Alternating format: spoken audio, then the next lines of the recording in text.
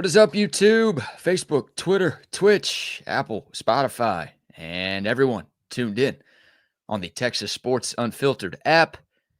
Welcome in to another edition of Bucky and BK live on Texas Sports Unfiltered and on the free TSU app.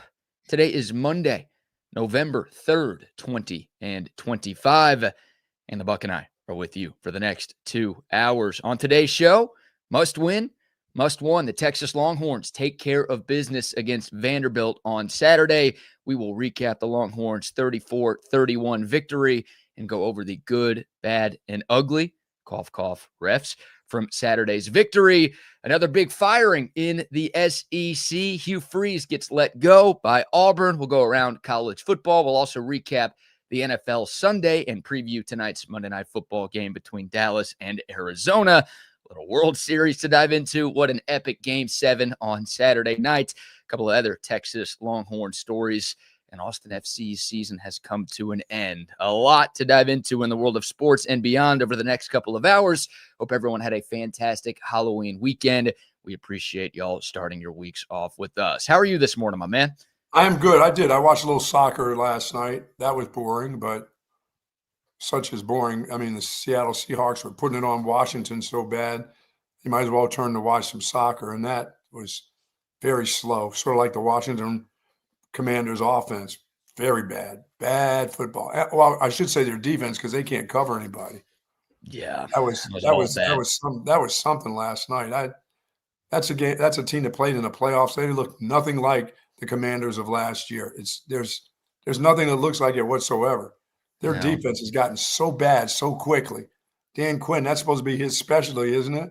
Well, they're incredibly banged up right now, and things went from bad to worse in our nation's capital. I don't know if you stayed up to watch this because the game was already well in hand at this point, but Jaden Daniels dislocated his elbow in the second half. Oh, and is that what that was when I saw him in a sling? It was turned the other way. I mean, it was bad. So not only like did Washington lose, thumb. Yeah, honestly. But, the thumb a little easier to pop back into place than an entire elbow. Oh. So, yeah, Washington lost last night to fall to 3-6, and they lost their quarterback for the foreseeable future. So, yeah, that was ugly for them last night. That's on his left. Is that his left elbow? It's not his throwing elbow, right? Yes. Okay. That's what I thought. Yeah. So, you survived the Disney-less weekend thanks to YouTube TV. What a bunch of clowns they are. I ended up going over to Jack Allen's to watch the game, which was nice outdoors on a Saturday, getting a chance to sit out and have a great meal and watch some football. Only about 6 people there, really, on the outside part. Everybody else was enjoying a meal. They weren't there to watch football, but it was nice. It was a nice day to be outside to watch football. It must have been great for the fans. And they packed the stadium, it looked like, too. Yeah, it was a packed house at DKR. There was a little bit of rain, thanks to you for calling that. Oh, wait, you didn't. No, that was not. That was just a little spatter. I did just a little spittle. Well, it rained a good amount at the very end of the game. The heat is gone, and now you're complaining about a couple little teardrops. You got one job. You always say you're the weatherer on TSU, and you always brag about how accurate you are calling for rain. You didn't call for any rain on Saturday. It almost cost Texas on that onside kick. Parker Livingston, if he was expecting rain, he would have done something differently on that onside kick. But because you didn't call for it, he muffed it, and Vanderbilt almost recovered. Well, I'm surprised the officials didn't say that they did recover. Who knows with those clowns on Saturday? Get their TVs back, get their big screens and take them back. Sark, please. Because they left you by the third quarter, they had forgotten everything that you put your arms around them and told them to do. They totally went the opposite way. I've never seen a group that got away with more shit than that group got away with.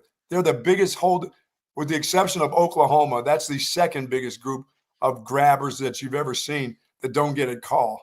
I mean, it was just amazing. We need an FBI investigation into that football game. And if you had Texas minus 3.5, I feel like you should be entitled to financial compensation. Like at minimum, you should get your money back, but I almost feel like you should get more than that for having to suffer out those final few minutes. I mean, that that got out of hand, and obviously Texas made some mistakes too. So we'll get into all of it. So much to unpack. The most important thing, the Longhorns got the win to keep their You're SEC right. and playoff hopes alive. A lot of good, but obviously the last few minutes started to come off the rails a little bit. Thankfully, the Horns were able to hold on. Boy, that was a strange ball game at the end, folks. That is about as weird a game watching or being a part of that I've ever seen. Good morning to the soldiers at Fort Hood, Texas, the soldiers in the state of Texas, and all those that fight for us each and every day. Thank you for what you do. We do appreciate what you do for all of us, to you and your families. Please be safe out there. Yes, indeed. And all you Halloweeners, hopefully you had a wonderful Halloween weekend. And you kids right now who are all jacked up still on all that candy, they're sharing it on the bussies this morning. Okay, you can keep your candy now. All right, well, that candy that you brought to school, teachers, I feel bad for you this morning. There'll be some jacked up, sugar-infested kids this morning coming to school. Oh, yeah, kids sneaking it into their backpacks when the parents aren't looking. Oh, my God. Snacking on a few pieces on the bus, and then on the walk in from the car to class, boom, let me pop another Reese's real quick, no problem. In the classroom, just bending under the desk and slapping a couple in their mouths. That's the teachers are going to be going crazy today. Oh, been a good day to take off, teachers, but I'm sorry, it's too late now. And I feel like parents probably love this day because now the kids are out of the house, which means you can go into the pillowcase and grab all the pieces of candy that you want. Yeah, because you know exactly where they keep their candy. 100%. So you're snagging pieces and you're popping them throughout the day as well. It's a beautiful thing. Man. Beautiful thing. Yeah, happy Halloween. And nice having Halloween on a Friday night into the weekend. Wow. All right. So Texas 34, Vanderbilt 31.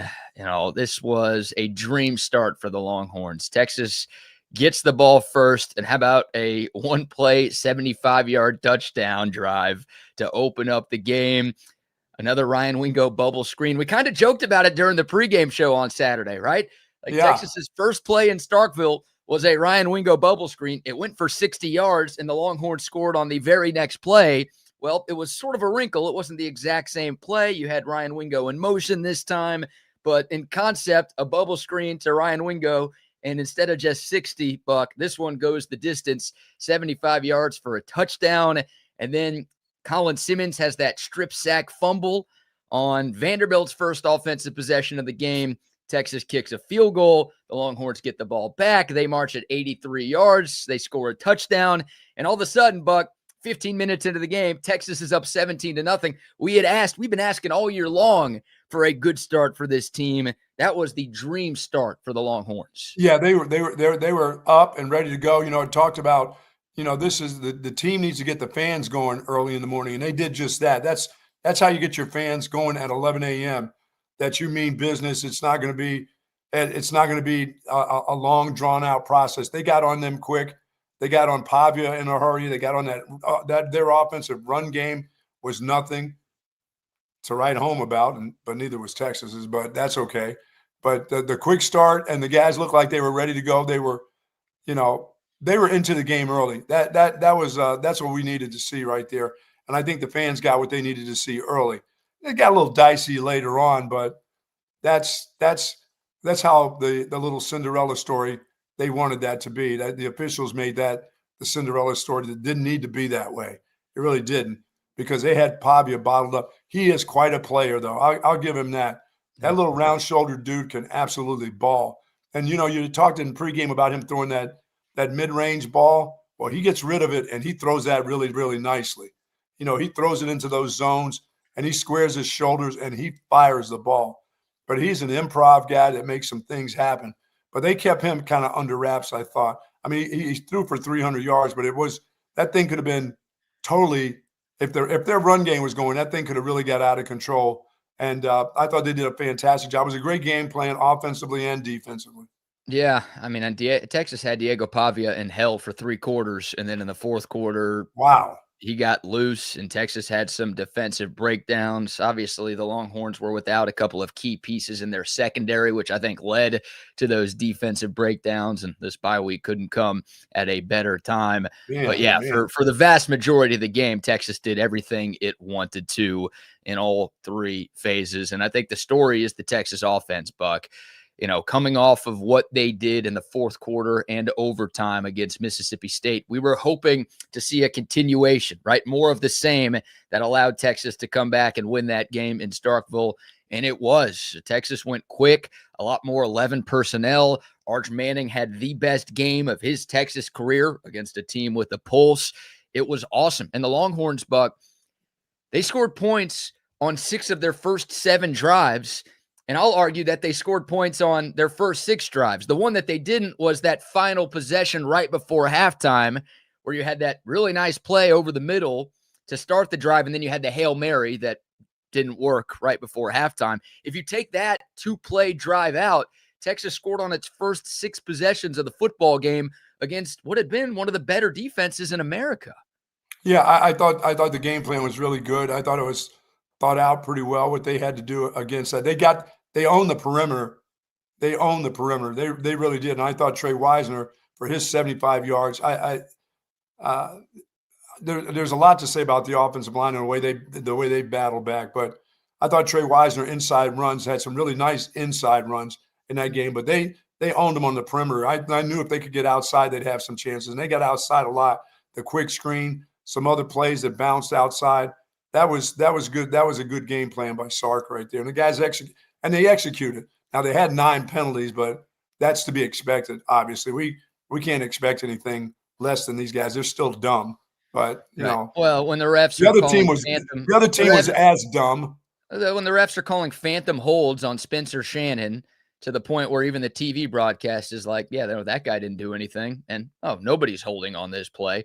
And also when Texas draws Vanderbilt offsides, Vanderbilt jumps, and then Texas reacts, and they still call a false start on Texas. That's going to add to your penalty count. When the refs are just making stuff up and doing their own thing, then that's going to make you look a little less disciplined than you actually were. Yeah, it was like, at the end, I just started to feel like, damn, they wanted this game to be a lot closer than it had to be. Yeah, it was insane. It was insane, some of what went on down the stretch, and yeah, it was like a stress-free Saturday for the first, 50 to 55 minutes of that game. And then the last 5 felt like an hour and a half. But boy, it was stressful. My God. But back to the good. I mean, yeah, the Texas offense, like you said, you talked about all last week, Buck, the speed and Texas winning on the perimeter. The Longhorns just have better athletes than Vanderbilt. Vanderbilt has been and that's what I felt like. And you're right. During the course of that game, I was like, it's not that Texas looks stronger, but they do athletically. They have, you're right, individual athletes. They just did. They had better athletes. But boy, like I said, Pavia he's a special player. I wouldn't want to see that dude every week because there's a lot of times he's going to get his. He's a special player. Yeah, well, yeah, he's going to get his when he tackles a Texas defender and they call a personal foul penalty on Texas too. Like he's absolutely going to get his. Smart play by him. That's a gamer. That's a guy who's played college football for about 15 years. He knows exactly what he's doing. He just drew that foul. Now, Pavia's a hell of a player, man. He is a hell of a player. And look, I said it last week. He is the most valuable player in college football.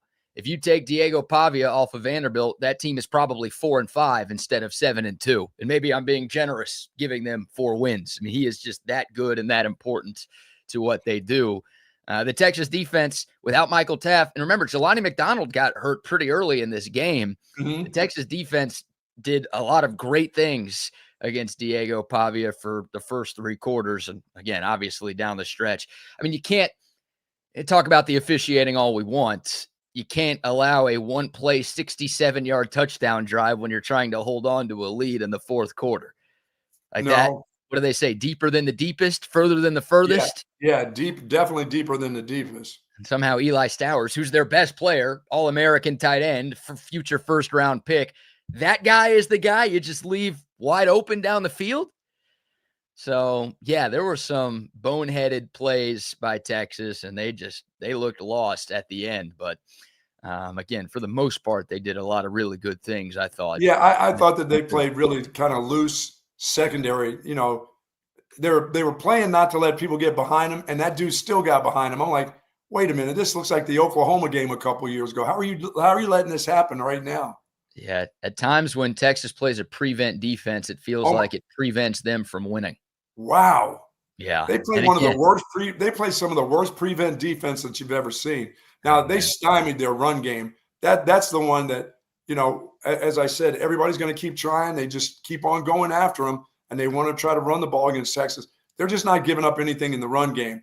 They won't do it. They haven't for the last now going on 3 years. You just got to believe that these teams aren't going to be able to run the ball against them, and they kept trying and trying. I'm like, wow, they're not giving up on this thing. It's like, if you're going to get back in this game, you got to throw the ball and let Pavia do his thing. But they kept trying, and they kept getting stymied.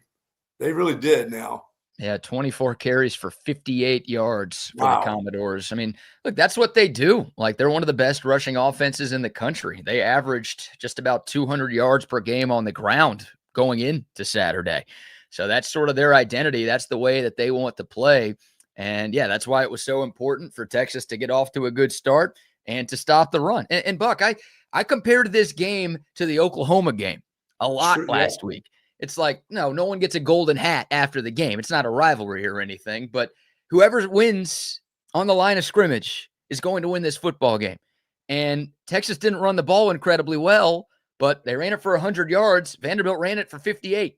It's that Oklahoma stat we always bring up. Whoever wins the rushing battle in Dallas wins the football game. That's kind of what Saturday was. And then, the Texas defensive line slowing down Vanderbilt's rushing offense, having 6 sacks. Bucky, Vanderbilt played 8 games prior to Saturday. They had given up a total of 7 sacks on the season. That was best in the SEC. Texas had 6 sacks, and it could have been 9, 10, 11, 12 if they weren't holding as much as they were. Yeah, Burke and Simmons were just unbelievable in that football game. And Simmons, he was in the quarterback's face. They were jawing at each other right from the get-go. I thought Simmons, I thought they were going to call a personal foul on him for getting Pavia's jaw, so much, because he just wouldn't stop. And it went on and on. It went on for 4 quarters. He didn't let up either. The officials tried to back him away a couple times, and then he'd just kind of slide by him and say something else to him. That's one of the better games he's played as an all-around, and Ethan Berg, we've been waiting for him. This is around the time he came through last year. This is around the time all of a sudden he started to show up. Well, he showed up in the run game and in the pass game on Saturday. He was fabulous. Well, everyone sees why we've been begging for more Ethan Burke. It's not just because he's a friend of the show. It's because he's a really good football player. I can't figure out why he doesn't play that much. All he does is make plays. He whatever it is, he cut it loose on Saturday against the run and the pass. Yeah, 2 sacks, 3 TFLs, led Texas in both of those categories. And he's the Longhorns' best edge run stopper. So he made sense in this matchup. Again, against a Vanderbilt team that's identity is to run the football. So coming up with a defensive game plan that involved a lot of Ethan Burke made a lot of sense, and he delivered for his coaching staff. That defensive front did what they needed to do. That was important. I mean, 50-some yards of rushing against that team, that's a hell of a day right there. It is. Yeah, and CB says it. Texas now leads the country in sacks. Buck, remember how much of a problem that was for the Longhorns through the first 4 games of the year?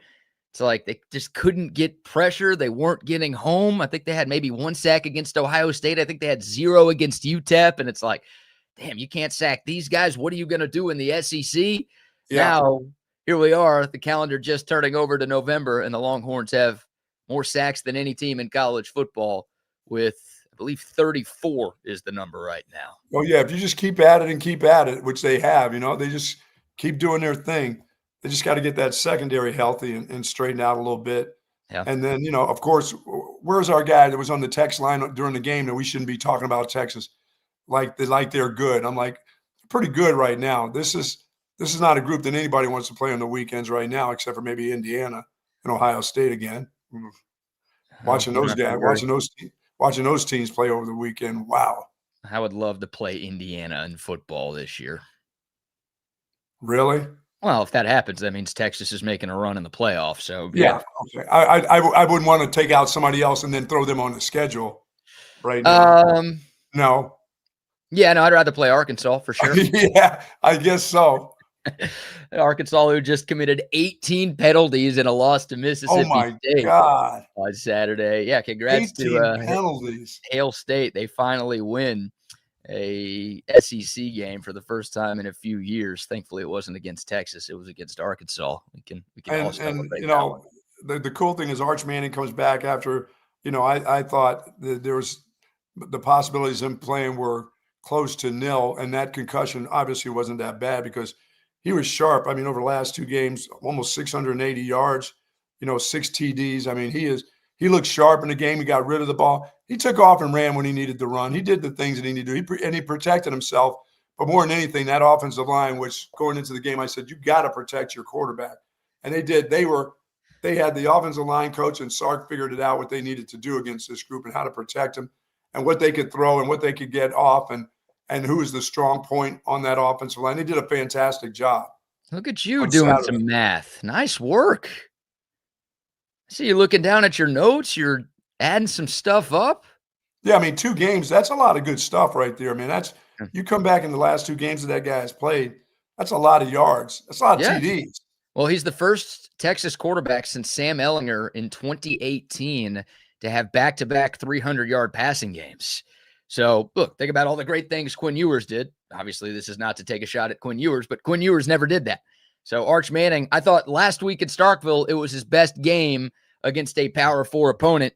He followed that up with an even better performance against a Power 4 opponent, a top 10 Power 4 opponent at that. And who would ever think that his best pass is a quick screen?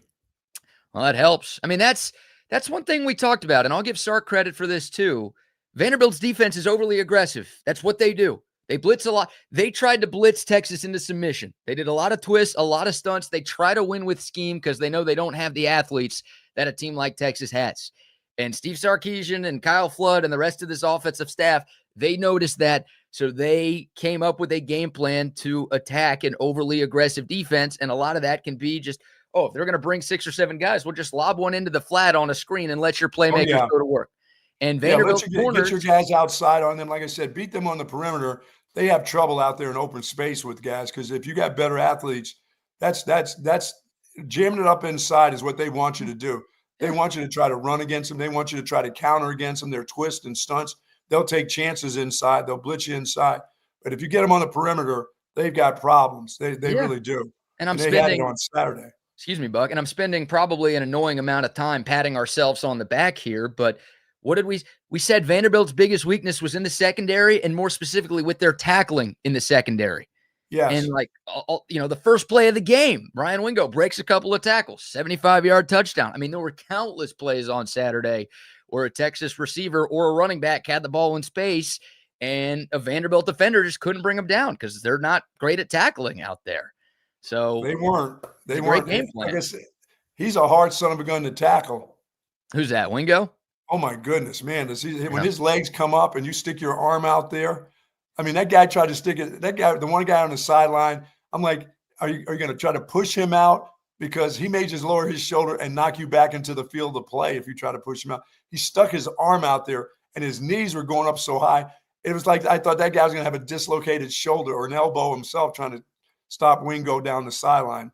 Man, he can go. I hope he's okay. I hope the injury list comes out today because as I saw that thumb, I know what dislocations look like. I've had enough of them from shoulders to every finger on my hand, both hands. That thing was turned sideways, his thumb, when they showed it. I'm like, oh, shit. And I've never had a dislocated thumb. I've had every other finger dislocated, but I've never had my thumb dislocated. And I'm thinking, damn, that's got to hurt. And if they pop that back in pretty quickly, it's still going to, no matter what, it's still going to hurt. But the swelling, you try to get it iced down and get the swelling out of there as quick as possible. But, there's, like I was telling you before, there's nothing outside this thumb to hook it up to go back and play. You know what I mean? These other ones, and that guy needs every finger he can get plus some toes. You know what I'm saying? Yeah. When it comes to catching the ball. So hopefully he's going to be, a week off is going to be great for him. Yeah, here's a little NSFW warning for those of you who are watching the show this morning. We're about to show a picture of Ryan Wingo's dislocated thumb, and the TV broadcast caught it. I mean, right after that play, and he's jogging off to the sideline, clearly looking at that right thumb, and here it is, Buck. Yeah, I think he got it caught in a more so in the jersey than actually hit. You know, when he went by a guy, it looked like he's got his thumb caught in that jersey, boy. And I tell you, going that fast and being that big, that thing dislocates. I've never had that one on my mitts dislocated because I don't know how you hook that one up. I don't know where you hook it up to. There's nothing outside of it to put the popsicle stick on and just go back in there. The other fingers, the little ones, pop out all the time, and you just hook that up to the next finger inside, and you're all ready to go. That one right there has got to swell up and hurt. Yeah, I did not like that at all. And Ryan Wingo did not return after that. But Steve Sarkeesian did say in his post-game press conference that if it was an emergency situation, Ryan Wingo could have played. Sark also said that he does not expect Ryan Wingo to miss time. You had some insiders report yesterday that Ryan Wingo is not expected to miss time. So it sounds like even if Texas was playing this Saturday, Wingo would probably be available. But like you said, you take that extra week off. Well, he needs to have his stuff needs to be in gear because sometimes he's got hands like feet. So he's got to have them all. You know, the quicker you can get that better, the better off he's going to be. He's getting used to having a catch like that now. Yeah. Well, you pop it back into place, you give it time to recover, and hopefully it's not like a lingering thing that changes the way that he has to catch a football. Yeah, it's not like your shoulder popping out or your knee popping out or you're dislocating your elbow. Yeah, man, Ryan Wingo, 2 catches for 89 yards. He got hurt in the first quarter. Like, what kind of stat line could that guy have had if he played the whole game? You know, coming off the 5 catches for 184 yards that he had in Starkville, where he had 3 drops too, and we're like, he could just catch the football. He would have had 250 in that one. If he could have stayed on the field with the way he makes plays in space and the way Vanderbilt was tackling, that guy could have had 200 on Saturday. Dude, I'm telling you, I'm looking at him, and I'm the running back coach, and I'm like, damn, I need to get him in my backfield somehow. There got to be 3 or 4 plays that he can come back there, you know, and hand him the ball and let him get loose because he's something when he gets his velocity going up with his legs up in the air and stuff. Because I watched Cedric Baxter get in the game. He's not ready, folks. He's just a straight ahead guy now. He's just a power runner without any wiggle. He needs to have more time, maybe this time next year, but he's turned into just a straight ahead guy, north-south guy. There's no wiggle to him, and I got it. Once again, you never knew what you're going to get when the guy comes back. A knee and a hamstring, that's kind of hard to just jump back in there and start wiggling around and trying to shake and bake guys. You're not quite sure, so yeah. Like I said before the game, I said just as long as he's not on the injured list the following week, you should be happy. Yeah, we're spending a lot of time praising some of Texas's playmakers for not going down at first contact. CJ Baxter's been going down at first contact a lot. Yeah, well, I mean, he just runs straight ahead. If you just stick your foot out there, you can trip him, he'll go down. He's not gonna step over anything. He's just not sure of himself yet. And, less than a year removed from a knee and then coming in a hamstring, that's kind of to be expected. Like I said, as long as he's not on the injury list and he can still do some things for you. And straight ahead, he's not bad. He's still got some pretty good power at 225. He's pretty – I know you can get anybody. He averaged 1.5 yards after contact per carry on Saturday. That is below replacement level stuff. Like he's a jag right now. He's just a guy. Yeah, he's just a guy. They're going to have to go get I think I would like to see more James Simon against Georgia. I don't think we will because we know how this staff feels about CJ Baxter. But 2025 CJ Baxter right now to me is not warranting enough snaps. He should not be playing very much. And Trey Wisner got the bulk of the carries on Saturday. I thought Wisner and inside the tackles, he was fabulous inside the tackles. Trey, he was he made a couple. Those ones where, like you said, there are times when he gets the ball and there's a guy in a hole. He had a couple of those in the game that he just he made himself small and got through the line and made it happen. There were some nice blocks that he had with runs, but there was also some guys in his way that he, got skinny and got himself to a point where he made some really, really nice runs. He's a good player, and he's really a good player when it's blocked well.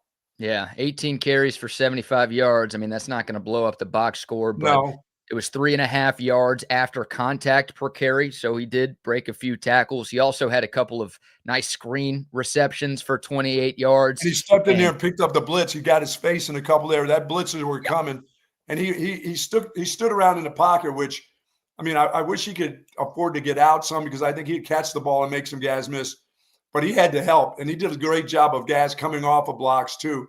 Whether they were the tackles or the linebackers, he did a good job helping out. Agreed. I think that was the most impressive thing of Trey Wisner Saturday. He was awesome in blitz pickup. He wasn't shying away from anybody. And again, Vandy brought the pressure all game long. That was clearly their point of emphasis. They were trying to rattle Arch Manning.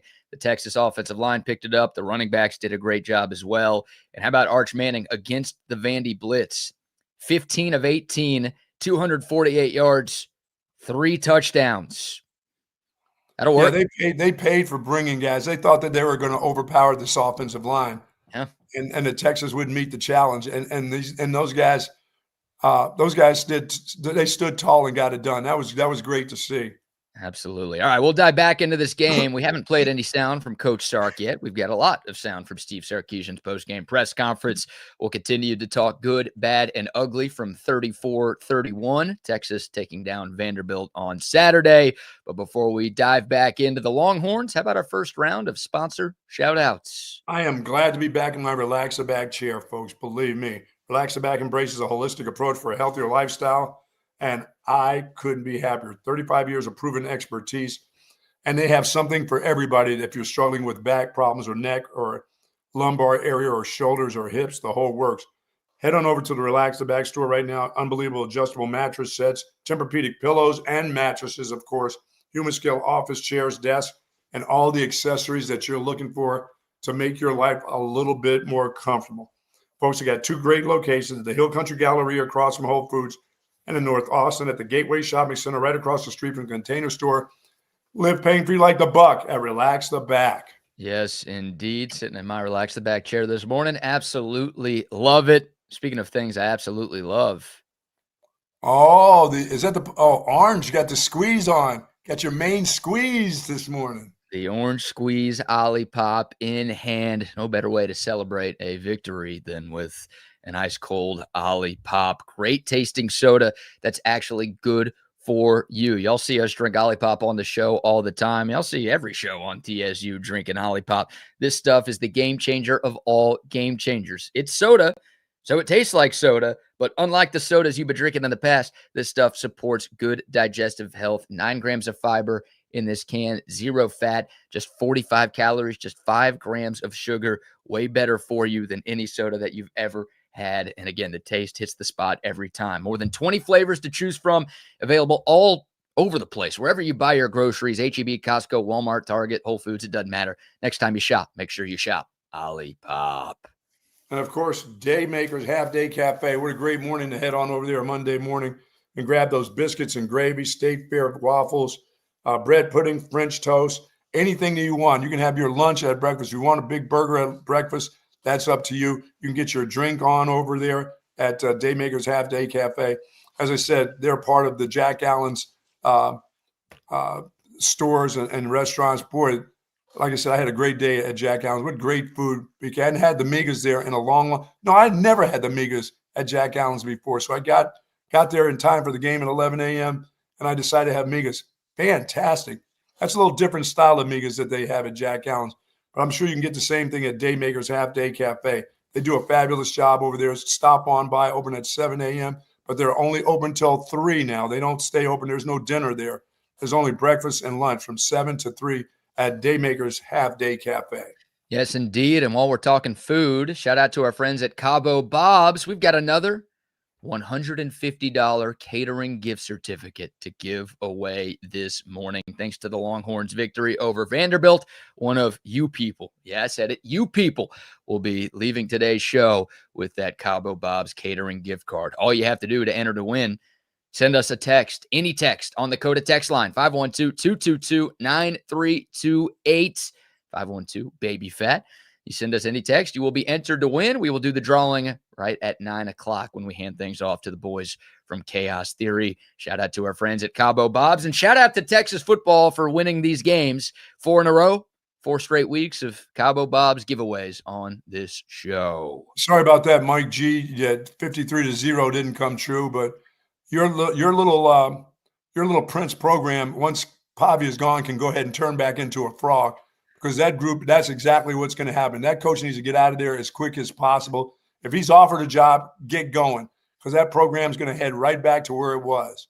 They're going to win. Their highlight is going to be winning 7 or 8 games after this year without that quarterback. Yeah, they're going to be back. It's going to be back into, well, it wasn't that even before. Remember, it used to be like 2 or 1. So winning seven in the SEC will be good. But that big story is about to come to an end after this year once that quarterback's gone, because he's that good. He's that good. In 2023, without Diego Pavia, Vanderbilt went 2-10. Last year, their first year with Pavia, they went 7-6. And right now, here in 2025, they are 7-2. Yeah, enjoy the success while you can. That's one of those deals. And you're right. I'm thinking, no, and I thought last week when we were talking about that guy leaving, he would probably want to stay and because he's a hometowner and all that stuff. Hell no. In your profession, get the hell out of there. Yeah, well, I think Clark Lee is going to draw plenty of interest from around the sport. And another big job just opened up yesterday as Auburn has moved on from Hugh Freeze.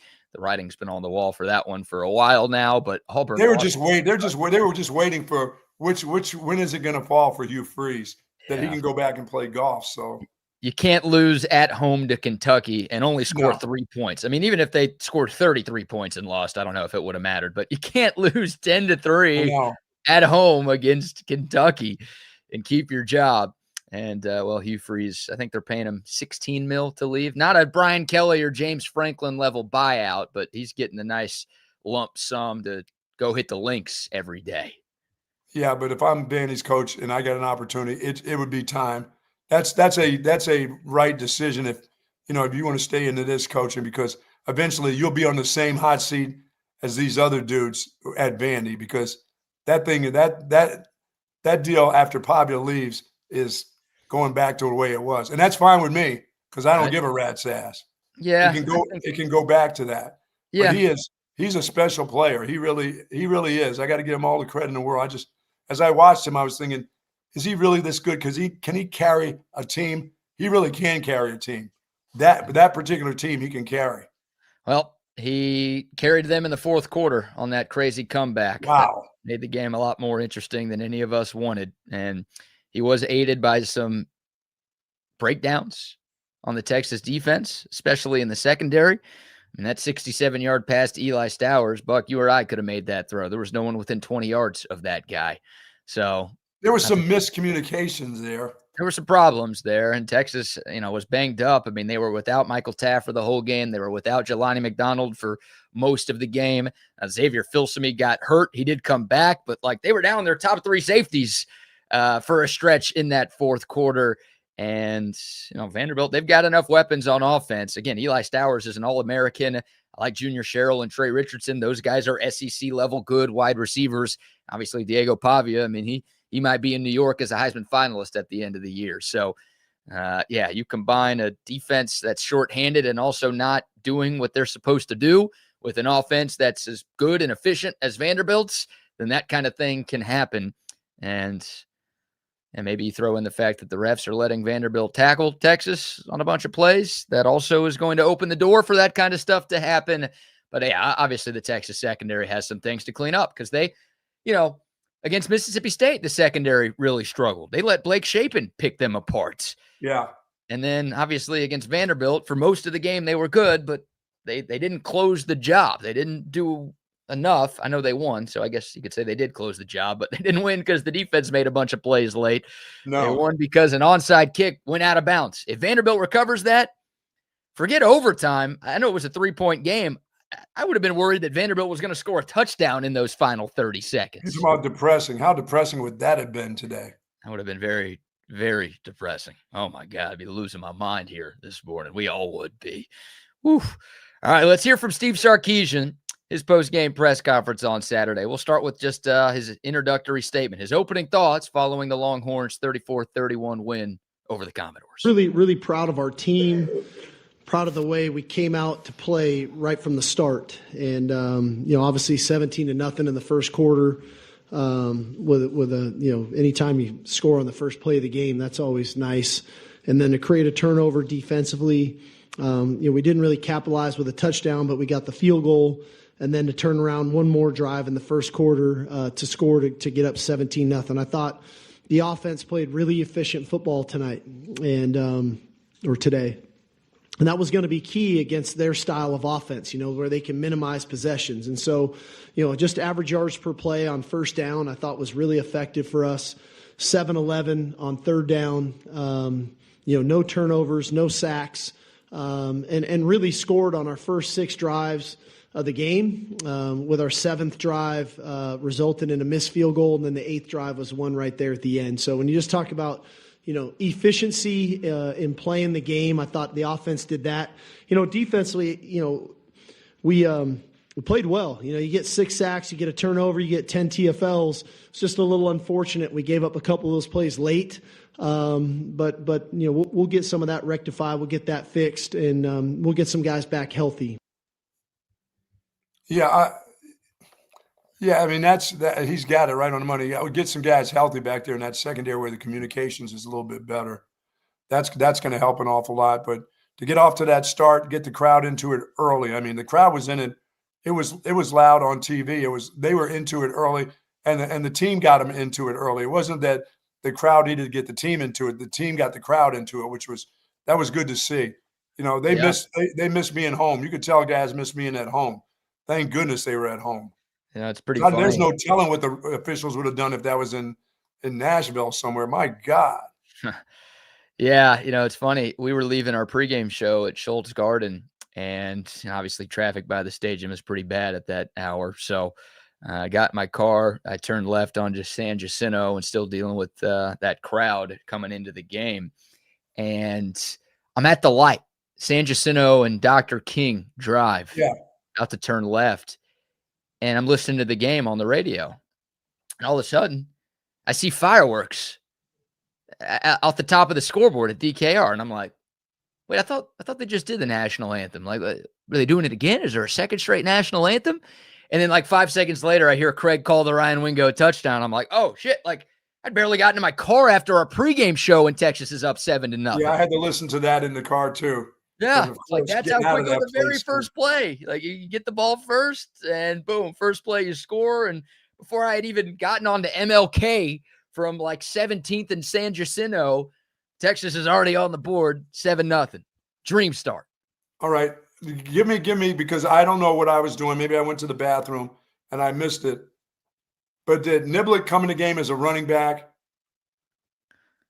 Please tell me they didn't hand it off to him immediately. They did something opposite because I never saw that part. You must have gone to the bathroom a few times. You okay? How's your stomach doing this morning? I loaded up. I told you migas and everything else over there for that morning. So what was the play that he came in? Tell me. Right. Well, he had 9 snaps, so that's why I said you must have gone to the bathroom a lot because he. No, I saw the. I mean, they didn't give it to him every time. No, he did not have a carry. He did have 2 catches, but they did use him as a decoy at times in the game, which is what we wanted. Like they faked screens to him, they faked handoffs to him, and they went to other people. Did make the most. I mean, 2 catches for 19 yards. That'll work. You'll take that average. But they did do a little bit more in terms of snaps with Ryan Niblett, and thankfully it wasn't so obvious that every time number 21 was on the field, he was going to get the ball. I must have seen him for a carry. He must have had a carry in the game. Yeah. No carries whatsoever? No, just 2 receptions for, what did I say, 19 yards? 19 yards? Yeah, unless the box score is wrong that I'm looking at here. I'll take that anytime. Yeah, exactly. So, yeah, Niblett got a few snaps, didn't make a huge impact on the punt return game, but he didn't get a whole lot of chances. Vanderbilt only punted 2 times, and one of them. They were doing pretty good of not directional kicking a little bit. They weren't like going to send it off to that dude. Well, they only punted twice, and Ryan Niblett had a 12-yard return on one of them, which was nice because I think I saw that was nice. Fielded it at like the 5-yard line and got some space for the Texas offense to operate versus, fair catching it and the Longhorns having to start inside their own 10. And I think the other one, he did kind of run away from the other punt. Wouldn't have been the easiest catch in the world, but that was one of those. Yeah, let's get away from that one. Let's not mess around. Yeah. So, hey, the good news is Texas didn't need Ryan Niblett to spark their offense on Saturday because at Kentucky especially. And then obviously we know the big touchdown he had at Mississippi State. He's been their most consistent piece on offense as of late. And I didn't have to look at the left guard and say numbers, because whoever was playing in that spot on Saturday did a pretty good job. Well, that's something that we've talked about on this show. And it's not just us. I think a lot of Longhorn fans have been asking to at least see Cole Hudson back at left guard. Like, that's where he spent most of his Texas career playing before this year. He is a natural left guard. So, Texas tried it with Connor Stroh, and they tried it with Nick Brooks. And we saw Neto Umeozulu for a little bit in week 1 against Ohio State, and none of those guys were giving you anything. So finally, look, Cole Hudson comes back from an injury. He's healthy. Connor Robertson at center, he's a fourth-year guy. Center is his natural position. So finally, Texas makes the change, and they're like, you know what, let's see. Let's see what this looks like with Hudson at left guard and Connor Robertson at center. What happens? The best offensive line performance of the year. Yes, no sacks. That was awesome. Yeah, no sacks. Only one negative play for Texas in the entire game. I mean, Arch Manning had the cleanest pockets that he's had in a game without question. Yeah, he's not bad if he doesn't have a lot of people in his face. No, he's really good. Most quarterbacks prefer clean pockets over muddied pockets, right? And look, some of it's on the game plan too. Some of it is on Arch getting the ball out of his hands quickly and hitting his guys.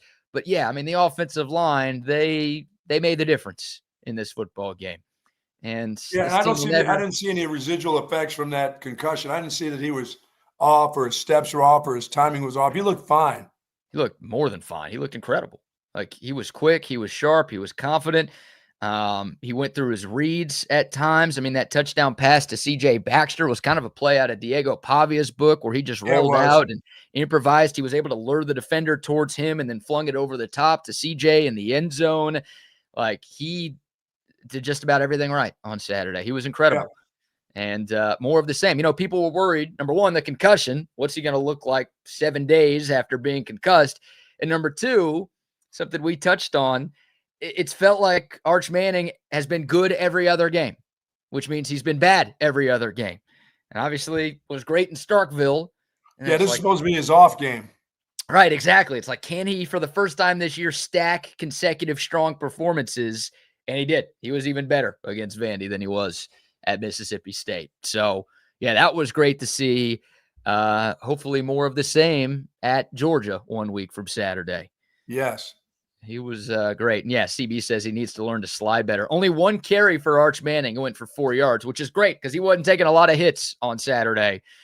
Did take one massive hit on that touchdown throw to Emmett Mosley, where, I mean, that was the play. That was the read. Arch knew there was going to be an unblocked corner blitz coming from his right side, and he didn't shy away from it at all. He took a hit to make a play, to use a hockey term, and found Emmett Mosley over the middle for that touchdown. But the one run that he had, he slid a little late, and he got hits. Yeah, he has a weird way. I don't know about his baseball skills, but he's got that funny late slide where he doesn't get all the way, horizontal. He just got half of his body is still up where he looks like a big target. You know what I mean? It's a dangerous game. He's probably my height when he slides on his ass. He's probably as tall as I am anyway, but he needs to get down more. Quarterbacks don't like to slide because they're so worried about, how you're going to hit them in the legs. But he needed to worry about how they're going to hit him in the head and the shoulders, Yeah. I mean, ask C.J. Stroud what can happen with the late slide. I mean, Stroud got concussed against the Broncos yesterday on a late slide. That was his head slamming. After that guy hit him in the chest, his head hit that turf. Man. Right. And, it's just it's hard because you're a competitor and you want to pick up as many yards as possible. And the game's obviously moving so fast. Like, it's not like the easiest thing to do. But, yeah, make sure you protect yourself, Arch. We got some important games down the stretch, and we need you on the field, sir. Please stay on the field, sir. All right, more from Steve Sarkeesian here on the offensive line. The first question Sark was asked in his post-game press conference was about that new-look Texas O-line. Here's Sark talking about the way that group played. Yeah, no, I thought they were very effective. I thought Arch this was the best protection he's gotten all year, and that's a credit to everybody. Obviously, we made a little adjustment, moving Cole Hudson to guard and playing Connor at center. I thought that solidified some things, gave us a little bit more experience in there. I thought our tackles did a nice job, and I thought Arch to his credit, helped them. He did some things in protection to pick some things up to allow us to throw it down the field. But it allowed him to get through reads. When you can get to your second, third reads in a progression, that means your protection's pretty good. And then, run game wise, we're making some progress. I thought we made a ton of progress with the offensive line. We didn't have negative runs. We had a couple, but I think there's more there for us, and we can continue to improve at that. But proud of our offensive line. Again, you're not a finished product in September and October. We can continue to improve, and that group is an example that they're getting better. Yeah, but as the schedule goes on, the teams are getting better. You're not going to get that much better in your run game, Coach, at this time of the year. Your guys aren't going to become maulers, and your runners aren't going to be all of a sudden become Gale Sayers or Herschel Walker either. That ain't happening. They are what they are, and if you can get 100, 120 yards in these games, I'd like to have 120 against Georgia. Yeah, but I'll settle for 70. Hey, but I'll settle for 75. You'll settle for 75, really? Yes. And again, last year, the 2 games against Georgia. Don't even bring that up.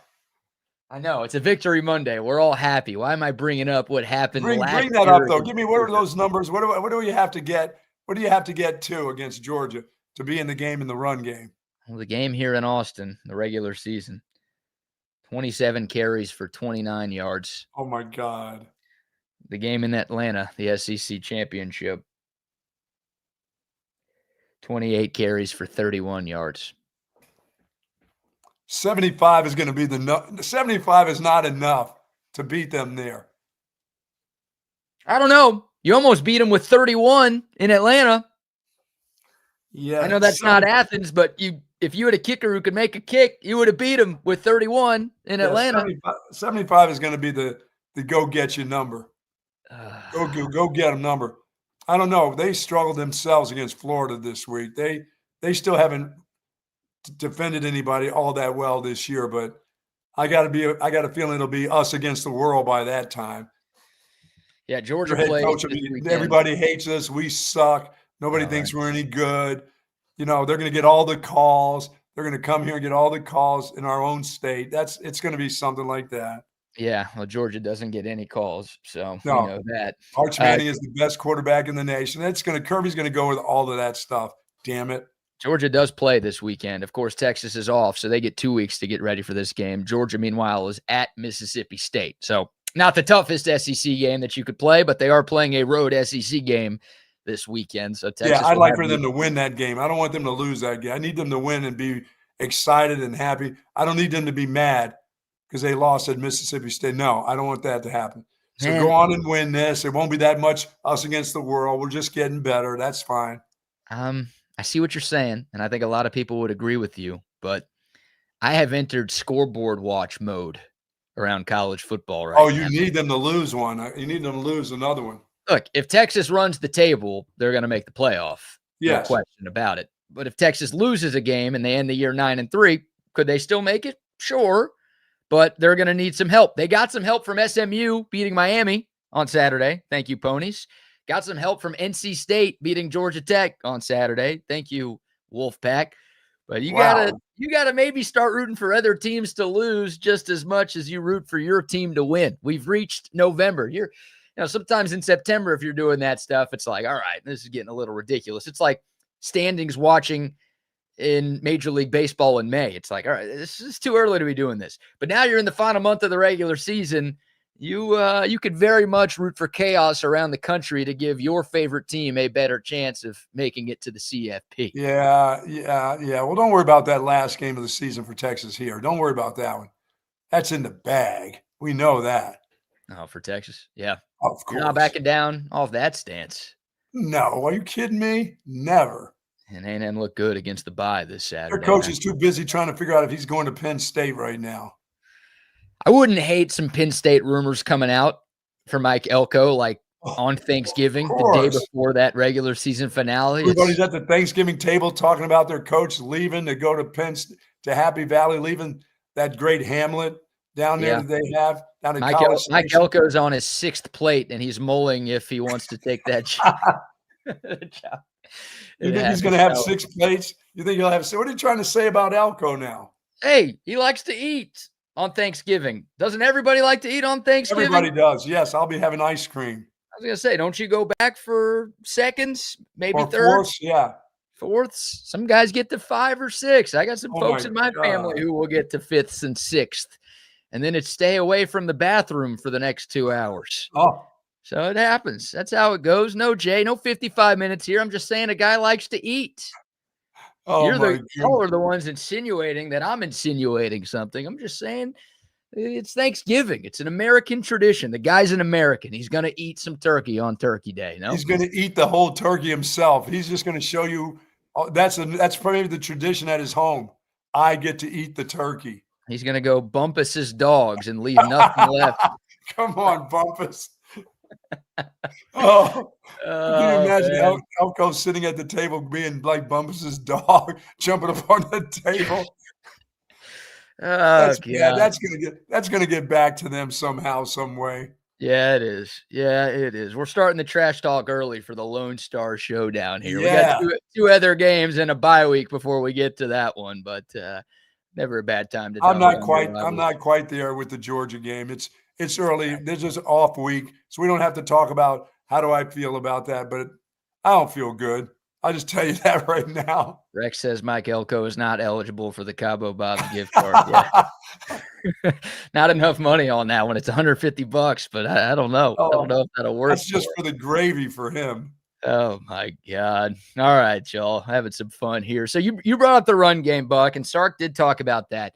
He was asked about things that Texas can still improve. And there are a number of things that Texas can still improve. And I think Sark's going to hold a presser today. He did have a presser on the Monday during the last bye week. So hopefully we get to hear from Sark. We get to some more thoughts on, injury updates and what else Texas will be working on over these next 12 days before they take the field at Sanford Stadium. But Sark did talk about things, at least one thing that he wants his team to get better at during the bye, and it has to do with the run game on offense. There's always going to be tweaks to what we do and how we move. I think we can still improve our run timing. And when I say run timing, it's like the timing of the blocks with the runners hitting the holes. I still felt like that was a little bit off today. I felt like we left some meat on the bone in the run game. But again, that's a good thing for us that we're able to play the way we played, knowing that, when we get back together, that there's things that we can work on and get better at. Now there's going to be natural things that we tweak and adjust and maybe add to, but at our core, all right, our run timing is going to be critical as we move forward for those last 3 ball games here in November. Yeah, at your core, you need to find out who you can attack on the opposing team, where your strengths are on your offensive line, and go that direction over and over and over and over again. Your running backs aren't going to turn into something special, and your offensive line as a group is not going to turn into something special. So find out who's your best run blocker, who's your best runner at a certain play, and go with it. You're not going to improve that much. We have a really large sample right now, Coach, of what you are in the run game.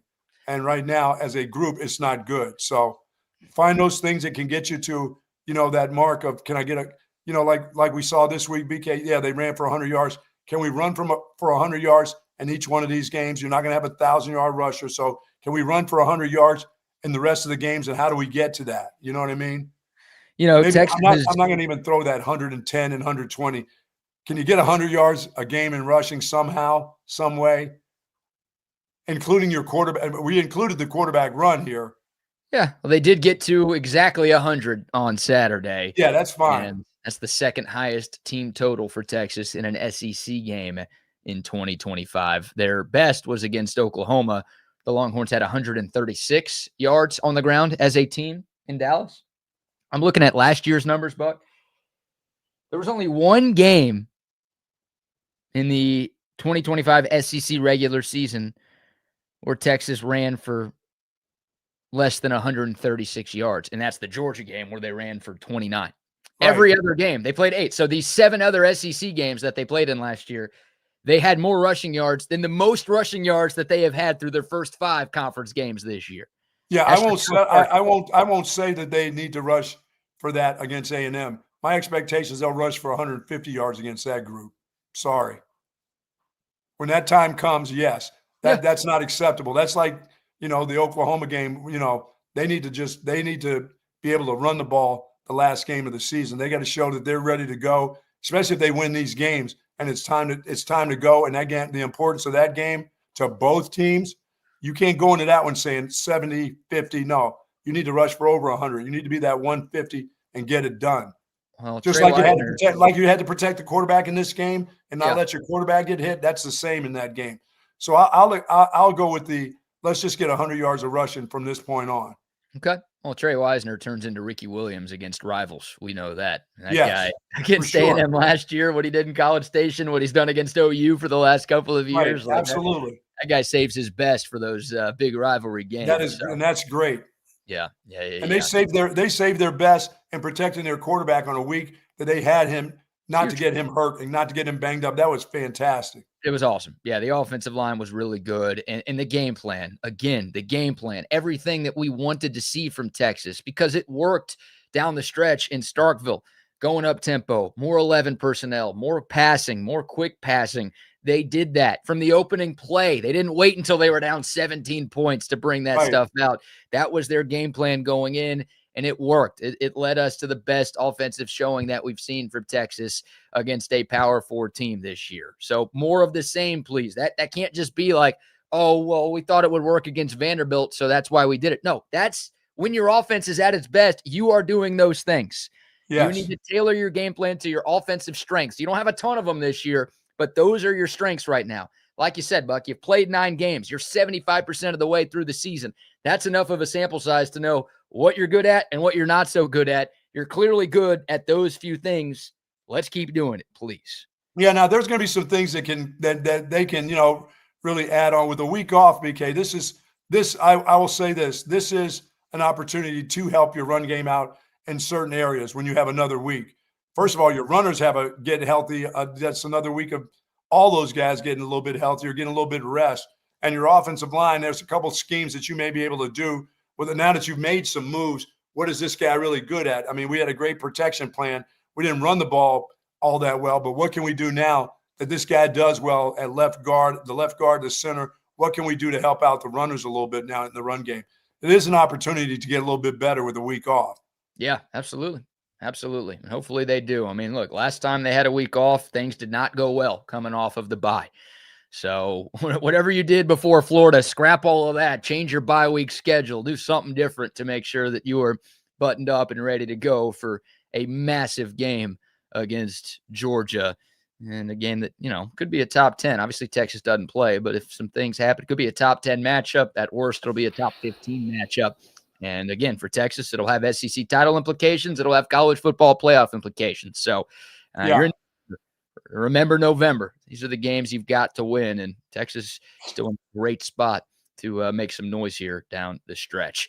Yeah, all right. One thing they've got their passing game together. Wingo's got to be, that thumb's got to heal up in a hurry because it doesn't get that much better. It's still going to hurt when you catch, but you've got to be able to, they're going to throw to you, whether it's quick screen or whatever. You're a huge weapon in what they do. So you got to suck it up and get out there and get going. Whatever harness they do on that thumb or whatever they fix that thing up to be, it's going to hurt. Well, the good news for Texas, they did most of that on Saturday without Ryan Wingo because he got hurt with like 7 minutes left in the first quarter and did not return. And it's not like the offense just fell off a cliff after their number one receiver left. So, you're right. Look, hopefully he's back. Sounds like he'll be perfectly fine for that Georgia game. But, you need him, and we'll get to more of what worked. Steve Sarkeesian made one big change that paid massive dividends, and we'll get into that and more positive takeaways from Texas's 34-31 win over Vanderbilt. We'll get to some of the bad. We could spend more time talking about the officials if you want. We really could do a 2-hour show talking about their mishaps that they made. And, Steve Sarkeesian, Buck, he sends in plays to the league office after every game, just like every coach in the SEC does. If I'm Greg Sankey and if I'm the SEC director of officiating, whoever takes those calls, I am ignoring any 512 area code this week because I don't want to hear that's a 30 to 45-minute phone call that I've got to take from Texas. I don't want to hear those today. I'm ignoring the calls. I'm ignoring the emails. I don't want to deal with that because it was that bad. I think Sark's going to have a laundry list of shit to write in. You didn't get those at home. Do you think you're going to get those in Athens? I do not. And it's Texas, by the way, is still last in the league in terms of opponent penalty yards against. So Vanderbilt did have some penalties called on them. They should have had like 3 times as many. But absolutely, their guys hold. Like I said, they hold as bad as Oklahoma. Oklahoma in that game every year gets away with more holding penalties than I've ever seen that. And Texas gets all these sacks, and they're in the backfield all the time. I'm like, they got to be holding these guys. Yeah. They're just they're not that great at blocking. And it was the same. It was the same this weekend. I mean, the kids from Vanderbilt were reaching and grabbing, and the 6 sacks that they could have had more pressure on the quarterback and the run game, but they let them just grab. Dude, not just hold. Just out and out reach over the top of the shoulders where they would grab a guy and turn him. The most egregious miss in terms of like how it impacted the game was not a holding penalty. It was the no pass interference call on Emmett Mosley in the 4th quarter. Like Texas is up 34-16 at this point. The Longhorns have the football. They're marching down the field again. They've got a 3rd and 6 from the Vanderbilt 33-yard line. Arch Manning sees Emmett Mosley. It's a one-on-one. They take a deep shot to the end zone. It's the play they originally called a touchdown, but it was clearly incomplete. But even more clearly, Emmett Mosley was being held for like 3 seconds. That's why he didn't catch the football. And there's no flag on the play. If that penalty gets called correctly, it's an automatic first down. Texas probably scores on that drive. It's 41-16 with like 2 minutes left, and the game is over. They missed that call. Mason Shipley misses a 51-yard field goal. Not ideal. And then that's when everything starts to fall apart there. So there's so many examples. That 2-point conversion, I mean, Vanderbilt, they're not even close to scoring, and they call it a score on the field, and then they uphold it in replay. Yeah, they felt bad about it. They had to feel bad about that. That's not a score. What are we doing here? Like this, everybody, it's clear as day that he didn't get there. And it's, you know what, the line's 3.5. So we got to get these 2 points to get there. So let's go ahead and give this to Vanderbilt. Like just insanity there. Yeah, that officiating was bad at the end. They just let things just kind of, let's let it go. Like it was yard ball or something, you know? Usually the refs want to leave, but it felt like the refs wanted to stay. They like Austin so much, I guess. They didn't want to get out of there. I don't know. That was bizarre. All right. We'll dive back into that and everything else from the game. More sound. But I'll say this about I'll say this about the defense. They really got to shore up some of this deal late in games where, I mean, they still have enough athletes to be in their secondary. This things where guys are like wide open, you know, is bizarre. I mean, Dwayne Aquino has been around long enough that I would expect a team that's coaching the secondary by that dude not to have guys just floating around all over the place. Right. Yeah, we'll get into that more because the secondary did struggle. There's no doubt about that. So we'll talk about that and whether or not those issues can get cleaned up. But let's give a few more sponsor shout-outs. Again, plenty more to dive into from the Longhorns win over Vandy. But before we get back to the game, how about a few more sponsor shout-outs? So our friends over at Tony C's, Austin's original coal-fired pizza, serving that New York-style pizza and that great Italian food right from the family cookbook of the Ciola family. They've been in the Bee Caves area for over 15 years, folks, and I love it. Tuesday, tomorrow, 2 for 1. How about that? 2 for 1 price for your pizza. 4 great locations. They're, of course, Highway 79 in Round Rock, right near the Dell Diamond, Anderson Lane, and as I said, in Bee Caves. I love Mr. C. Wednesdays is Unwind Wednesdays, half-price bottles of wine with your pizza. But it's not just the pizza there. Get yourself a meatball sub. Get yourself some of that. They have great food at Tony C's Pizza. We say pizza, but they've got all kinds of great Italian food at Tony C's Pizza. Yes, indeed. Shout out to them. And how about a word now from our great friends out at Covert Bee Cave? I don't have to worry about shopping for mechanics to make sure it's done and done right. I come up here, I'm in, I'm out. They give me a loaner sometimes, and it's hassle-free. If you have any questions, they'll go ahead and help you out and educate you. They're not just here just to sell you a vehicle. They're here to build a relationship. They treat you like family, and then they make the experience what you want it to be, not what they want it to be. Covert, born and raised in Austin, where you are always treated like family. And of course, our good friends over at Sue Patrick, 5222 Burner Road. I saw all that gear on TV. Looked nice. Saw some of the hats, some of the ball caps. from Sue Patrick, of course. Love it. Love all the gear. Love the polos, BK. Somebody was commenting on our polos for the pregame show at Schultz's Beer Garden, of course. And I've got it for a couple people. I went and got that. They're double X, by the way. Nothing wrong with that because they've got double X. They've got small. They've got women's sizes, men's sizes. They got the Jelly Cats. You name it, they got it. What they really have is free parking. How about that? You don't have to go all over the joint to get to Sue Patrick. Once you pull into the parking lot, plenty of spaces available just for you. And online orders $59 or more, you get free, of course, free shipping. And Jay is going to restock. We're going to be restocked here for the holidays for sure. So all the things that you've been wanting to ask about, the books, the whole works at Sue Patrick, it'll be there for your holiday season. For more information, go to SuePatrick.com. Yes, indeed. Love Sue Patrick. Also love McCall Custom Homes. If you want to upgrade your home, how about a holiday gift for yourself and for your family? McCall Custom Homes can do that. Maybe you're tired of traveling this holiday season. You're like, man, this is the last year I want to get on a plane and deal with all of that mess for Thanksgiving, for Christmas, for Hanukkah, for New Year's, for whatever. How about you upgrade your current place with McCall Custom Homes? You want to renovate a kitchen. You want to remodel a bathroom. You want to add on to your home. You want to add some life to your outdoor space. Anything. You can do it all with McCall Custom Homes. They're the best in the business. It's a father-son team with more than 40 years of experience. And all of that experience has happened right here in Central Texas. The Buck got a putting green installed at his place. Rodney got his master bathroom redone at his place. We trust our places to McCall Custom Homes. And it's not just us. Tons of 5-star reviews online. They're A+ rated by the BBB. I'm telling you, they are the best at what they do. McCall Custom Homes, ATX.com. Head over there because right now they are offering free estimates to TSU listeners. Again, McCall Custom Homes, ATX.com. It's McCall Custom Homes. We build value into your home. Yes, I'll see Mike today. We have some problems behind my washer and dryer and the drywall and stuff. Something's been leaking back there. And now Mike's coming over to look that over, and they'll do a fantastic job of getting that done. Plus, he got his truck back. No got way. his truck back. It wasn't totally trashed. They found it. They got some bumps and bruises on it, but he's got it back. So I'm excited that you thieves didn't tear the truck apart. If you didn't really want to take the parts, you just took it for a little joyride and left it where they could get it and where he could get it back. That's a good thing for him. Yeah, it was just the valet guy not in Forrest Gump, and Ferris Bueller's Day Off. Just taking it for a joyride. Little joyride, nothing to see here, no problems here. Just make sure you drive it in reverse on the way back to take the mileage off the odometer. I think that's how it works.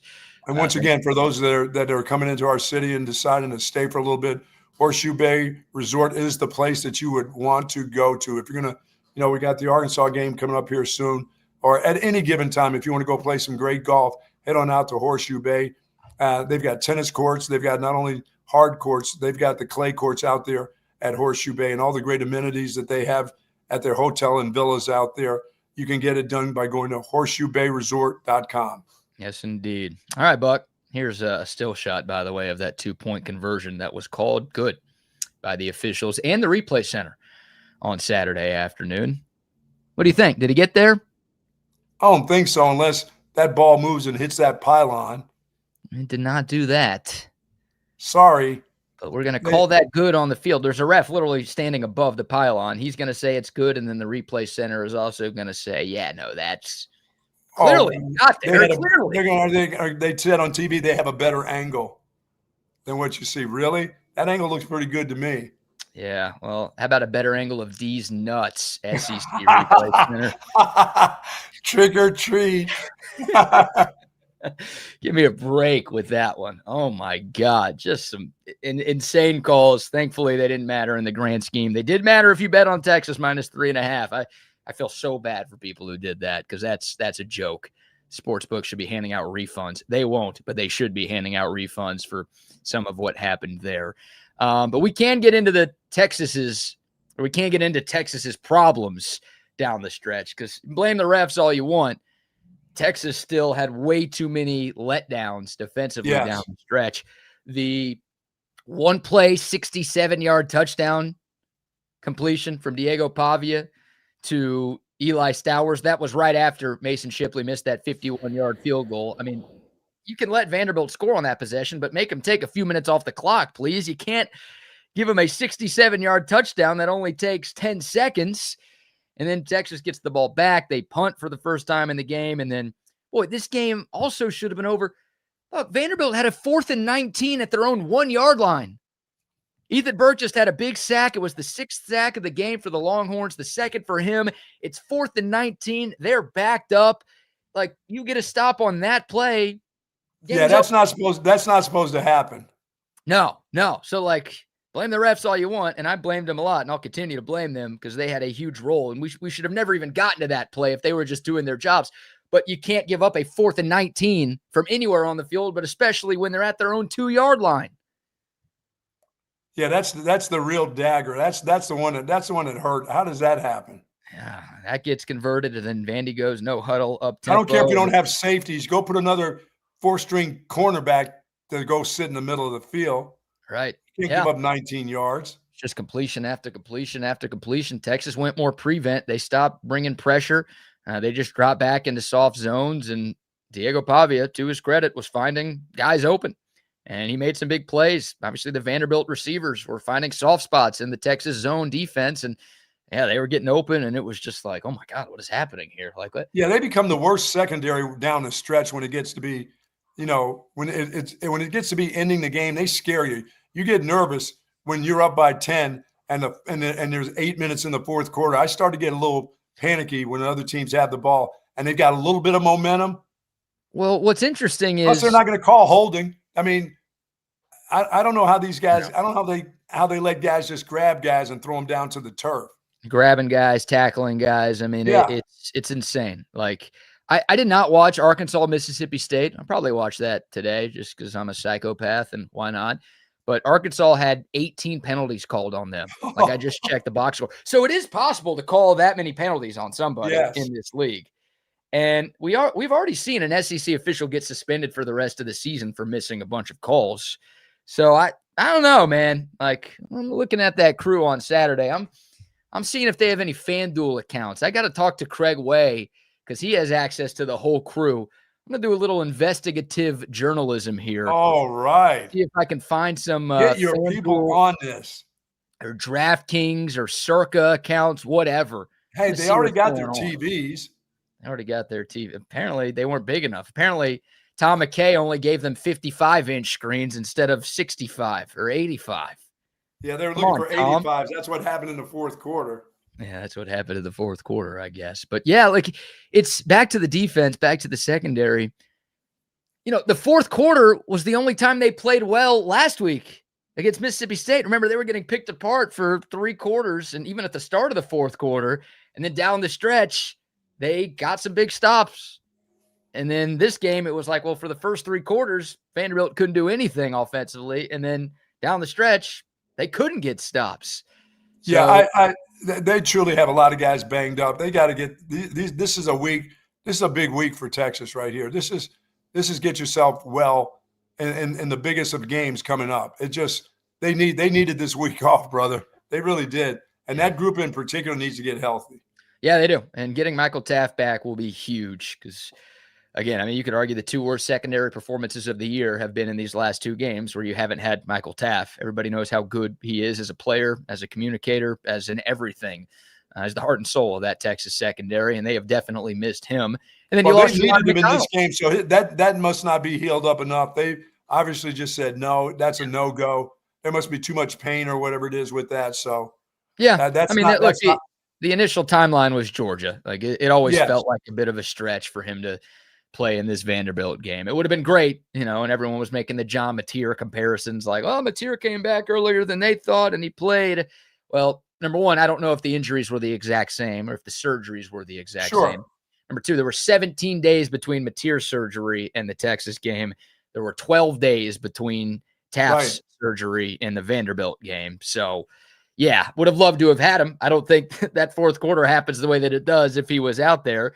I'll say the same thing about Jelani McDonald, too. I mean, he's been great as the other safety, if you will, for the Longhorns this year, and he got hurt early on and did not return. So, and I thought Muhammad got hurt, too. Didn't I see him get – I don't think so. Muhammad, like they rested him on a few snaps, but I don't think he got. Is that all that was? I thought he got banged up in the leg a little bit, but I guess not. I don't think so. Phil Simi got hurt, but he returned. I mean, McCutcheon got hurt as a wide receiver. He came back into the football game. There were a lot of guys leaving for Texas. Some guys came back. Some guys Yes. obviously didn't. Yeah, this secondary, there's too much talent. Even without Michael Taff and Jelani McDonald, there's too much talent for that to be happening. And I agree. Like that's just bad right there. And Gunnar Stockton is having a great year, Georgia's quarterback. Arkansas, they're really struggling as a team, but they can score. Taylon Green's a solid quarterback. They're putting up points. They just can't stop anybody. No. And A&M, Marcel Reed might be a Heisman finalist right now too. So you've got some good quarterbacks still on your schedule. You have to button up a few things on that side of the football here, because as good as this offense is, it feels like they've turned a corner. I'm still not ready to rely on this Texas offense to get you 30 to 40 a game. Your defense is going to have to look like the elite group that they've looked like more often than not this year. There's no doubt. There's no doubt that and your special teams has to remain good, because the offense has had 2 straight really nice games. That they get a third. Well, this will really mean something if you get a third here coming up in a week and a half. Now you really, I will feel absolutely fantastic if they can go to Athens and get a win by no matter what it is. I don't care how it gets done. Who cares? Yeah. If you can get a win there, then you're really rolling. So it's just kind of gather momentum, but this is a great time to get some rest now. 100%. 100%. Yeah, it was a tough 5-game stretch. I mean, we talked about it. I think every Longhorn fan kind of knew these 5 games to open up conference play was going to sort of make or break this Texas season. And they went 4-1. And I don't think that's bad at all, considering the travel, considering they played 2 top 10 teams in that stretch, and considering they lost their first game. Texas a month ago, Buck, I think that Florida game was on October 4th. Today's November 3rd. After Texas lost that game, nobody was talking about the Horns being a playoff team. Nobody was talking about the Horns potentially making a run at an SEC championship. They had dropped out of the AP top 25. Remember, it was like they were the quickest team to start number 1 and be unranked in the history of college football. Like, that was the conversation about Texas. You've got articles coming out saying Arch Manning is college football's biggest flop of all time. They were 3-2, but they were 0-2 against real teams. And it felt like the season was falling apart. Forget sky was falling. It felt like the sky had already fallen. And then what have they done since then? They've won 4 games in a row, 2 of them against top 10 teams, 3 of them on the road. They're back into the top 15 in the AP polls. Yep. And they're a 1-loss team in the SEC with 3 games to play. Quite the turnaround for Texas. Give them credit. Yeah, nobody's talking about the head coach needing to find somebody to call plays over the last couple of weeks. No, they're not. And one other thing that Steve Sarkeesian deserves credit for, sort of a behind-the-scenes thing that happened before the Mississippi State game, Steve Sarkeesian moved quarterback coach A.J. Milwee from the sideline to the press box. And he moved Mike Bamonte, another assistant, from the press box to the sideline. And it's worked a lot. You've had your 2 best offensive showings of the year in these last 2 games. And Sark was asked about it last week, and he gave A.J. Milwee a bunch of credit for pointing some things out in the Mississippi State game.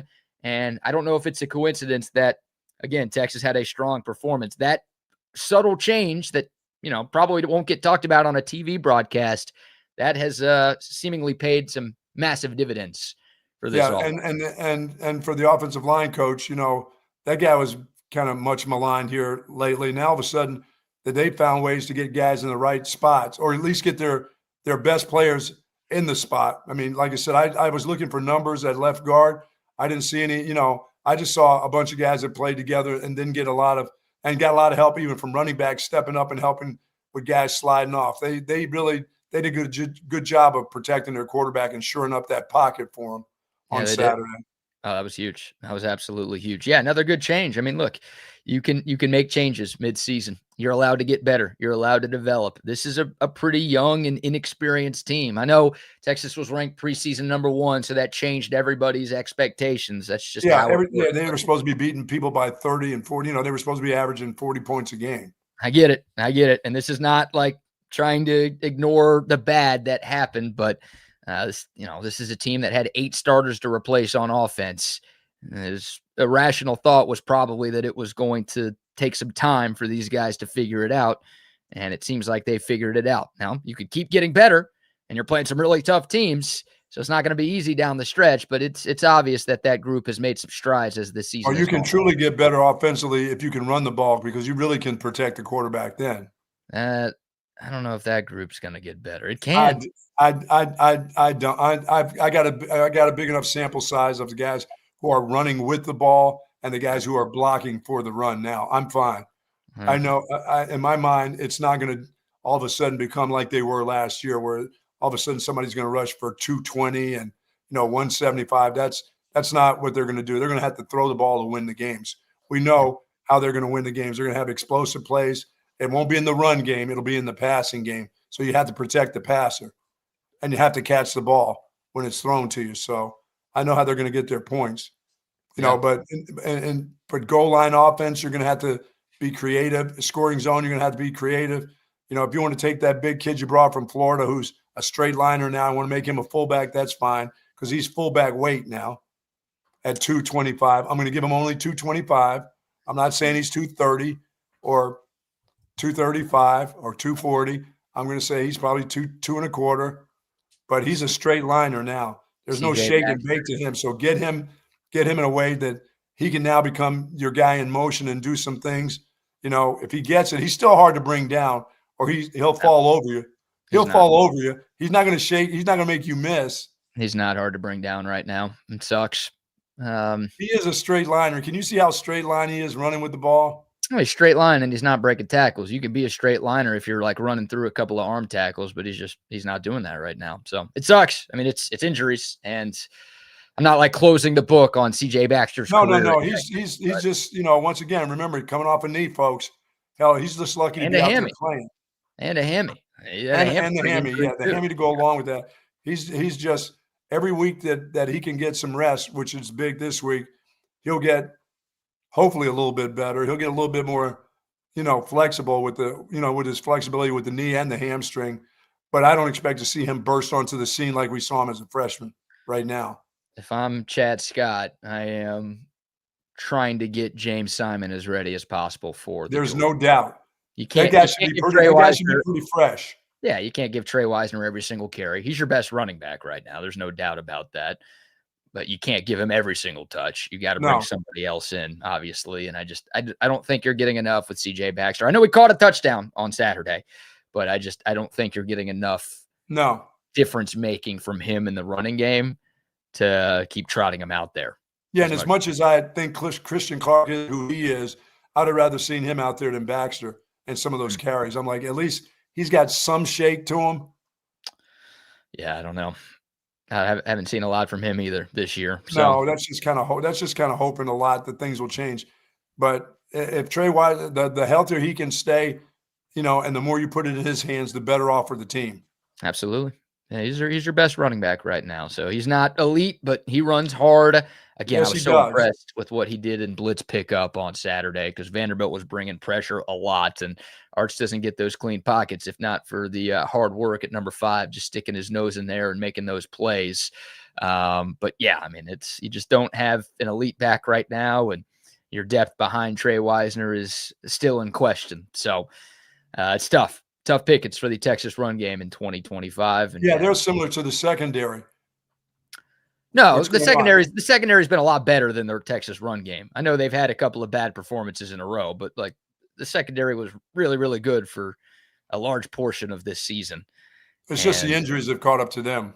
Right. They've had more injuries as of late than the running back room has. So I feel better about the secondary getting it right than the run game getting it right, I guess is the point that I am trying to make. We'll just take 100 yards and go about our business in these games.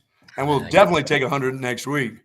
Yeah, I think so. I think you have to. All right, one more from Steve Sarkeesian here. Let's talk about the fourth quarter. I mean, we've talked about it a lot, but Steve Sarkeesian was asked about the fourth quarter, and, you're up 34-10 after 3.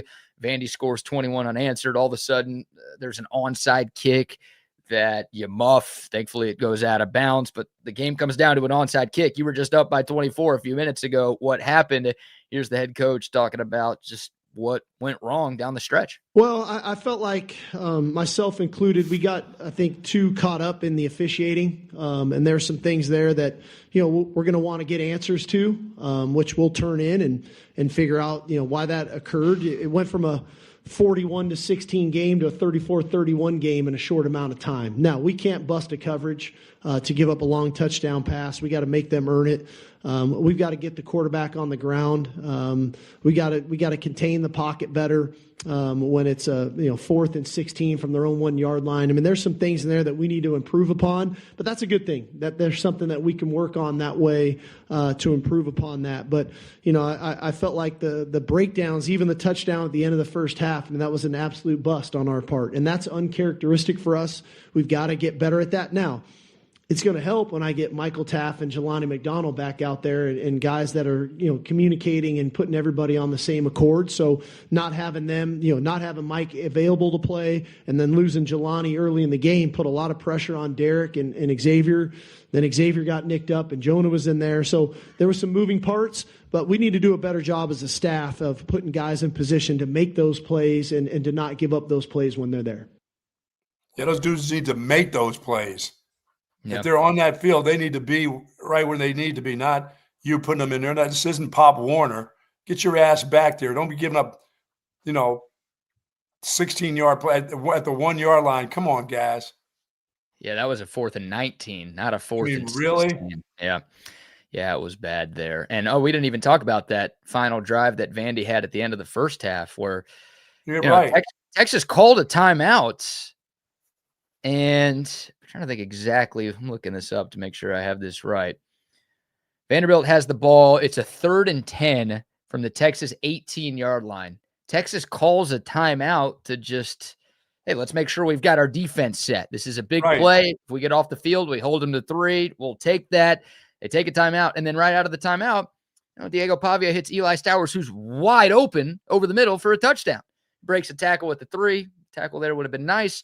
But it's like, how does that happen out of a timeout? You'd be pissed if that wasn't out of a timeout. But out of a timeout, you call that timeout to set up your defense and get the personnel out there. And make sure you're looking for that particular dude, please. Right, make sure everybody knows where they're supposed to be and what they're supposed to do. And, maybe let's not let their best player and Diego Pavia's roommate and favorite target get wide open here. That's exactly what happened. So there are too many moments where it's just like it was like the 2023 secondary where guys are just pointing fingers and no one's in the right spot. Yeah, everybody's looking at everybody else. What's going on here? So yeah, Steve Sarkeesian in the middle of that answer is like, no, it's a good thing. We have something to work on. I would argue what happened in the fourth quarter is not a good thing at all. No. You didn't need that to happen. I would like to say I don't ever want to see that happen again. No, not at all. But yeah, just too many breakdowns, too many blown assignments, and just these guys, I know you're banged up. I know you're without a couple of your leaders and a couple of your best players, but the secondary's got a lot of talent. And some of these guys have been here for a couple of years. Yeah, that's the part. They're not freshmen. These aren't just guys coming out of high school stepping onto your field. They've been in here in the system. Yeah, Derek Williams, a third-year safety. Xavier Filsamy, a second-year guy. I mean, Jalen Gilbo, I thought, had a really rough day. He's, I think, a fourth-year player at corner. You've got guys who have been here for a while now. And there are too many moments where you're just wondering what they're doing out there. So you shouldn't need to have all of your players for your defense to perform at a high level. Again, a drop-off is understandable, but what we saw in the fourth quarter down the stretch, that didn't make a whole lot of sense. Yeah, generally a couple of drop-offs. I mean, there's some assignment busts. You get one or two of those in a game. There was more than 2 assignment busts out there. Oh, for the secondary? Yeah. I mean, there were like 4 or 5 on the last drive of the game, That's what I mean. Yeah, you can't have that. No. Yeah. So that was bad. And it makes Vanderbilt's stat line and Diego Pavia's performance look a lot better than it actually was. I mean, this should have been a blowout. This should have been a dominant victory. Absolutely. We're talking about how Texas played a complete game for 60 minutes and it was never close and they just did everything right. And now they've got so much confidence going into Georgia. I still think the good outweighs the bad. And I think most Texas fans were like, hey, just find a way to win. Vanderbilt's pretty good. It's a top 10 team. It's a close line. Just find a way to win a must-win game. They did that. They did a lot of things right. But it would be so nice to be talking about 41-16 instead of 34-31 on a Victory Monday show. But alas, the SEC standings do not care about how much you No. win by at all. No, they can win them all right now from this point on by 1 point. It's fine. We'll take it because that means a win at Georgia and a win over Texas A&M. So Yes. we'll take a 1 point win I'm over not Arkansas. I'm not accepting wins over A&M by 1, though. Sorry. Oh, I was going to say mad. Arkansas because they suck. But you know what? If a 1 point win over Arkansas means I get wins over Georgia and A&M, then I will take it. I will There you go. sign for it right now. All right, we will take your thoughts. The Dakota text line 512-222-9328. A reminder, we are giving away a $150 Our randomizer is back at it. Oh, yeah, the randomizer will be back at it. Cabo Bob's gift card being given away at the top of the 9 o'clock hour. To enter to win, no purchase necessary. All you have to do is send us a text on the Dakota text line 512-BABY-FAT. That's 512-222-9328. We'll get back into this game. We also have to talk about one of the best baseball games that was ever played. Game 7 of the World Series on Saturday night. A couple of other big stories from the sports weekend to get into as well. But before any of that, how about another round of sponsor shout-outs? You know, our friends over at Woods Comfort Systems for over close to 70 years in Central Texas. They've been getting it done. Heating, air conditioning, and plumbing. Maybe I needed to call on them, but Mike will get it done. He's got plumbers that he has to deal with. But with my washer dripping through my drywall right now, but they can get it done. Woods Comfort Systems, absolutely the very best. You know, I thought this weather, BK, was going to cool down enough to get the mosquitoes, but it's still warming up in the afternoon. Yes, I had a mosquito buzz me this morning in my bed. I slapped myself in the face, so I hit myself in the ear so hard, woke my wife up. No, I didn't slap her in the face. I slapped me. I got a buzz. So one of those little creatures got in. So it's not that cold yet. But folks, as it starts to get cold, call on Woods Comfort Systems to come by and make sure that your house is winterized and ready to go. So when you have to turn the heat on, still haven't turned anything off. Everything's cut off in my house. No air, no heat. But I want to thank Woods Comfort Systems for getting the kind of system that I have right now made so everything's comfortable in my house. Obviously, the insulation is done the right way and it's done properly. And they can do that for your home too. And right now they're doing a great job when it comes to plumbing also. For close to 70 years in Central Texas, nobody does it better than Woods Comfort Systems. No, they don't. You smacked yourself in the face so hard that you woke yourself up. I woke my wife up. I hit myself. I heard the mosquito buzzing in my ear at about 2 this morning, and I slapped at it. And you could hear the sound of me slapping myself. My wife woke up. I'm like, I didn't hit you. The way I did this, I was thinking, did I just slap her in the face? Did I hear this mosquito and then reached over and slapped her? She goes, no, you didn't hit me. She goes, but I heard you hit yourself. What are you doing? What are you having bad dreams? It was that skeeter got in my ear, near my ear, buzzed me, drove me out of my mind. I thought they were gone. Did you get them? I don't know. I never get that. Well, I did get a second buzz as I was still kind of waking up this morning. I hate that because I got a sliding glass door. So when you do that and you feed the little cats out there, if they slip in, I don't know where they go. I'm going to have to put up some skeeter nets or something in here. Doesn't sound I can't take that. That keeps me up, and it drives me crazy when I have to punch myself in the face like Shimp. Yeah, he didn't get him. Huh? That's tough. You didn't get him. You slapped yourself in the face. You woke your wife up. You woke yourself up, and you didn't get him. And he's still alive, roaming around, waiting for tonight. Yeah, he's going to get you again tonight. That's great. Shout out Woods Comfort Systems. Also, shout out the audiovisual consultations. Oh, man, what a great time on the sports calendar. What a great weekend we just had with Game 6 and 7 of the World Series, with college football, with the NFL. Hopefully you didn't have YouTube TV so you could actually watch all of the great sporting events. But we love AV consultations. If you want to upgrade your home TV setup, do it with the best. Audiovisual has been around since 1988. They've hooked up thousands of Central Texans with the home TV setups of their dreams, including the Buck and me. Bucky has that 85-inch screen in his room. I've got the 4-TV man cave in the living room. You also see these 2 TVs behind me every morning, professionally installed by the pros at AV Consultation. So if you want a bunch of screens, just one screen. If you want the home theater room with the surround sound, if you want the patio set up outside, doesn't matter. You can do all of those things. avconsultations.com is their website. More importantly, give them a call. 512-255-8678. That's 255-8678. Love it. And did you get a chance to have your Altstadt beer this weekend for Halloween? Did you trick or treat with Altstadt? Did the kids get any? Did you leave any up there outside the apartment for the kids? I was handing out Jägermeister to the kiddos. Go Slogger shots. Yeah, come on, kids. Get a little hair on your chest, kids. Oh, my God. You need this stuff. Yeah, I had some Altstadt this weekend. Of course, I had some Altstadt this weekend. The best beer that you could find all throughout the great state of Texas. And, hey, we've got some great sports opportunities coming up these next few weeks. College basketball returns tonight, by the way. Nice. Texas women open up their season against the Incarnate Word at the Moody Center, 7 o'clock. The Texas men will open up tomorrow against Duke is Duke. Duke is Duke. In Charlotte. That'll be a tough one. But more sports coming our way, along with the football and the hockey and the basketball and everything. It's awesome. You need a great beer to accompany all of your sports watching all year long. My choice is Altstadt. They've got a bunch of different brews, something for every beer drinker out there. If you haven't tried it yet, you are missing out.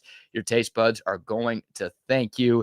And it's brewed locally in Fredericksburg. So every time you buy Altstadt, you're supporting local business as well. It's my choice of beer for these fall months. It should be yours as well. It's Altstadt beer. No impurities, no regrets.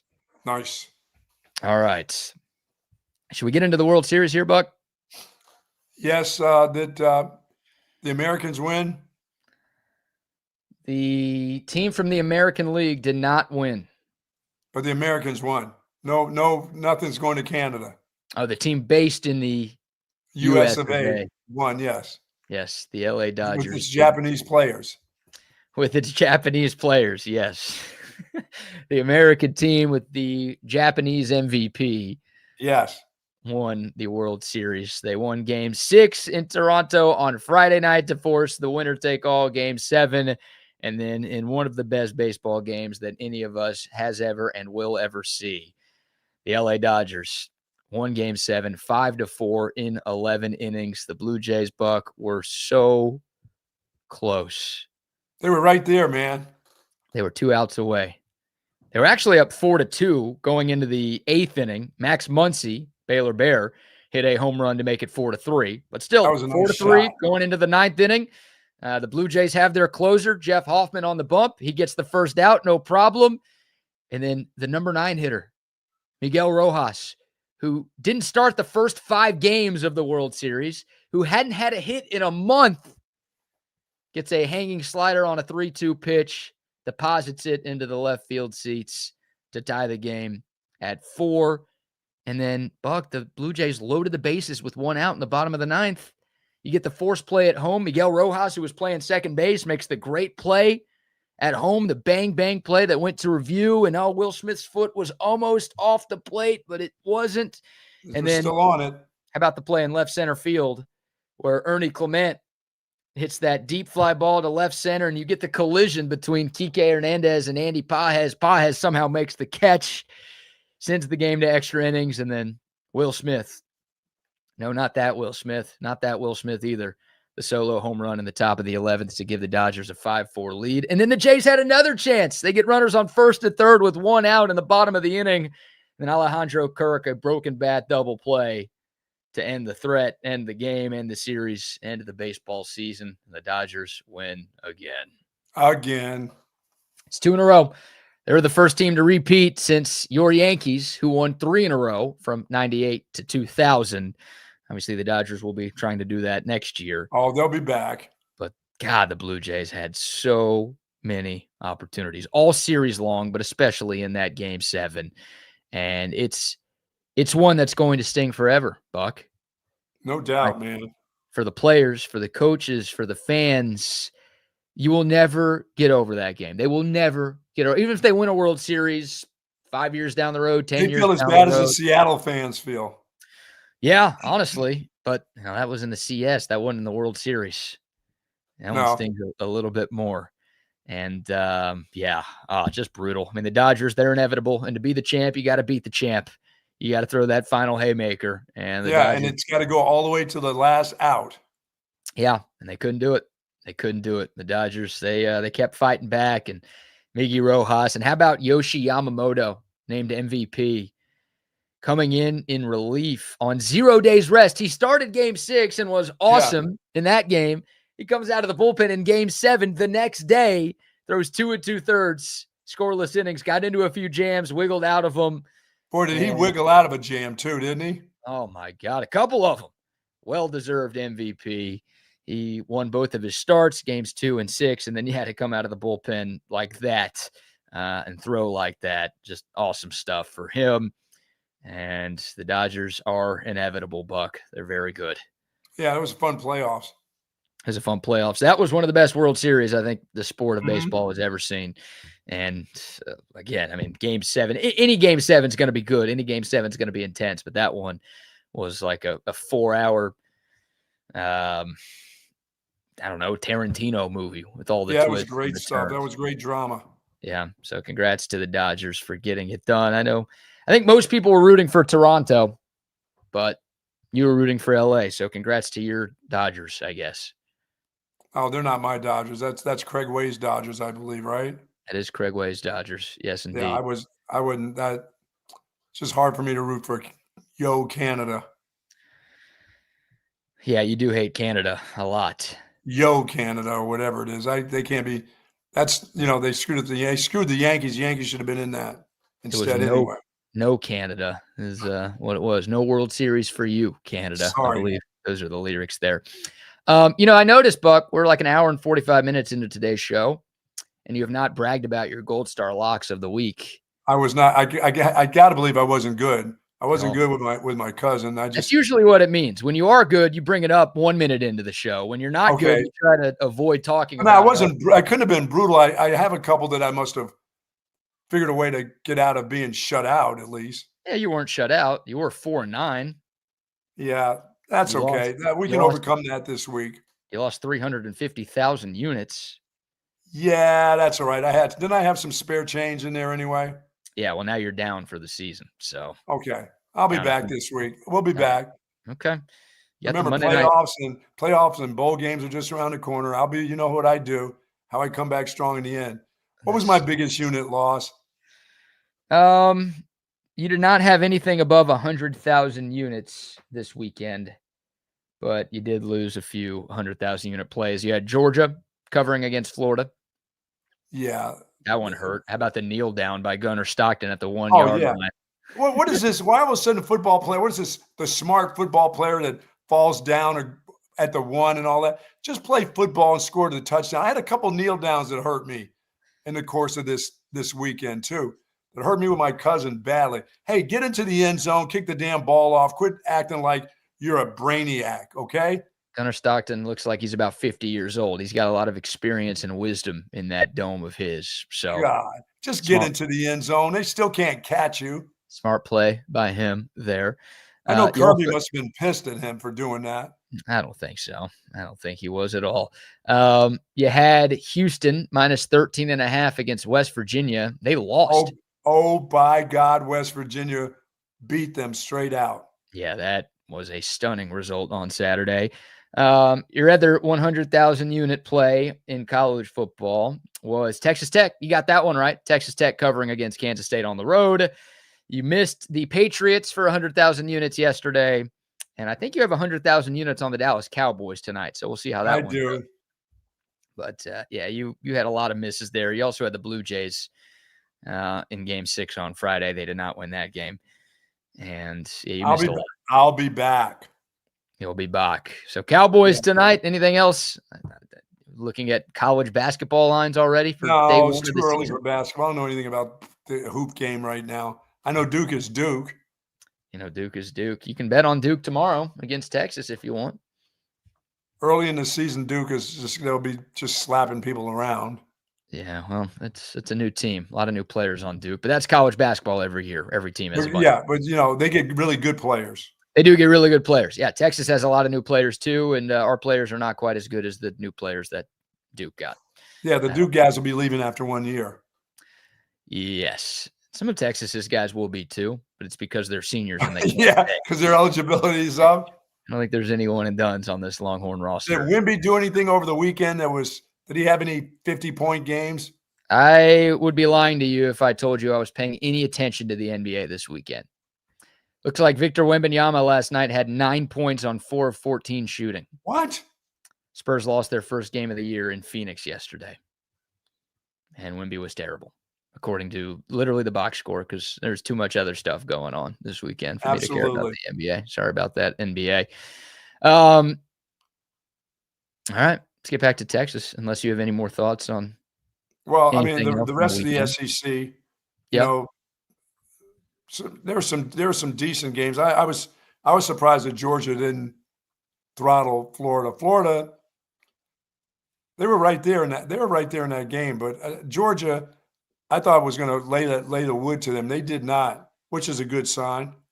Yeah, I did too. And, Georgia got the ball first. They marched down the field and scored a touchdown. And I think everybody was like, all right, this is about to get ugly. But credit Florida. I mean, Florida had a 3-point lead in the fourth quarter. They had a chance to kind of put the game away. Up 20-17 midway through the fourth quarter. They got into the red zone and they got stuffed on a 4th down and 1. And at that point, you kind of knew it was over. It's crazy. They still had a lead, and Georgia had to march the length of the field. But it's like that moment, you could basically sense it just watching the game on TV. Like the Florida fans who were there were like, damn it, that was our chance.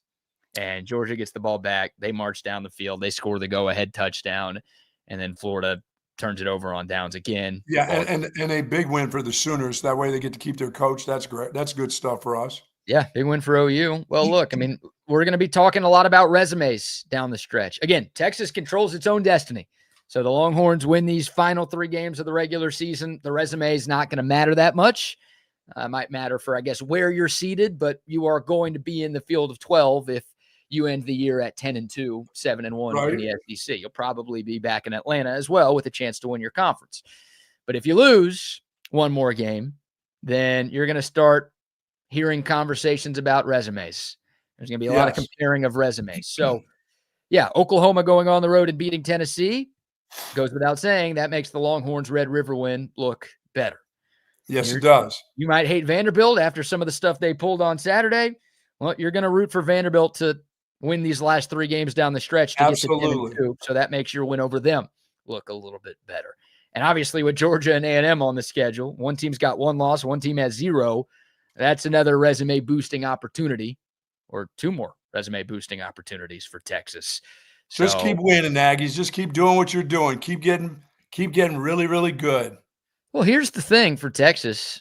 Again, you want to go 10-2, take any decision out of the committee's hands. Right. But if you are going to go 9-3, I think you'd rather lose to Georgia and then win your last 2.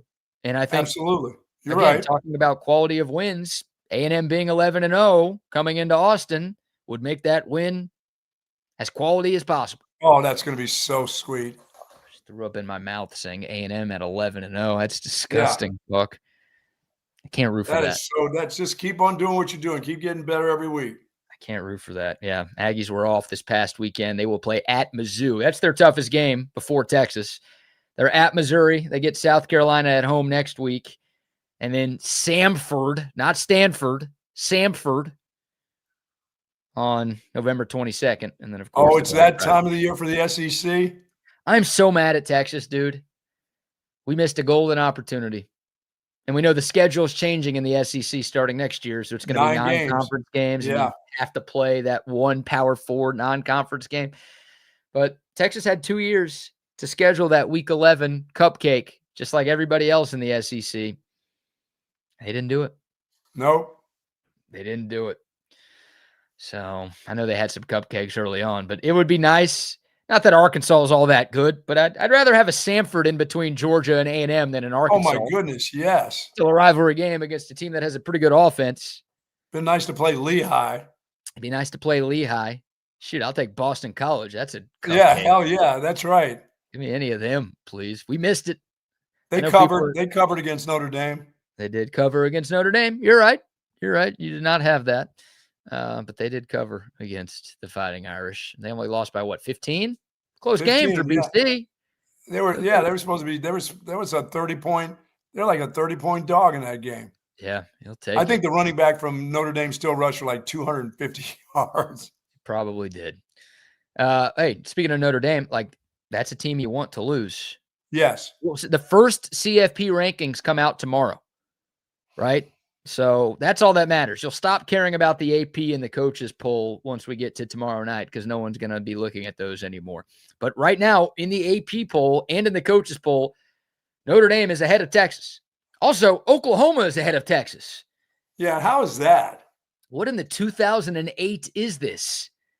Like, if only these two teams could play somewhere so we really could know who's better, right? Right. Oh, wait, they did on a neutral field, and Texas beat the shit out of Oklahoma. Yes. What are we doing? So I think wishful thinking, the committee, not always the smartest group, but I think when the CFP rankings come out tomorrow that Texas will be ahead of Oklahoma. I hope they're ahead of Notre Dame. Notre Dame hadn't beaten anybody. And who do they play from this point on, Notre Dame? Nobody, right? Nobody. That's the problem. I think their toughest game is against Pitt. So we got to be like massive Pitt fans here. Yeah. Pitt I don't even Panthers. know when that game is, where that game is, but like it's a joke. Notre Dame has played two teams and they've lost to both of them. Texas has 2 top 10 wins on the resume. Both teams have 2 losses, and yet I got a hunch when the CFP rankings come out, Notre Dame is going to be ahead of Texas tomorrow. I agree night, with you. which is just a travesty. But good news, by the way, thanks to SMU. I know we mentioned this earlier, but like the ACC, there were some thoughts that maybe they're going to get 2 teams in. They're not. Tech's playing well. Miami's playing well. Virginia, Louisville. How about Miami losing to SMU? Dude, I told you that one guy the week before that was talking about Cristobal. He was going nuts. He was on Feinbaum's show, and he was going nuts about Cristobal. You know he's going to lose 2 in November. He's going to screw it up, and he has. He's such a terrible man. 2 games, 2 losses to unranked teams at Miami, and they're out. They're done. They're done. Nice win for SMU, by the way. I think first home win against a top 10 team for SMU since the Pony Express days. So nice job. Those 2 dudes were at the game. Yeah. Yeah, they were. Yeah, James and Dickerson were both there, right? Yep. That was pretty cool to see. So that was nice. So again, you're scoreboard watching. You're rooting against Notre Dame. You're rooting against Georgia. Like BYU, Texas Tech. We have no problems rooting against Texas Tech, do we? And teams like Georgia rooting against basically everybody. It's that time of the year. You got to start rooting against some other teams. You've got the best chance possible to get into the field of 12. We mentioned this earlier, but Hugh Freeze got fired. It's the 4th Sunday in a row, Buck, that a major college football coach lost his job. It started with James Franklin back on October 12th. The week after, it was Billy Napier. Last weekend, it was Brian Kelly. Yesterday, Hugh Freeze. 15-19 at Auburn, 4-5 this year. I think they were 1-5 in SEC play, and they were 6. He can truly go play golf now. It's a great time. Oh, he already was, anyways. So.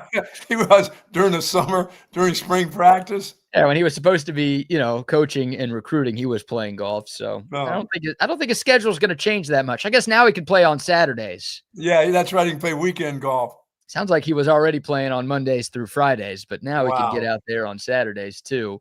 Auburn's going to pay him just shy of $16 million to leave. The total coaches buyouts this year now over $182 million. And again, the season's not even close to over. Paying dudes for not working. Nice. Paying dudes for not working. Remember when Texas fans and not really just Texas fans, but people freaked out that Texas didn't give Charlie Strong or Tom Herman enough time? Now you're seeing coaches get fired in the middle of year 2, middle of year 3. I mean, this is a 3-year deal now. Whatever job you take, you better get it done within 3 years or you're gone. Yeah, Hugh Freeze didn't even get to finish his 3rd year. No, they didn't let that thing play out, and hard to blame him with that loss to Kentucky. So who's next? Who's next, Buck? That's the question. It's 4 Sundays in a row. Who's going to make it 5 this weekend? I don't know if you count BC as a power, but they still are 1-7, 1-8 or something like that. Bill O'Brien could be next. Bill O'Brien, he's got to be gone. Yeah. Could Dabo be gone? Would they? Well, he's going to keep his mouth quiet, I guarantee this week. You're not going to hear much from him at his press conference about my past. He did get fined, by the way, yesterday for comments about the officials that he made for their loss to Duke, which I think he had a right to complain. Okay, let's be careful so we don't get fined. Texas Sports Unfiltered? Yeah, we don't need that. No, we do not need that at all. Can we get fined? Can we get fined? Let's just be careful. We don't want the SEC to try to find us. I don't care. I'll say it. The Yeah, refs they were a sucked. joke. They were terrible. That was a disaster on Saturday by them. And again, if you bet on Texas minus 3.5, I'm so sorry. You deserve to get your money back and then some. Damages. Of course, my cousin had +2 for Vandy. That's what you get for betting against Texas. Yeah. I don't feel bad for you. No. Feel bad for everybody else. Never feel bad for you. So I don't know. Dabo's buyout is absolutely massive. I think it's over $60 million. I don't know if it'll be him. Maybe it's Mark Stoops at Kentucky.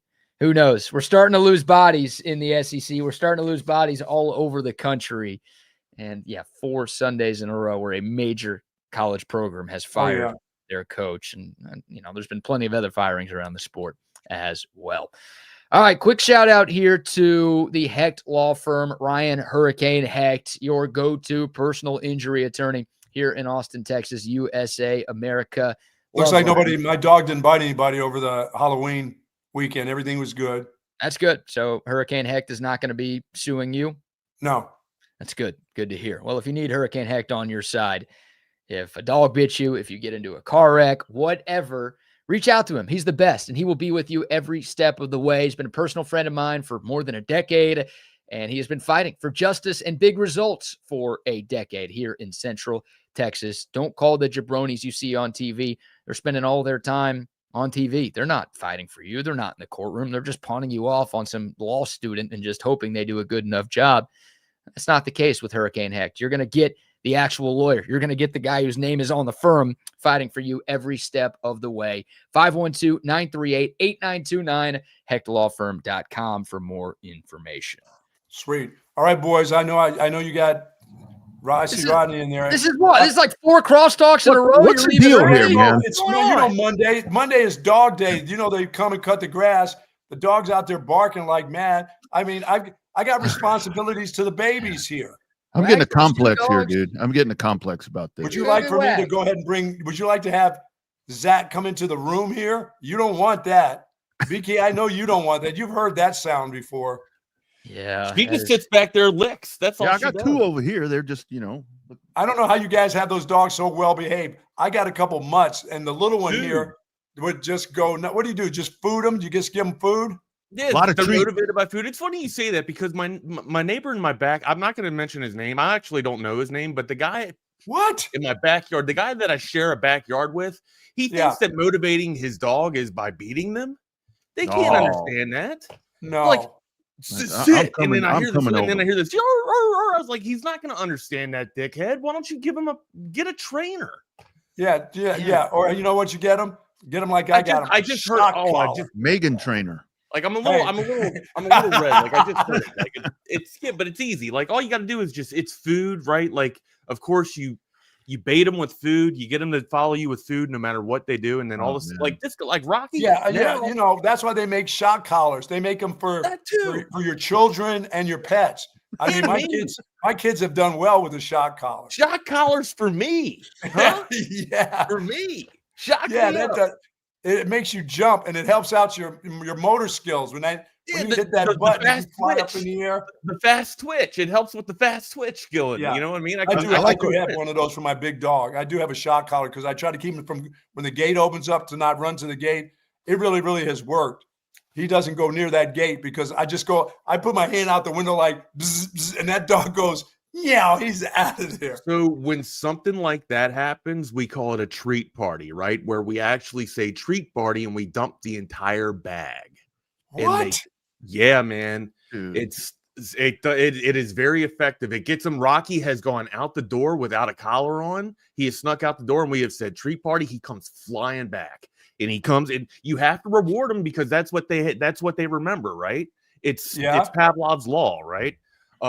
To this, I swear to God, we have done this so well that if we had a robber coming to get just breaking into our house and Rocky had a bowl of food just in front of me, be like, hold up, guys, let me finish this stuff real quick. It don't take him long to eat. But, I mean, look, well, you can't see him. He's the one that's over here. But Bianca's all the way in the back. She could give 2 shits about anything. But Rocky Rocky's very motivated by food. BK needs a pet at the apartment. I don't know why he doesn't have a pet. I don't know if I think Bianca might have turned him off. He met Bianca one time, and he's got Megan. Wasn't that her name, Megan? So bad, dude. Like she was just breathing death breath on him. Upstairs. And look at her. I mean, she's just back there licking her crotch. She's amazing. Hey, I gotta go get. Speaking of dogs, I gotta go get mine and get some peanut butter for my crotch too. All right, bye, boys. Right. What? Later, guys. My That's what dog's he's doing. That's what he's leaving the show early to do. He's putting peanut butter on his crotch and having his dogs over. Did I hear that right? I didn't hear crotch. I thought he said some type of food, right?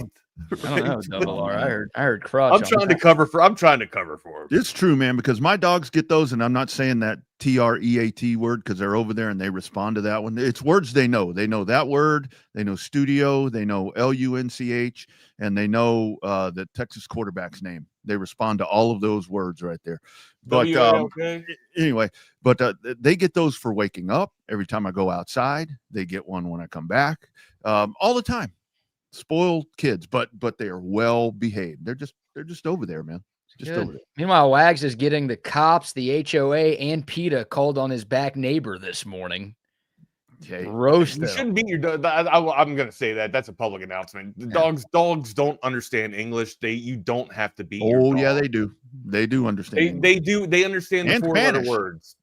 Like WALK, they understand for sure, right? But yeah, I don't know, man.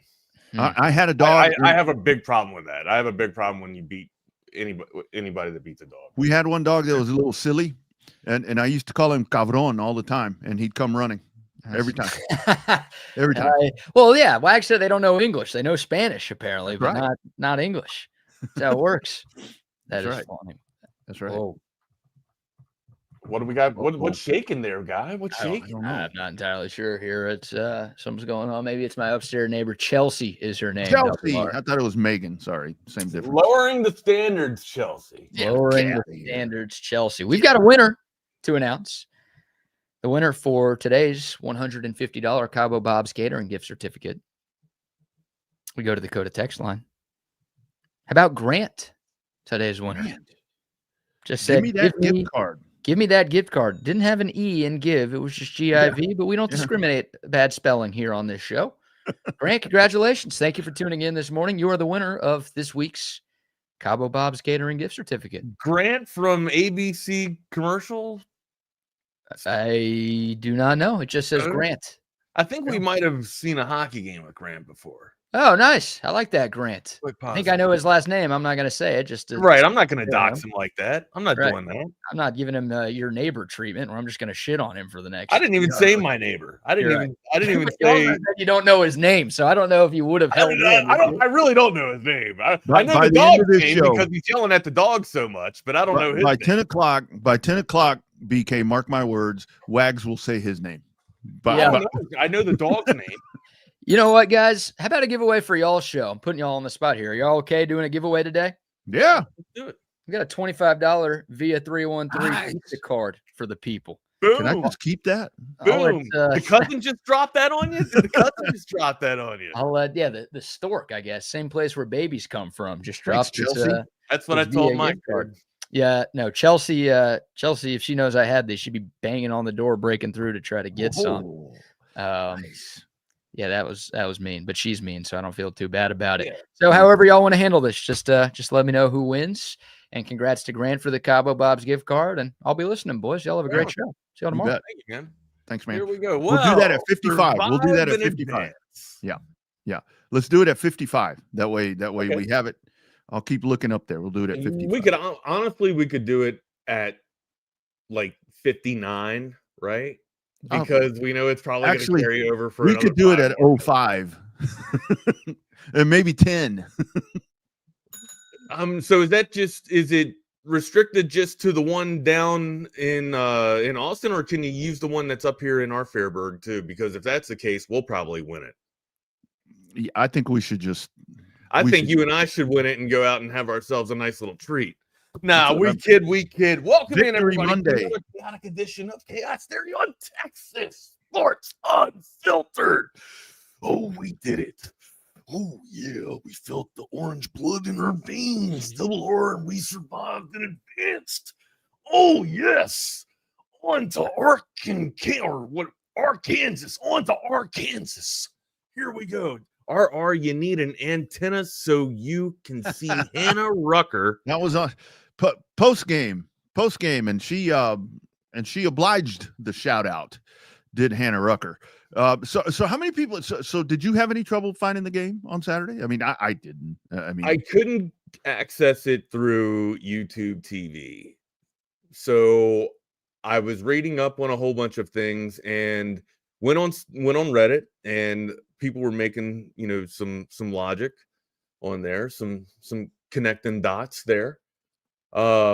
They said if you break and go to Fubo, you're giving Disney what they want because Disney owns Fubo. No, I don't know that for sure, but in a panic and a knee-jerk reaction, I read more comments and they said, yes, go to Sling. If you do Sling Day Pass, Sling is a separate entity or a separate company, which I do know that. You can get the $5 day pass. So I exercised that access and got the $5 day pass. The orange package is coincidentally, Texas was on there playing Vanderbilt on the orange package, and it was $5 for the day. It was great. It was fantastic, and it paused maybe like a couple of times, but that wasn't really. And I kind of expected worse viewership just because of how many people were probably going to be, pivoting to Sling TV for, for the Texas game, or hell, just for any ESPN game because they had, YouTube TV. So anyways, I've seen, alternatives to where get the rabbit ears to where you can just stick it on the back of your TV. So that's my question. Can you still do that? Because I remember when everything went to digital, you had to buy a converter box, and I thought that's what became rabbit ears. I have the ESPN app, so I never had a problem, and it worked fine. Honestly, to me, the ESPN app, and especially with these TVs now, the ESPN app. So you're paying double then, huh? You're paying for ESPN app and you're getting ESPN with your YouTube subscription. Right? I have the ESPN app more for ESPN Plus to get all that other stuff. A lot of the games. So you get Hulu and Disney too? Yeah, we've got a package for all that. That's a lot of that's because the wife and them watch Julio and all those other channels. That's like 40, isn't it? Or no, I think that package is shot up to 50. I don't know. The bundle, the Hulu, Disney, and Hulu, ESPN Plus. Yeah, I think that shot up. Probably. I think that's a 50 now, dude. I've had Fubo, where I like Fubo because that's where you can watch the Astros and whatever Fox Sports Southwest is, because you can catch all of your high school scoreboard. You really do have every network. No, I don't have Fubo no more. I don't have Fubo anymore. You don't have Fubo no more. I ain't got Fubo no more. But yeah, okay. I had dudes texting me on Saturday. It's like, hey, dude, you have the game on? Can we come over? And me, Mr. Antisocial, I'm like, man, I'm having to listen on the radio, dude. I'm listening to Craig Way. I don't have it either. I'm like, sorry, God, I don't have it. I'd have let you come over. I would have let you come over, but I was transparent. I was over at a buddy's house at first because I didn't know what to do. Right. Yeah. And then I was just like, oh, well, I feel bad too now. Right. Because, you get up and you leave and like, oh man, hey, it's $5. I don't want to inconvenience you. You know what I mean? Like when you're the one that just really wants to go home, I don't want to inconvenience you. Right. I'm sorry to intrude on your Saturday. Right. But I found an access to the Longhorn game. I'm going to slip on home real quick. So that's exactly how my Saturday went. So. Yeah. No, but the Hannah Rucker thing. So mentioned on the post-game show that I can't watch my traffic, on K-View. And she responded, I think she even called me honey. I'm like, whoa. That's 3 networks. 3 networks for $80. When I got that, it was $25. And now it's $80. That's outrageous, Double R. And the whole thing is, paying for that? Are you paying for this?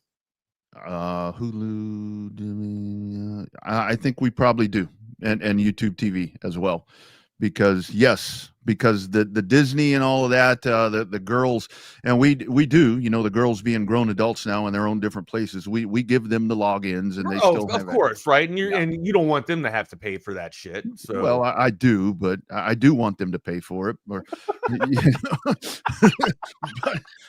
but you know, I have no vote, man. You know, it's just I'm just here. You know, I just stay up in this room. So here's the good thing. I think that you and I, or anyone that does a here's a tip. Now, you guys might want to research this because I don't have, you know, I didn't go to the McCombs Business School. I do believe. But you did stay where last night? But I stayed at a Holiday Inn Express. I do believe. What's up, CB? I do believe if you have a 1099, I think you can actually write and say you do, and you had a 1099 and you have to do something in sports. I think you can write your cable bill off. You can, or your internet off, because this is part of your job. Yes. The ESPN app. Now, I mean, you don't get all that money back, but at the end of the year, you write it off as taxes, right? You have to estimate the hours that because like for racing, I have Racing America, I have Flow Sports, I have all these different ones that I pay for monthly, and it's not a whole lot of money, honestly, but it does add up though. Yeah, right. I have to fill out a thing and give to the tax person estimated time that I was using those applications for my work. And of course, you know, I pad those, you know, but I'm the same guy that when I was in real estate, I go get a haircut and write that off. You know, got to look good for the clients. Presentation, 100%. I did that all in the military. Yeah, you know. And half the time, no, we do not admit to guilt on this show. Man. You know, I may show up for a listing appointment in basketball shorts and a t-shirt, but damn it, my hair looks good. And I paid for that haircut. That's what I'm talking about, Jack. I mean, hey, where do you want to go first, man? You want a celebratory victory lap here on a, you know, Monday morning quarterback thing? Don't you and I, so are you proud of the offensive line? Right? Yes. I mean, Robertson at center, Hudson over to guard. I think some critical changes were made. I hate to see people lose their job, but I mean, we have a standard, right? There's a standard. Big improvements.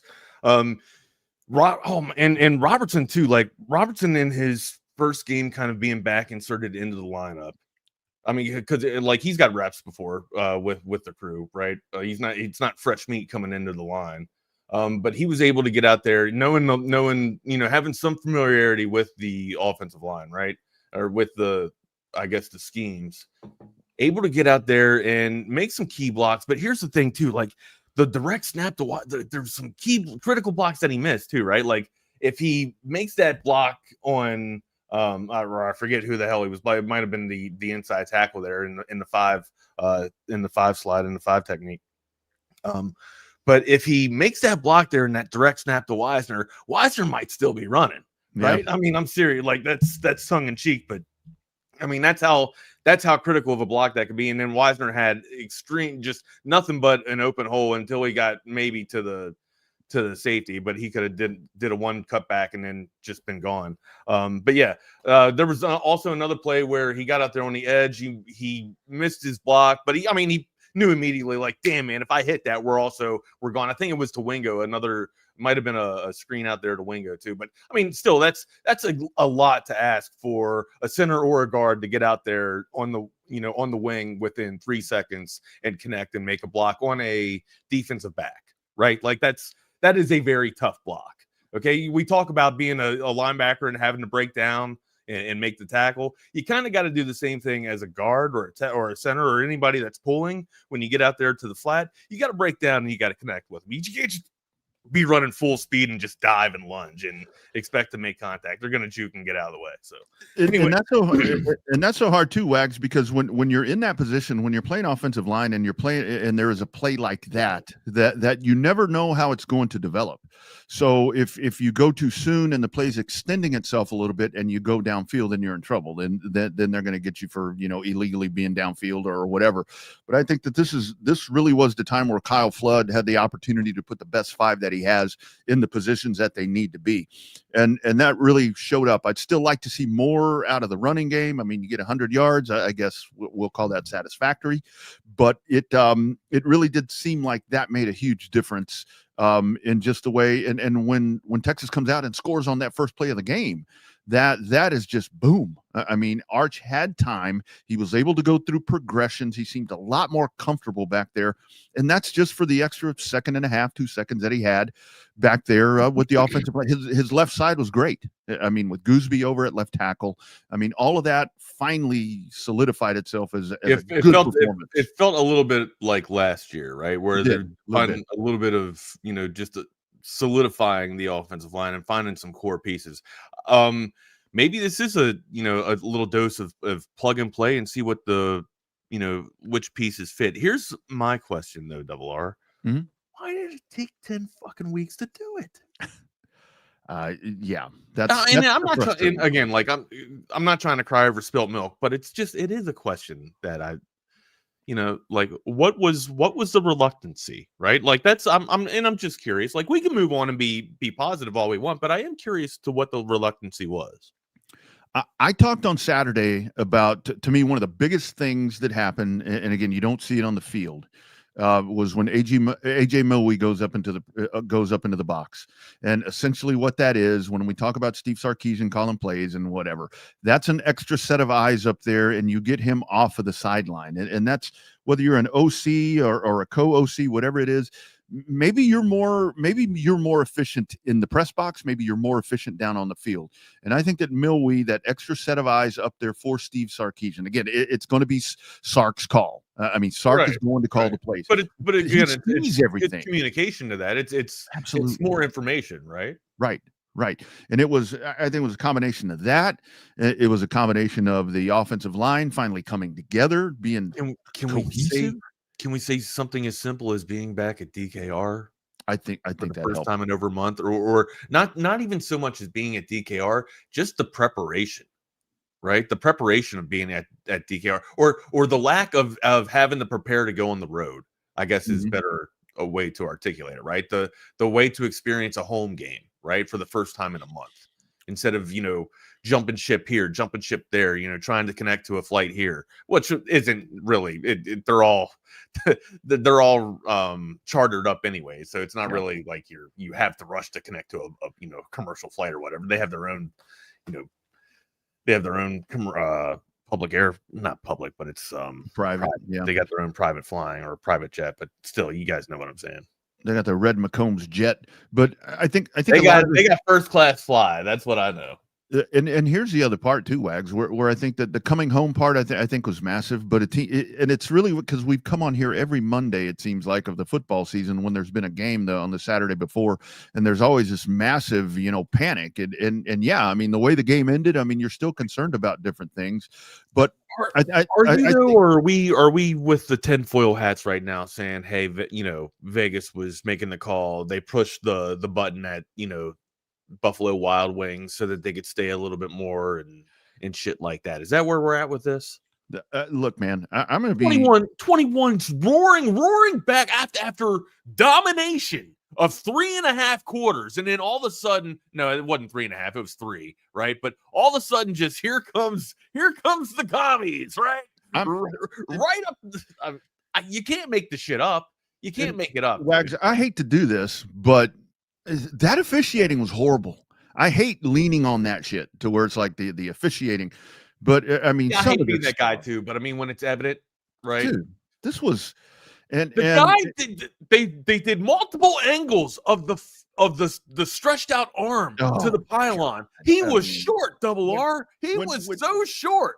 And they even came up with, I heard, well, where the pylon is placed, you could say that it's like behind the inline. The pylon, I even heard the pylon was leaning too far back to where bullshit. It was straight up and then I heard, well, with the way the camera angle is, the thing could actually be pivoted a little bit, so it could have bullshit. It was a missed call, and there were missed calls on both sides. I mean, we see the ones against the Burn Orange more than anything else, but I mean, these guys are being hogtied. That no catch for Emmett Mosley. How do you miss the holding before the ball ever is not caught? How do you miss that? Yeah. No, you are preaching to the choir, amigo. Come on, man. And these guys are getting mauled. And I hate to come up here on a Monday and criticize SEC officials, right? But I don't want to say that I don't want to be the conspirator and sit here with a tinfoil hat and say that a fix was in, but Jesus, the line was 3 and a hook. What was the score? What was the score? Right. And that's where everything. And how did it happen? And how did it happen? And in fact, like in emphatic fashion, where we saw evidence in front of us, right? There was an indisputable evidence. Yeah. Tell me that it's leaning a different way, my dick. Yeah, exactly. And I will say, like Rob mentions here, the defense did get soft. I mean, the one play, the long touchdown play, sure, I'm like, dude. Naturally, like that was an anomaly of a play, though, right? Yeah, you're gonna step it back a little bit, and that's what I'd like to see, to where it is more the foot on the throat. I mean, I hate to use that analogy, but the foot on the throat. Don't let up. I mean, don't let up with anything that you're doing, because when you have a guy like Pavia, and this was the other thing that I pointed out on Saturday, when you have a guy like Pavia and you're poking the bear like Colin Simmons was doing, and these guys, I mean, and the Pavia dude, whatever. Colin Simmons could poke all he wanted. And that's my point. Colin Simmons was owning him. And then Colin Simmons wasn't owning him, he was pushing him in the Burke, and Burke was owning him. It was absolute domination. And then all of a sudden, Double R, it's just, oh, wait a second, light bulb, we figured you out. Yeah.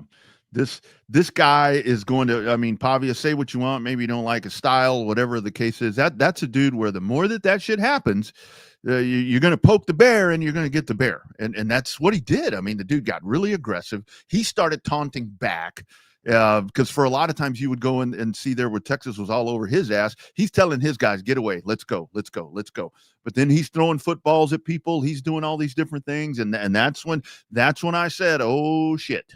Because that's a guy where, hey, like him or not, he's extremely motivated, and he runs that football team. Everything flows through that dude's loins, and they made a hell of a comeback, man. It's a hell of a comeback, just not enough. Thank goodness on the onside kick. When I saw that thing rolling around, I'm like, through the dude's loins. Yeah, be that of you may, however you want to address it, how they did it, how you feel like the Commodores did it, if they had a little bit of guidance from the officiating or crew or not. Pavia still put up, what was he was 365 through the air, 3 on the ground with 3 touchdowns there, and then also on the deck, 1 touchdown to contribute with 43 yards. Like that's a nice little Heisman campaign. But what about Arch, my guy?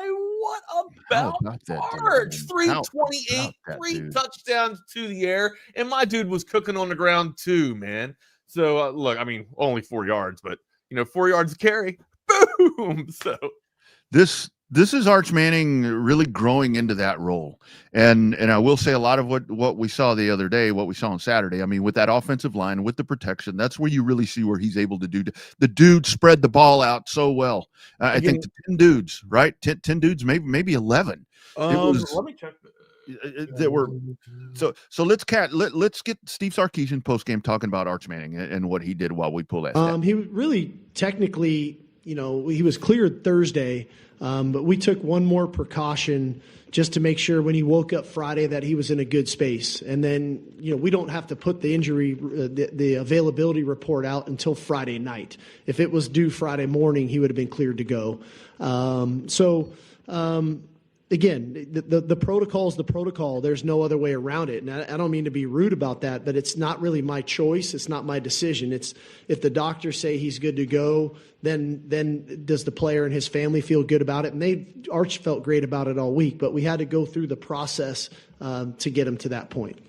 He looked the part. He looked the part. To that point there, he absolutely did, man. And since the, I guess, scrutinization, if you will, since, calling him a bust, since people called him a bust and said that he pretty much was adopted from the Manning family and stunk. He didn't really have the Manning blood. Yeah. This dude is putting now again, like, I'm looking at the glass half full here, of course, but this dude is put up some numbers here, man. Like, this dude is shutting some mouths up, in my opinion. Yeah, it's nice to see. It's refreshing to see. It's a reminder of what it could be or what it should be, right? Gives me a little bit more hope. I still, again, I'm really trying to hone it in here, but Saturday felt very good. It did. I can't lie. It felt really good being a Texas fan watching that. A little bit of concerns, with how it ended. But I'm also sitting here with the tinfoil hats on, thinking that they had help. That's the only way that I can. I can't think that the defense had that much of a mental lapse and broke down that mightily to where the Commodores were just able to come roaring back with 21 points and almost, give the game up at a nice turnout of DKR. I can't say a ruckus crowd of DKR ever, right? Have that there. I'm sorry. I mean, there were times that it did sound, pretty whatever. But it gets lively, but it's never really raucous. It's never really a raucous environment. But it felt good. I still need to temper expectations, right? I think Arkansas will be a fun game. But Georgia, and I know Georgia might not be the Georgia that they've been in the past 2 years, but what we have been struggling, we're getting what we appear to be getting better at with offensive line play. But you shouldn't be figuring out your offensive line play or any type of trench warfare going into Georgia, right? Because Georgia already has that figured out. They might be missing on some other stuff, but they got the offensive line figured out. Yeah, both Texas and Georgia look gettable. I mean, that's sure, Georgia absolutely looks gettable, right? Yeah. But when you're talking about matchups, when you're going in between units and matchups, one place that we are deficient in, I would say, is the offensive line, or we have question marks in the offensive line. Yeah. And I would say that Georgia is pretty sound in their trench warfare year in and year out. Yeah. Yeah, you go to the quarterback thing, but kind of leading into the Georgia game, it's where to me Arch seems to be in a better spot right now than Gunnar Stockton, because I mean he looks like he's just kind of managing the offense a little bit. I mean they are kind of stumbling and tripping and falling, and the defenses, I think Texas has the better defense right now, but again, this is Georgia. I agree. I think I mean stats will say too. Yeah. Better. But this is where you just look at this entire football season, and teams keep losing, and that's where despite everything that's happened, Texas is still 7-2 and 4-1 in the SEC, and they're still sitting in a spot to where they can go out and achieve whatever they're wanting to achieve. And they do control their own. That's weird to say that, right? Weird. Like you do control your own destiny, right? Like if you keep winning, you have it. You're gonna get in, but you gotta keep. That's just it, man. It's play. We are in playoff mode. It's so crazy that everything that this team has been through, and as much as people have wanted to jump off the bandwagon, and it's like, well, that's an ugly win or whatever. We keep saying, well, you just got to win. You just got to win, and they're still sitting in the thick of this thing, one game back with the undefeated team that's at the top of the league. You still have to play them. That's a month away, but you still got to play those dudes, and you still have everything sitting right in front of you. I still think there's just so much talent in the SEC. Like Ole Miss is still, I think that their offense is probably one of the best offenses in the SEC, right? Which is just crazy to say because I feel like their year of opportunity was last year, right? Like that was just their window. But Lane makes things happen, which brings me to my point. Brings me to my question rather for you today.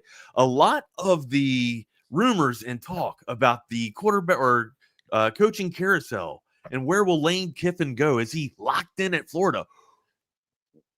What if Lane stays? And who's to say that why would Lane want to leave?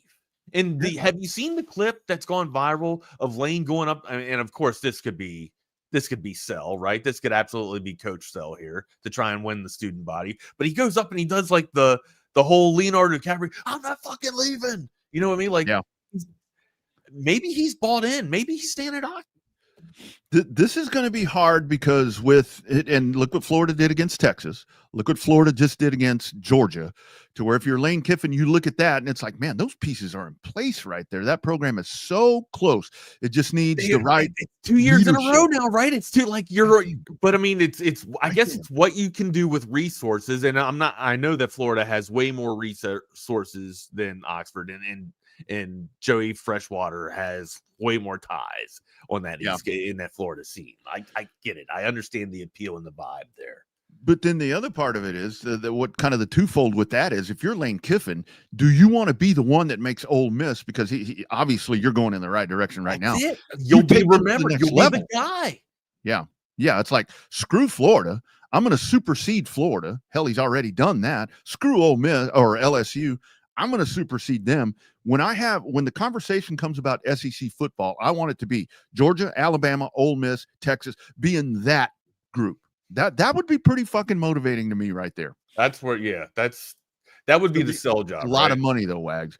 It's a lot of money. But then at the same time, you go to Florida. I mean, right now, Lane's in complete control. Lane charters the ship.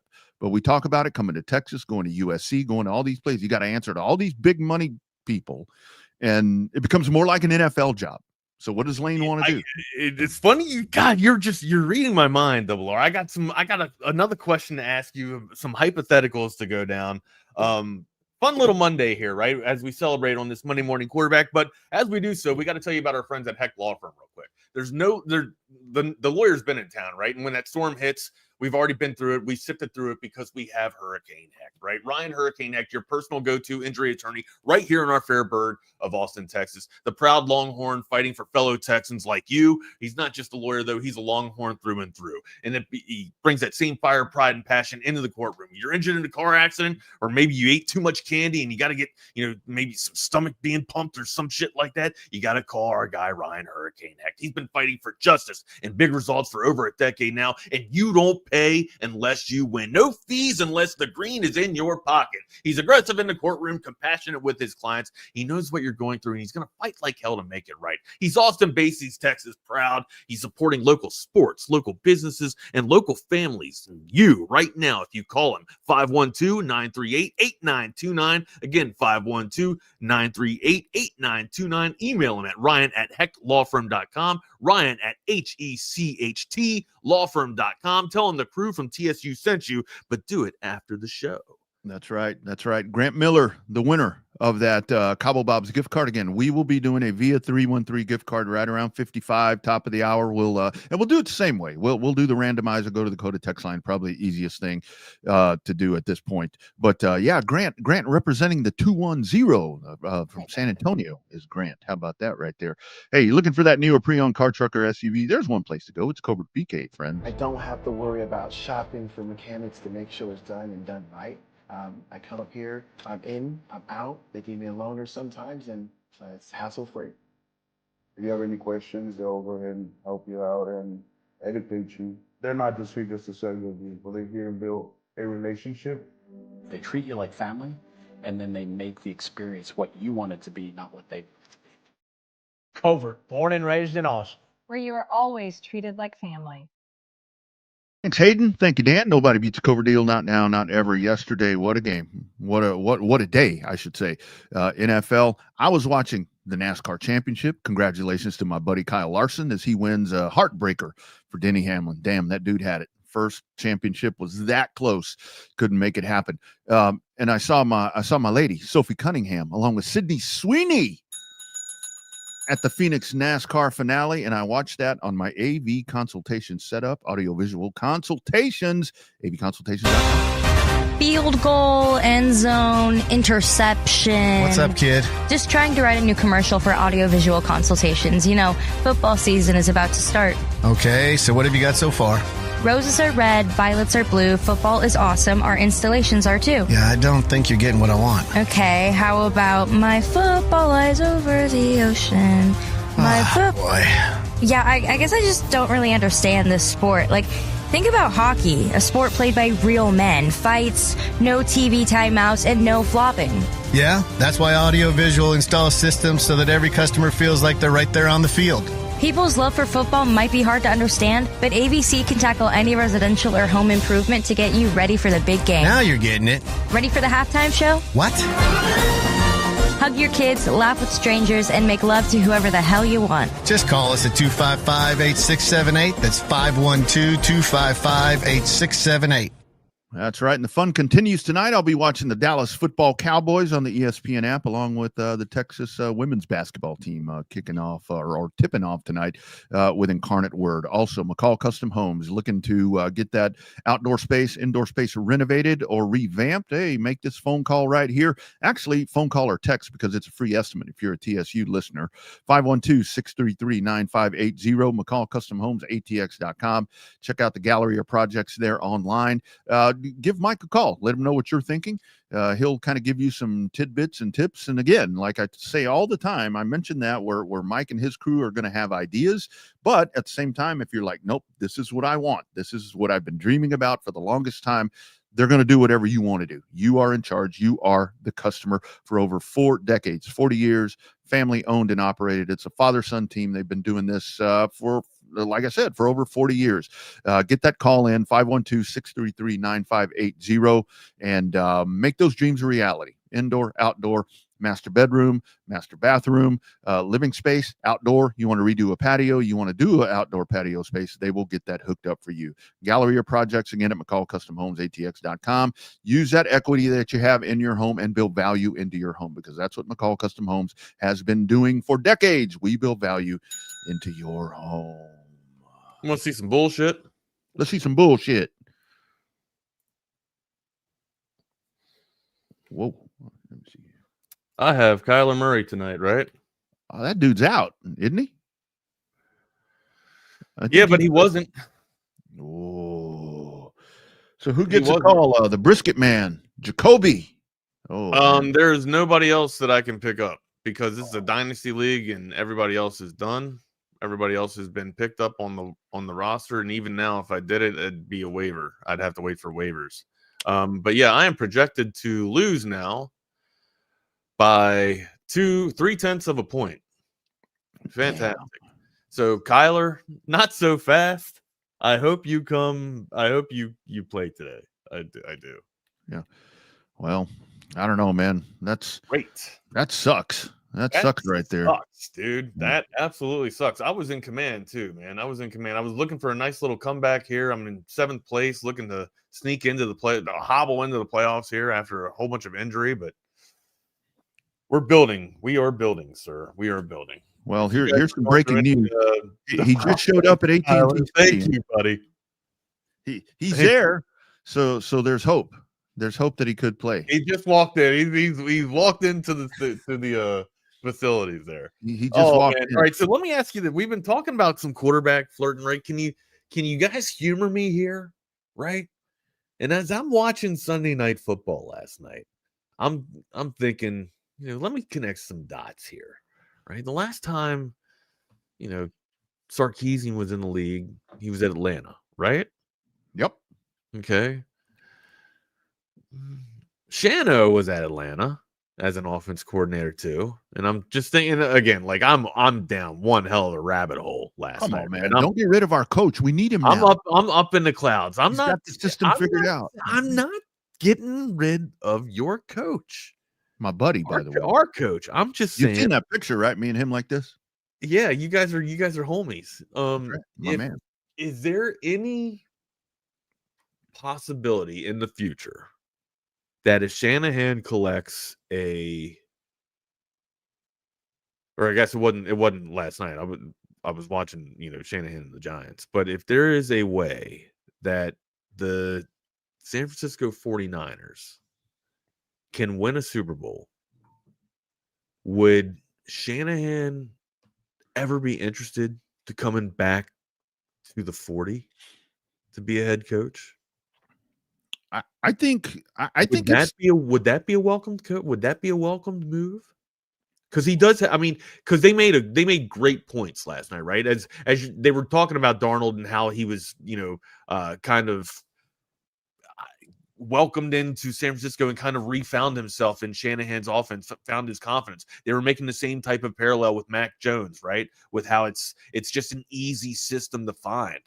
Is that something that would be welcomed at the 40? And I'm not, and please don't mistake this, I'm not wishing Sarkeesian out. I'm just saying, like, in the near future, if they're looking for a coach in the near future, is Shanahan a good candidate to bring in? I think he would be, simply because he has ties to Texas. I mean, that's kind of one of those things to where anytime something happens like that, I mean, the immediate response is, I mean, remember when you had the basketball opening? I mean, everybody's finding people with ties to Texas as, oh, well, this would be a great get, or that would be a great get. Hell, even when Schloss name my only comes over. reason I ask, right, is it a step one? I guess another follow up question to you, Double R, is it a step back? Right, because in some cases that we've seen, it's more money. Yeah, it's $5 to $7 million more, right? But if you grab the Lombardi Trophy, if you've got that out of your way, right? That could be the ultimate goal. And you are from an institution like Texas, right? You got the wood on your skin, right? Is it something that maybe calls you back? Is it something? Hey, this would be cool to bring a national championship back to Texas. I think for Kyle Shanahan, I think because he has reached that pinnacle. I mean, you were in that spot, and let's take a look. Yeah, and then coaching that franchise. I mean, with the 49ers, the rich history of the San Francisco 49ers. What else do you have to answer in the NFL? You've reached your ultimate pinnacle, and you've reached the pantheon in the NFL. Like, why not? And maybe that's what Bill Belichick thought too, but I would think there's more of an attraction for Shano to come to the Burnt Orange. And I think the other part of that is because that really is a fascinating thought, because the thing with Kyle Shanahan, that dude is still young. I mean, we're not talking about a dude in his mid 50s or anything like that. Correct. I mean, that's a guy that you can bring him to his school. You can bring that dude in here, and he's going to relate to the players a hell of a lot better than most people would. I mean, I think Sark does a really good job with that, but I think that, Kyle Shanahan, with what he's doing with the 49ers right now for the last couple of years, is kind of getting past that shadow of the 28-6 or 3 or whatever the hell that Super Bowl thing was, to win all of that, to all of that. I think he's done that, has he not? I think it still comes up now in certain losses, but with what he's doing with the injuries and with Brock Purdy and now with Mac Jones and the deficiencies on defense and everything that he's doing right there, to me, he is completely overcome that. And let's go back to the fact that he wasn't the head coach at that point. I don't know. I know he was the OC, but I don't know if he had the final call on what was going to happen, with that. I mean, what did that looked like? What we saw on Saturday, foot off the gas, just kind of step things back, and boom, next thing you know, you're not dealing with Diego Pavia in that situation. You're dealing with fucking Tom Brady. I don't know. I'm also saying that Diego Pavia had the refs, so. Yeah, that look. I'll stand on that. I'll stand on it.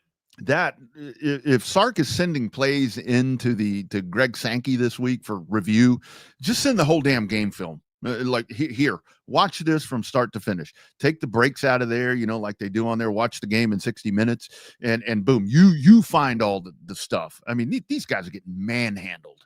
These dudes are getting manhandled. How do you not make some of these calls? I don't know. To that point, the offense, we talked a lot about the offensive line today. The offensive line this past Saturday was fantastic. And, we made some speculations on what could have been, Robertson being reinserted into the lineup or into the unit, at center, moving Hudson over to guard. Let's hear what Sark has to say on the offensive line. Yeah, no, I thought they were very effective. I thought Arch this was the best protection he's gotten all year. And, that's a credit to everybody. Obviously, we made a little adjustment, moving Cole Hudson to guard and playing Connor at center. I thought that solidified some things, gave us a little bit more experience in there. I thought our tackles did a nice job. And I thought Arch, to his credit, helped them. He did some things in protection to pick some things up to allow us to throw it down the field. But it allowed him to get through reads. When you can get to your second, third reads in a progression, that means your protection's pretty good. And then, run game wise, we're making some progress. I thought we made a ton of progress with the offensive line. We didn't have negative runs. We had a couple, but I think there's more there for us, and we can continue to improve at that. But proud of our offensive line. Again, you're not a finished product in September and October. We can continue to improve, and that group is an example that they're getting better. Yeah, no doubt. And to his point, right, I've been ultra critical, overly critical on Arch Manning, right, and saying like, Jesus, and I've even mentioned this to BK. I've texted BK like, dude, this dude didn't even going through his reads, right, and to BK's point, he's came back and he's like, does he have time to go through his reads, right? And case in point, not really. He hasn't really had that much time. But yeah, I've been overly critical, and Sark kind of spoke about it right there, like how what this kid can do, what this guy can do when he does have time and he's able to get through his third progression or his fourth progression, even at times, right? He's able to find the open guy. I do think there have been times where he's gone through his progressions and just kind of been rushed and overlooked them, but it is kind of starting to come together. He also talked about the difficult fourth quarter and what went wrong in the fourth quarter. Here's Sark. Well, I felt like, myself included, we got, I think, too caught up in the officiating. And there's some things there that, we're going to want to get answers to, which we'll turn in and figure out, why that occurred. It went from a 41-16 game to a 34-31 game in a short amount of time. Now, we can't bust a coverage to give up a long touchdown pass. Mm-hmm. We got to make them earn it. We've got to get the quarterback on the ground. We got to contain the pocket better when it's 4th and 16 from their own 1 yard line. I mean, there's some things in there that we need to improve upon, but that's a good thing. That there's something that we can work on that way to improve upon that. But I felt like the breakdowns, even the touchdown at the end of the first half, I mean, that was an absolute bust on our part, and that's uncharacteristic for us. We've got to get better at that now. It's going to help when I get Michael Taff and Jelani McDonald back out there and guys that are, communicating and putting everybody on the same accord. So not having them, not having Mike available to play and then losing Jelani early in the game put a lot of pressure on Derek and Xavier. Then Xavier got nicked up and Jonah was in there. So there were some moving parts, but we need to do a better job as a staff of putting guys in position to make those plays and to not give up those plays when they're there. Yeah, I'm with you. Like, you got to be accountable, and you got to be able to not give up the home run or the deep ball, or just be able to have a broken coverage. But he even brought up the point, Double R, like all of a sudden it's just a close ball game after 3 quarters of domination, and there's tape on film. There's literally footage of you guys missing an egregious call on the goal line there with tape to prove it. That's my kicker. There's tape. You can't lie to the eye in the sky, and obviously you lied to him, right? You lied to the eye in the sky. So this is where I go back to the Mosley no touchdown play to where it's like at that point, I don't know what the score was, 34-16, 17. I don't remember what it was, but you're driving down the field at that point, and if you get that call, which is very obvious, again, I'm not saying it's a 50-50. I mean, that was a 90-10. You get that call, you're going to get the first down, and you're probably going to score. And at that point, I don't want to say it puts it out of reach, but it pretty much puts it out of reach. And that's what was happening at that point. And that's when you have those bad calls, I don't care if it's Texas or any other team, but when you have so many of those, it is going to suck the wind and just kill all of the momentum. And you have to have momentum in these games. And that's the one to me. That's the one to me where I'm like, dude, come on. We're now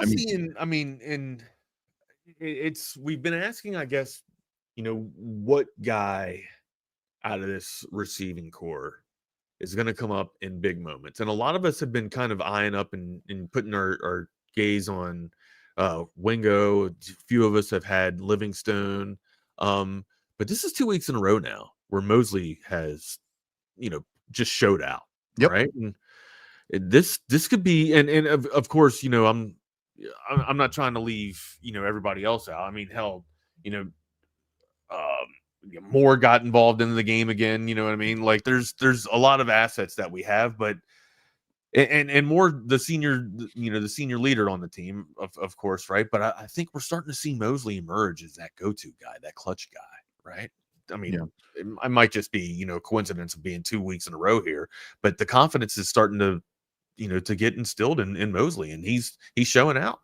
Well, that's the other part of how Arch is, such an improvement that we've seen in him. Now he's got all those guys. We've been waiting for Emmett Mosley. I mean, I think I remember saying, "Is that dude even on the roster still?" Because it was such a waiting period that we had. And I mean, even you had back-to-back plays to the tight end the other day where it was like, okay, Jake Indries can't be the guy that's going to do whatever, but at some point you have to insert him, and you did see him, and he made productive plays. And that's what happens when you have that little bit of extra time, right? Just a half second, even a half second more, dude. Just a little bit. And I got to tell you, you don't have to hesitate, right? Because it's that hesitation that you miss. The hesitation makes you miss that read and miss that progression, and you got to go and you got to continue on. But to Jake's point right here, like I didn't want to come out and say like is he our Matthew Golden? But and I don't know if he gives off that aura yet, but it is a vibe. It's a vibe. It's definitely a vibe, Jake. I'm not sure if it's the golden aura yet, but it is a vibe for sure. Yeah. Yeah. And I gotta tell you, one of the most impressive things and I solely believe that this is AJ Milwee being in the box. I'm sorry. I'm going to say that all week, but I think where Texas comes out with this offense, they come out and they expose the perimeter of the Vanderbilt defense, which you knew that was the most susceptible part of this defense. It was suspect, right? You get out there and they hammered them early, got on it early too, right? Yeah, got them early and often, and the next chunk thing plays, three chunk plays in the first drive. Yeah, being able to set the tone, right? And that's the thing about Texas too. Like once they get up, or I should say that encounter for Vandy, right? Vandy's got a awesome offense, like an excellent balanced offense, right? They're almost they're kind of like Baltimore, right? They're kind of like the Ravens, right? Like if they get up early, they can dominate you, right? But if they got to play from behind, they struggle a little bit. Oh, I say that though, but they were able to answer 21 points. Like Sherrill should not be doing what he was doing. Yeah. Right. And Stowers, like we know that Stowers is their dude that kind of gets in the middle of the defense and kind of carves up inside the hashes, finds the no zone, and is a big red zone threat, right? That came through. Okay, that came through. But Sherrill should not be able to blow the doors off like he was finding holes, every now and then. But yeah, to their credit, they were scrappy, man. But again, they're usually engineered to where if they get down, they have a hard time coming back. Yeah. From a tough deficit, but because they're so slow. I mean, and we talked about that last week to where their offense is just slow and methodical. And we haven't talked right. It's grinding. It's grind you down, run between the tackles. Right. And we haven't talked a lot about the defense, which unfortunately, I mean, what we've talked about is the fourth quarter, but I mean, Anthony Hill and these guys, I mean, Colin Simmons, Brad Spence, Ethan Burke, for crying out loud. I mean, these guys, what they did, but what's something to think about if you're a Vanderbilt person is, I mean, when you saw them get into the up tempo, they look pretty damn good. I mean, is that something that they insert? Because they're still in the middle of this mess too, Wags. It's like, nobody was eliminated from anything in this game the other day. Right. So it's like, golly, you look at the big picture here. Everybody's got a puncher's chance, man. Yeah.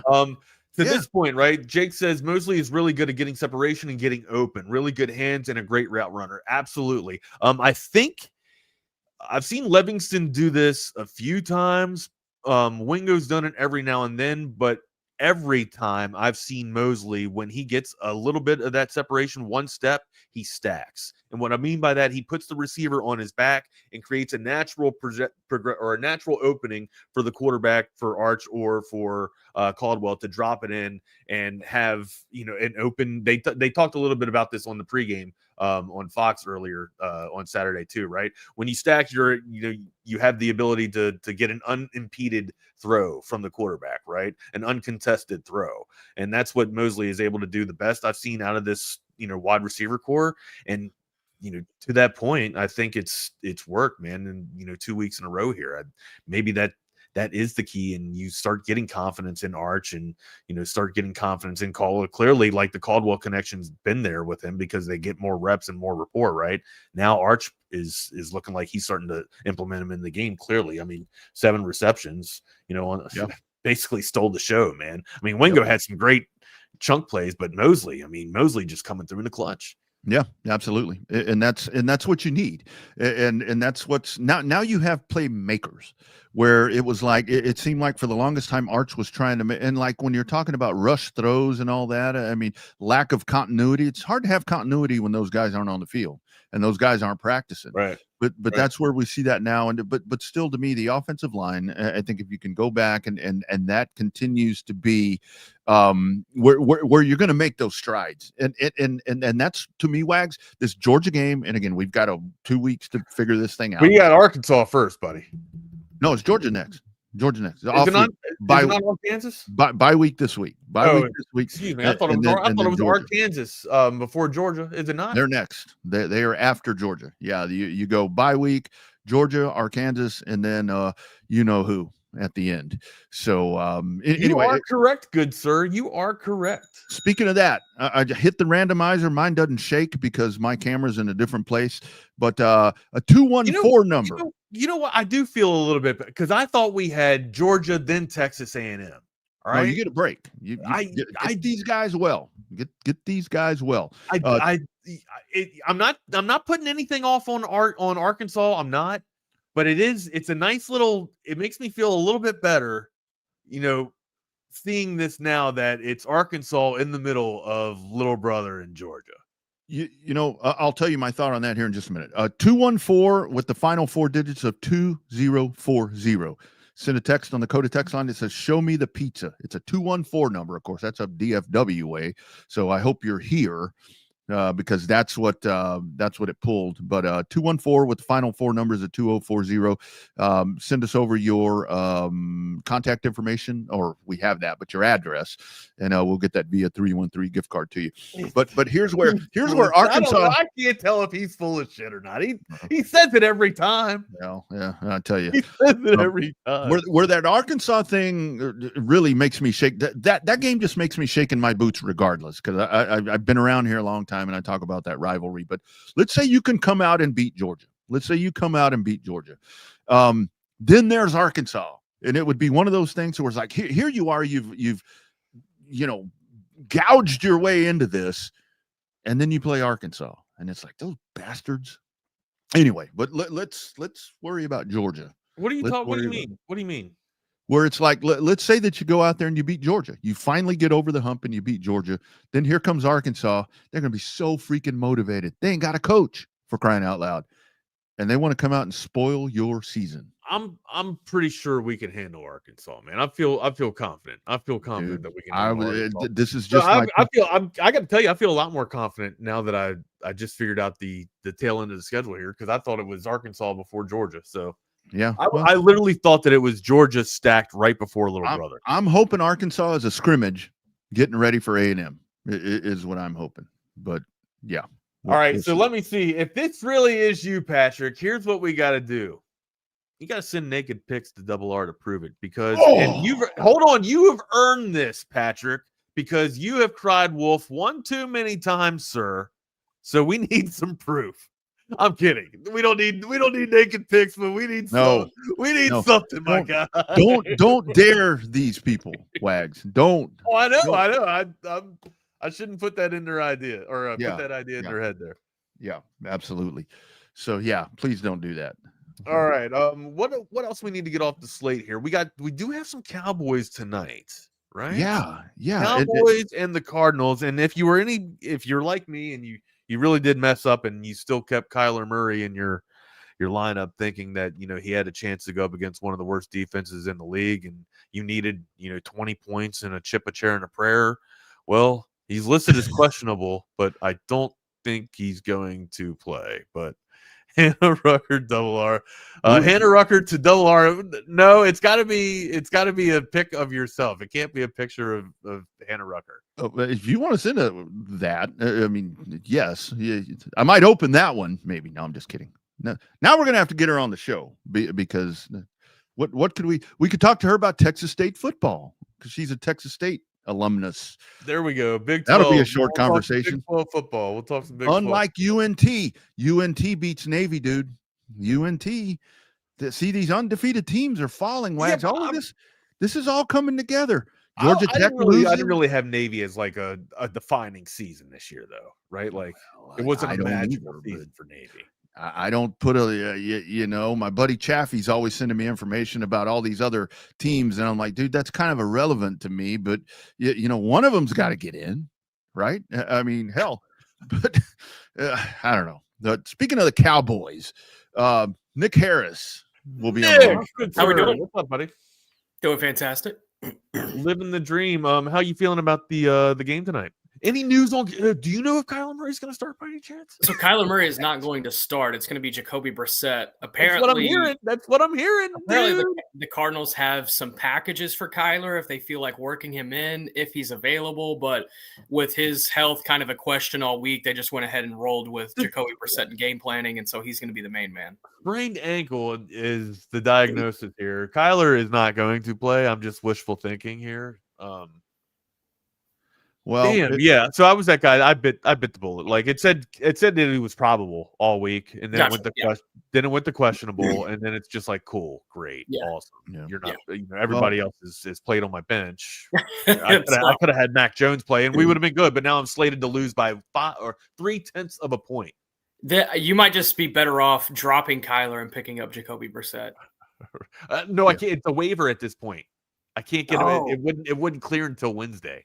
Even if Jacoby hasn't played yet? No, because we've already started the league. Gotcha. No, if he hasn't played yet, you should be okay. You could just pick up Jacoby Brissett. Unless he's already picked up, my guy. Yeah, that would be the tough one. That would be the tough one.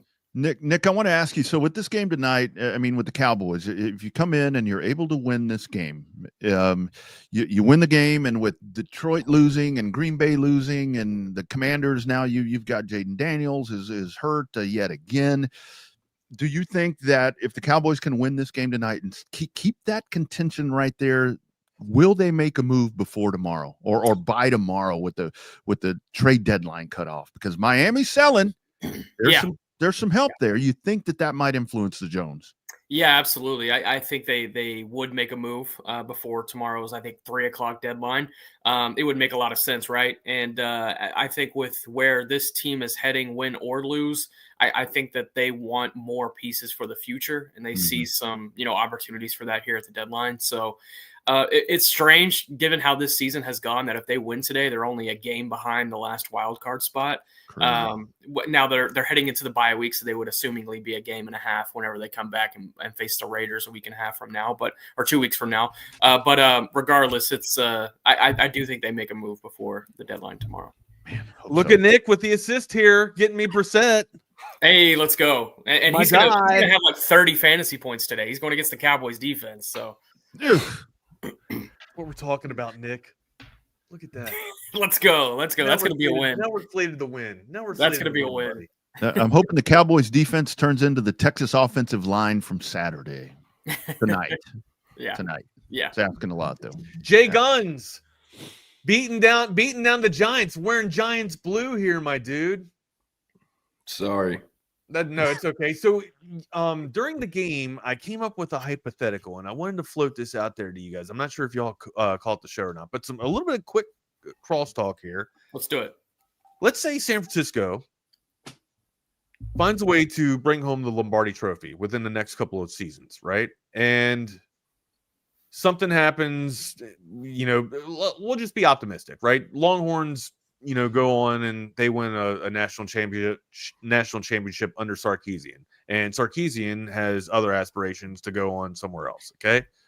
Would the next, and again, this is all hypothetical, would a prime candidate or a coveted piece, and maybe it's attainable because he just captured a Lombardi Trophy, and it could be a promotion. It could be a, $5 to $7 or $5 to $7 million promotion for one Mike Shanahan, right? Or not Mike Shanahan, Kyle Shanahan, right? Well, we don't Kyle want Shanahan comes to the fore. Yeah, we bring Mike back. We bring Mike back and start instilling the Terrell Davis and John Elway Denver offense, right? No, but we bring Kyle Shanahan to the burnt orange. Shanahan would even flirt with, or no. something that the Longhorn faithful would want. No, they Longhorn fans should. Longhorn fans should want that. I'm pretty sure whenever they hired Sark, they made calls to Shanahan. And he turned it down? Yeah. I mean, he's never coached in college. He's been Right, but I mean, I guess the only reason why I was thinking that and why I thought that was if he finally gets the Lombardi Trophy, right, and he's able to collect that home, and he's got nothing else in the NFL to capture anymore, could that be an aspiring piece to come back to and bring a national championship to the Burnt 40 or to the Burnt Orange? Highly doubtful. Like when you look at an NFL head coaching job to a Power 4 head coaching job, the only pro is more money. That like you work more hours, you have to recruit, you have to deal with handlers, parents, agents. You have to recruit your own roster every offseason. Everything else is delegate. You're right. The only pro is you make more money. And Kyle Shanahan's a Texas alum. Like he didn't grow up. $7 million. Grow up in Texas. Like right. Did you ever hear him shouting out Texas after a big win? No. Like, and again, he's a walk-on. He didn't play. So highly doubtful. I think it would be very interesting. I think it could really, Texas could recruit the offensive side of the ball really well, but 100%. Like he's never recruited. And again, there's absolutely the cons outweigh the pros like 1,000,000 to 1. And the only pro is more money, and he's still a millionaire.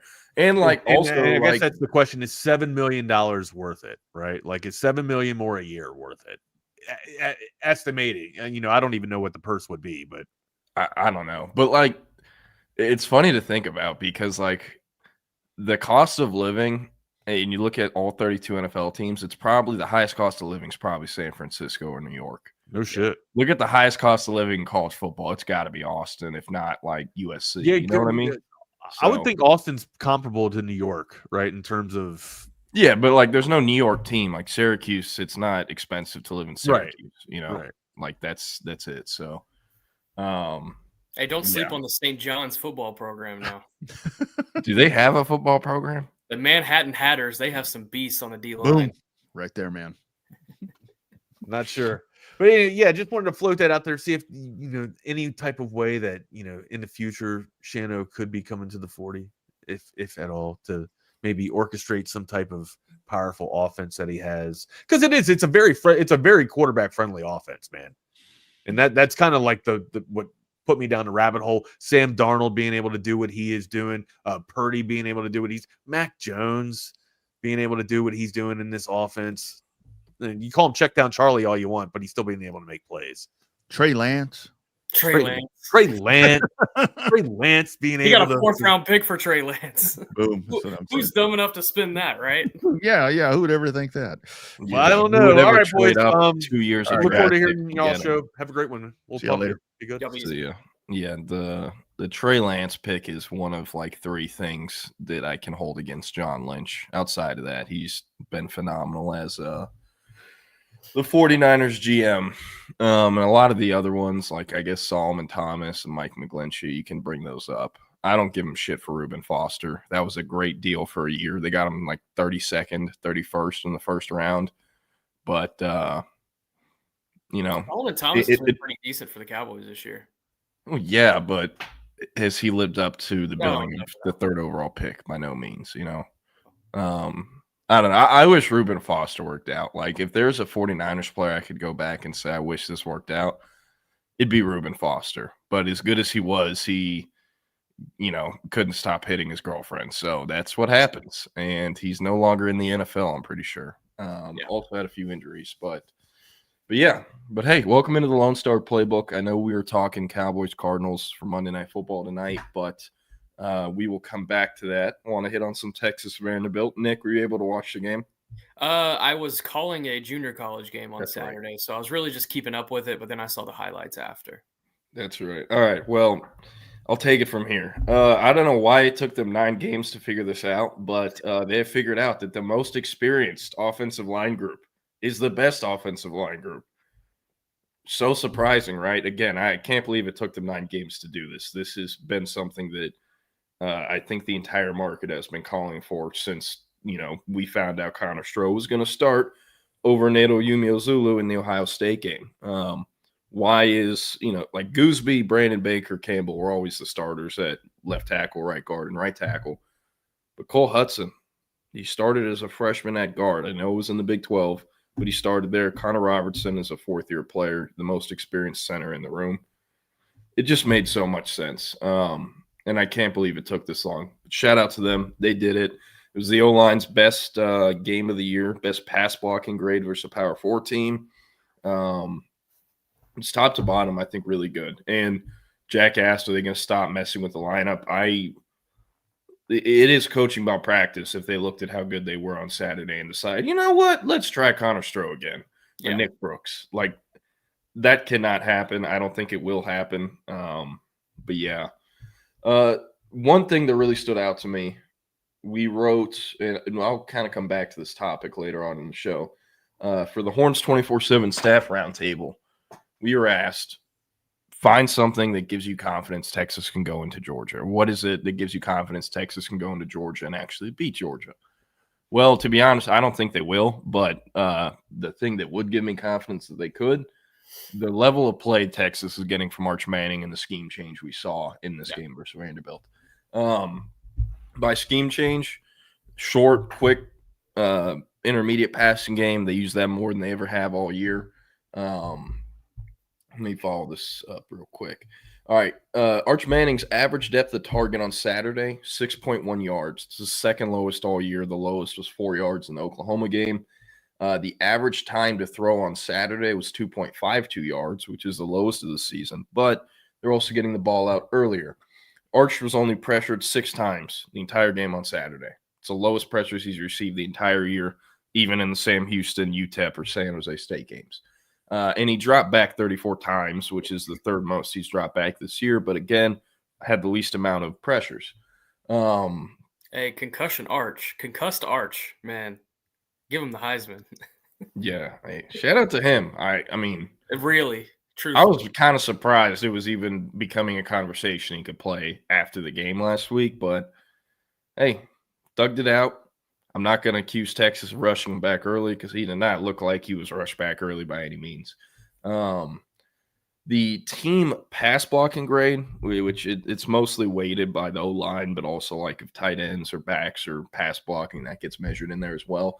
It was the highest team pass blocking PFF grade of the season versus Power 4 competition for Texas this year. And then Manning had an 86.9 PFF passing grade versus Vanderbilt, which is the second highest of the year, only behind the Sam Houston game where I probably could have led Texas to a win that night too. So, yeah, I like the scheme change. It was clear they're getting the ball out earlier. That was an effort. You're going to have less pressure if the ball's out earlier. And, like, for edge rushers and D linemen in college whose motors were very off and on, you can get discouraged by the ball getting out quicker, and you kind of start to take some snaps off. And that opens a little bit more of the running game, opens more of the deep passing game. And, I mean, it was very refreshing because the level Texas has recruited skill position talent and guys who can take it to the house on any touch, guys that can make a guy miss on any touch. They're not getting the ball in space enough. But on Saturday, they were. And Ryan Wingo, first play from scrimmage, all the way to the crib.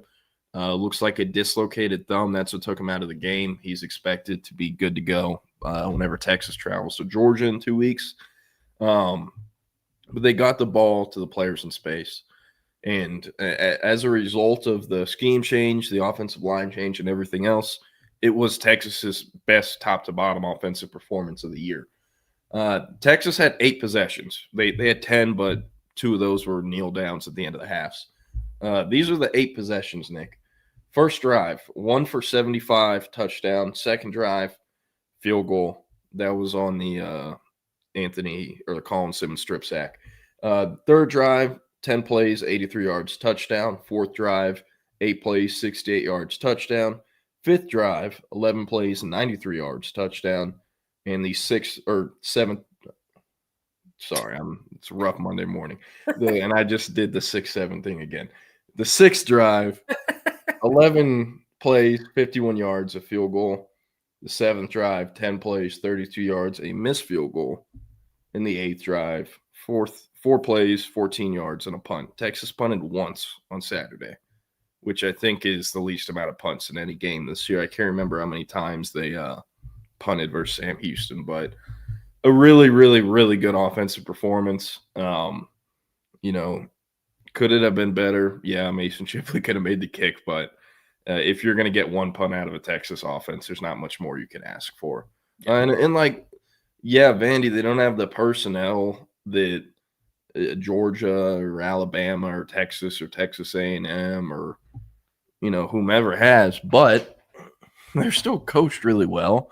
They still were the number 9 team in the country. They still beat LSU, Missouri, beat the shit out of South Carolina. Like, they're still a good team. So, I thought it was really encouraging for the rest of the year. I kind of scared us getting my hopes up for the game in Athens in 2 weeks.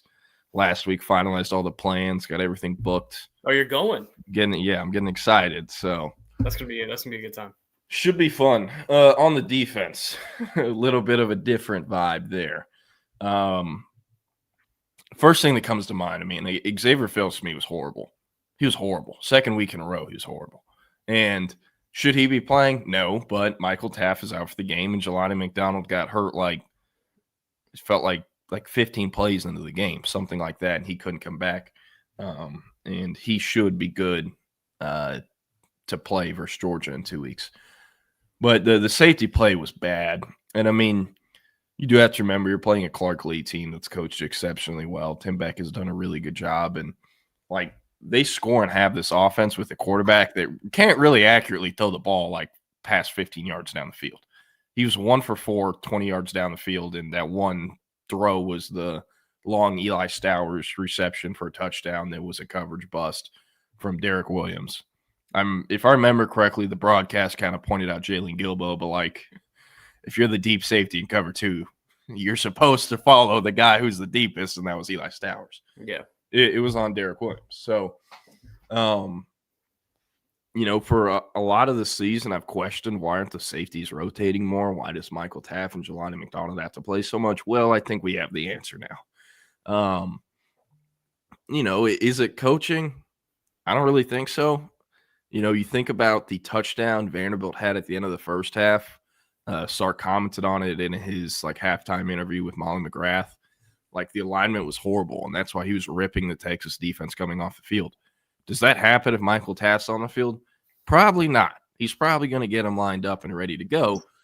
Does Vandy still get points there? Maybe. Probably get a field goal. I don't know. So I thought the safeties are bad, and, thank God that Michael Taft and Jelani McDonald are going to be back in 2 weeks versus Georgia. Corners, I don't know. To be honest, kind of surprised I didn't bring this up yet, but you never want to hate on the refs, especially with the win. You take it and move on, but the refs are getting pretty ticky-tacky in this game. Even there was one, when you're on offense and you're trying to get the defense to jump, but it doesn't register as an offsides unless the lineman touches the defensive player. Yeah. Texas did that, and they still called a false start on Texas. Yeah. When the defensive player was offside. So stuff like that, Malik Muhammad got a flag because he put his hand on the dude's throat and was strangling him, but he also got thrown to the ground out of bounds, and the play was kind of already over. So I don't know. You don't want to complain too much because they won, but the defense could have been better. Jake Bayless brings up, we vacated the middle of the field entirely way too much the past 2 games with Taft out. Yes. A lot of Vanderbilt's or a lot of Pavia's completions were in between the hashes within 10 yards. That's their bread and butter. So, I don't know. I'm going to hit on some of these comments. I don't really have anything else that I jotted down that – okay. Real quick. I cannot believe Sark said what he said in the post-game press conference about personnel. If you missed it, or weren't paying that much attention to it.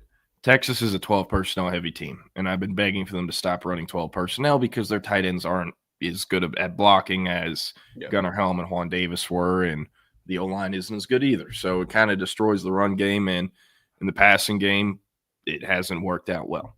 Well, what did Sark and Texas do? They went to 11 personnel on Saturday versus Vanderbilt, got the ball to their players in space, got the ball out quickly, and made Vandy's defense have to tackle guys in space. They had 20 missed tackles. Pretty sure it was the season high for Vanderbilt. And in post-game, Sark basically talks as if like they lucked into running more 11 personnel than 12 personnel. Like he said the game plan was to run more 12 and then 11 was working, so we started running more of that. But like he has to give it up to some degree, the 12 personnel. Give it up more, run more 11 personnel. That has to be the game plan versus Georgia. So interesting. Yeah. I was very surprised he said that. All right, we're going to hit on some of these comments. Jake Bayless says Georgia's defense isn't that great this year, so that's something. Yeah, not what it has been in years past, but I mean, they're going to show up to play. And one thing I don't think people realize enough, like Georgia cannot stay in Texas. They hate Texas. Yeah. Do you have any idea how pissed off the Georgia football department and office was when Tyler Atkinson went to Texas, when James Johnson went to Texas, when Justice Terry went to Texas? Like, yeah, Georgia and Kirby Smart, they've had to defend, their in-state talent against SEC schools. But that was Nick Saban at Alabama. That was a bordering state in Florida, or maybe a bordering state, South Carolina, LSU, Tennessee, So it's Texas now. It's different. And Texas, they have more money to play with in recruiting than Georgia does. That is a fact. So they want this game bad. And the reason I bring this up, Georgia's defense might not be what it was last year, but even last year, like Georgia's defense was not producing at the level it was supposed to up until the Texas game when they turned it on and Quinn Ewers was a statue in the pocket. Yeah. Like in the regular season, Georgia played their best defensive game the entire regular season versus Texas when they won 30-10 in Austin, and I'm pretty sure we're up 20-0 at half. So, just because they're not playing that well doesn't mean they can't show up and show out for what's going to be a huge game for them.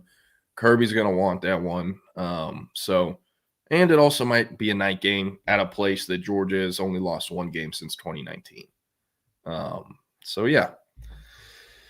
Looking at other stuff, or we had one on DBs. Texas does lead the nation in sacks. Shout out to them. They 34 total. Santana Wilson and Wardell Mack, where are they? Well, Santana Wilson is kind of a permanent depth piece. If he starts at Texas, it's because he's in year 4, year 5, with all due respect to him. I will say, great locker room guy. Coaches like him. Like, he's not going to be a guy that they push out in the portal, but, like, if he's looking at entering the portal, I don't know how hard Texas is going to fight. Wardell Mack, on the other hand, trying to figure out what's going on there. I don't want to, speculate, but I do kind of think he might be in the doghouse. Did not see him at all on Saturday. Did not play a snap. And it's interesting because, like, he got popped for a DWI and played, like, the next week or 2 weeks after. So I'm curious about that. But me and my colleagues are trying to dig that or, chase that one down, figure out what's going on there. Antoine said Jordan Davison has 10 touchdowns in 8 games at Oregon. Why did UT stop recruiting him? Red zone. Well, he PR'd at like 11.56 in the 100-meter, which is the main reason that a lot of schools backed off of him, including Texas. But I don't know. Like, that's the main reason I heard from Texas. They didn't like the speed, and they knew it was going to be a really high cost for him with who was recruiting him. And also, like, Texas, it feels like under Sark, they're not looking for guys that are red zone specific running backs. They're looking for guys like CJ Baxter who are also good in the red zone, but that's not the main thing they do, if that makes sense. And I mean, Davison's evaluation was a red zone runner. He's like 5'10" and was 230 pounds out of high school and ran like 11.56. So, that's what happened. It's almost like the running backs coach over at Oregon is helping out quite a bit over there. Who is it again? Yeah, Rashad Samples. Rashad Samples. Yep. What other stuff do we have here? Sorry, I'm catching up here. Yes, we'll talk about some of the recruits here in a sec, but Texas did offer Christian White from Cy Ranch, sophomore running back who's starting for them, and SMU, Texas Tech, Nebraska, or it's UTSA, Texas Tech, Nebraska, where his first 3 offers, Texas is the 4th. All 4 have come in like the last 2 weeks. We're going to talk Kavian Bryant at some point, or is that kind of a topic of the past at this point? I mean, bring it up. What do you want to talk about? What went wrong or what went right for Tech, I guess? Money. Yeah, right. Yeah. So it's really just boiled down to that. I mean, look, like you can only play one quarterback at a time. Texas has a 5-star in Diabell. It's always going to be hard to recruit a QB the year after you sign a 5-star. That's why Texas signed Trey Owens the year after they got Arch Manning. Yeah. You know, Sark and Texas, they want a body each year. But it's hard, man. It's hard. And like in 2027, there's no guy they're targeting or that's the clear-cut guy they can turn to after Kavian went to Tech because, again, you're fighting an uphill battle where you're at a 5-star. And on the flip side of that, you know, discouraging kids to come to Texas because they don't want to wait and they see Dia who's a 5-star. You also are paying Dia 5-star money. Yeah. And he's going to be on the bench next year when Arch Manning comes back. KJ Lacey wasn't cheap either. Does it make sense to have 2 5-star quarterbacks potentially on the bench? Because like KJ Lacey can beat out Diabell. That is possible in 2027. Yeah. So you have to think about the budget. And Kavian Bryant probably walks in day 1 and starts. Yeah, no question at Tech. No question.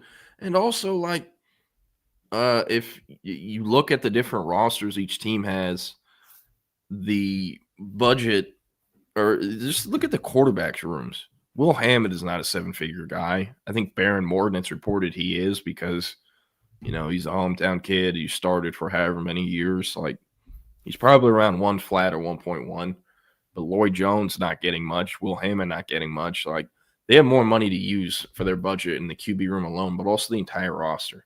Like, yeah, they spent a shit ton of money in the portal, and a lot of those are front-loaded contracts, but the total roster value of Tech's 105 scholarship roster is less than Texas's. That's what it is. So they can use a bigger chunk of their budget for Kavian. And to my understanding, like, Tech was going to do whatever it takes the entire time to get him. So if it turned into a bidding war, Texas still probably would have lost or would have bowed out when it's like, this makes no sense. Why are we doing this? So that's what happened. I expect them to, or not look at, they are looking at Ty Knutson. He's a 3-star 2027 QB out of Smithson Valley. Yeah. His name is Knutson, but there's a K in front of the N. Okay. For Knutson. Visited for the game. Believe it was his first ever visit. Waiting on him to get back to me to confirm that. But he did tell me. AJ Milwee told him he's going to his game this week. Texas has a bye week, going to see him. That is notable. That is the same thing that AJ Milwee did with Trey Owens before they offered him. Had him on campus for a game, then went and saw him in the bye week. Offered him a few weeks later, I believe in like late November or December, and he committed by mid-January. So Ty Knutson's the name I'm looking at right now for Texas in 2027 at quarterback. What other stuff do we have here? Antoine said Jonah Williams, Josiah Sharma, Khalil Lockett, and Jonathan Cunningham are currently at 4 games. Let's see if they appear again. Jonah Williams will. They're paying him too much not to. Josiah Sharma, kind of doubt it. I mean, to be honest, I don't think he's a 5-year player no matter what. But unless injuries happen, I don't think he'll play. Just because, like, are you going to take out Cole Brevard or Travis Shaw if you have them healthy to put in Josiah Sharma? Probably not. Khalil Lockett, probably not unless there's injuries. I mean, I was kind of thinking to myself when Ryan Wingo went down and they put McCutcheon in, and like 5 minutes later, McCutcheon looks like he broke his wrist. He ended up coming back, but that was a weird hit that happened with McCutcheon. I started thinking, you know, it's kind of ridiculous that Ryan Wingo and Dalen McCutcheon would have to get hurt for Khalil Lockett to see the field. That is crazy. You can't rotate them in any capacity, and you have to have 2 players go down with injuries for him to see the field. And the only time Khalil saw the field on Saturday was those Hail Mary attempts at the end of the first half that Arch threw out of the back of the end zone. So, you know, I don't know. And like, I get it. You're not going to throw a Hail Mary every play, but if Khalil Lockett is the guy you're targeting, which they were clearly targeting him for the Hail Mary before they got to the line of scrimmage, you can see Sark and Chris Jackson talking to him intently, and he's going up for the ball. It's going to him. If you trust him enough to be the target on a Hail Mary, trust him enough to play him 5 times a game. He has a skill set, a jump ball skill set, a 50-50 ball winner skill set that no one else on this team has. And he might, be worse than other guys. He's a true freshman, but you have to play to develop him, and you can't develop unless you get snaps, and he's not getting snaps. So I don't know. I've heard nothing that leads me to believe he won't be on the roster next year, but Texas brings back the same receiving group next year. Is he going to barely play next year too? That has to be figured out. And then Jonathan Cunningham, on the other hand, I think he'll play more than 4 games. Special teamer, played a fair amount up to the season. So, yeah, what other stuff do we have here? No,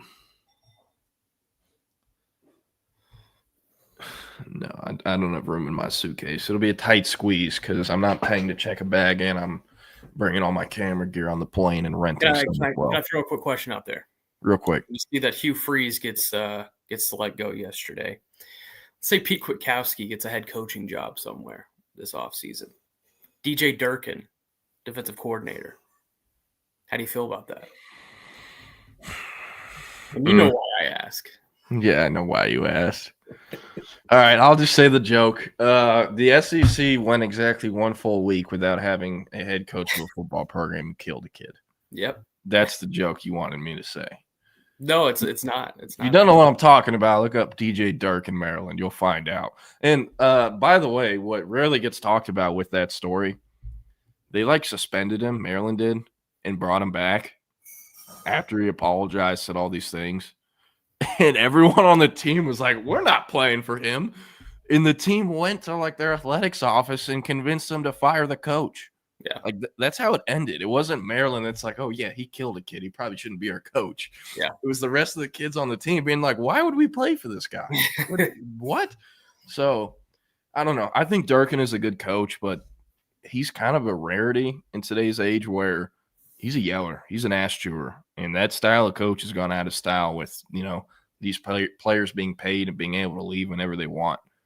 Why would I get my ass chewed out by this dude when we're 3-4 and I'm only making $200,000 when I can go to Mizzou or LSU, make twice as much and have a way cooler coach? Yeah. It's something to think about. So, I don't know. To be honest, I've heard several times Kwiatkowski, PK, does not want a head coaching job. So that'd be surprising. It'd also be surprising if Auburn hired him of all people. Yeah. But I don't know. With Durkin, that'd be very interesting. If something happened to PK and I had to write a Texas defensive coordinator hot board story, he'd be on there. Yeah. But I don't know how realistic it'd be. So, yeah. CB said, Jordan, we at the 2015 Oklahoma State game at DKR. This Vandy game was the worst officiated game since that game. I don't remember I honestly don't remember the game it was, but I vaguely remember the officiating in that game being so putrid.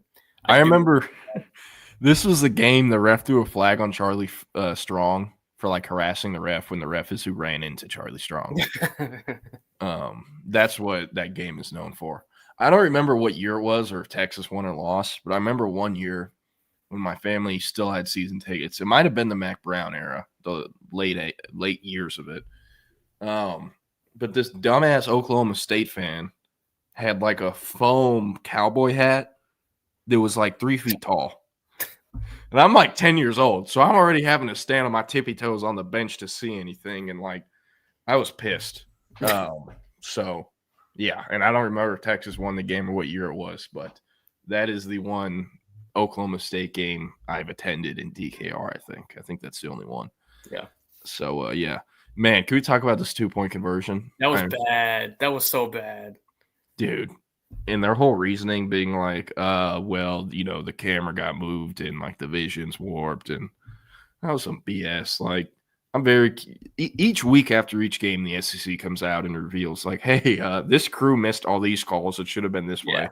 What is that going to look like for this game? Very curious. And yeah, the PI on Mosley was horrendous, or the missed PI. So they also were holding a ton. Like Jack Burton brings up, Texas still got home for 6 sacks to lead the country in sacks. How about Colin Simmons, man? Like, I know he's one of those players that can go hot and cold where, you know, he has a ridiculous 4 or 5 play stretch and then you don't hear his name called for 2 quarters. Man, when he turns it on, holy shit. Like, you can see why out of anyone that's come through this Texas program in the Sark era, the one that they probably recruited the hardest and felt we cannot miss on this guy the most was Colin Simmons. Yeah. That's how it felt covering that recruitment. You can see why. I mean, there was even this one play where he was getting held and spun out of it, got to Pavia, didn't get home to sack him, but got there, and then Pavia moved and basically ran into Ethan Burke, who sacked him. Yeah. Like, they're getting phenomenal play out of Colin Simmons. And I'll be honest, I was wrong on Colin. I thought he'd be a good player out of high school. Wasn't sure on 5 stars. I mean, we still might not be sure because he is a 6'2", like 240-pound edge rusher that doesn't have ridiculously long arms. But I was worried. Texas is going to put weight on this kid. How explosive is he going to be after the weight's been on him? He's proved me wrong. And he's played exceptionally well. And from day one, I thought it'd take him a while to play as a freshman just because of those other factors I brought up. But, I mean, since day one, he's been Texas's best pass rusher. Yeah.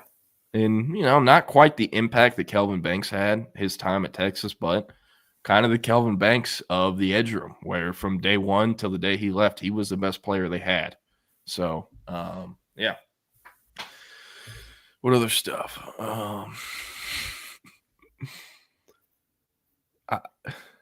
Okay. I thought you were talking about Clark Lee, and I'm like, what did Clark Lee do to you? But you're talking about Kirby. Clark Lee's haircut. Yeah, I know. That's like anytime Steve Wilfong is talking on air about a team with a bald head coach, he's like, he's got the best haircut in the country. You ever seen the picture of Steve Wilfong at the barbershop, and he has like the barber cape on, and he's just smiling like with his bald head? I've never seen that one. Steve left us, but great dude, does a great job and pioneer the recruiting industry. I wish nothing but the best for him, and, you know, great guy. Justice Terry getting more snaps going forward. I assume so. I haven't looked at the snap count of what he played versus Vanderbilt, but I mean, it felt like he played more in that game than he did versus Oklahoma, Florida, Kentucky. So I don't know. Yeah, Lance Jackson was real good. Has been really good. Is Texas still going to chase after Brian? I doubt it. Like, Tech's price for him isn't coming down. And unless, like, the thing, too, that one of the things that I think pisses a lot of people off about Texas Tech, like, what they're doing, everyone has been doing since the dawn of time. You pay the player the most to get them, but they're pissed because it's Texas Tech, and they, in no world before 2025 we're getting any of these players, really. So that's part of it, but also part of it is, like, as much as a lot of people hate Joey McGuire, if you fire him, Tech is still dropping money. Yeah. You know, Cody Campbell still got it, and he's not the only, like, billionaire mega booster putting money in the program. He's the one whose face gets stuck on everything, but he's not the only one. So, yeah, I do not think Texas will chase after Kavian Bryant, regardless of what happens with Joey McGuire, their season next year, etc. Antoine, I do not know about this kid from Cedar Ridge, Jalen Hamilton. I guess I got to give him a look.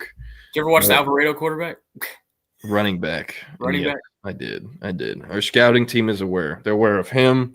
They're aware of Ernie Powers from El Paso. I've done everything I need to do. It is in their hands. They just need to turn the paper in and grade them. So, yeah. Do I see Texas going after Cam Coleman? I see Texas trying and being like, hey, and then he's going to be like, I want this much. So they're going to be like, oh, wish you the best of luck. Yeah. That has USC written all over it. I don't know about US. I mean, I don't know.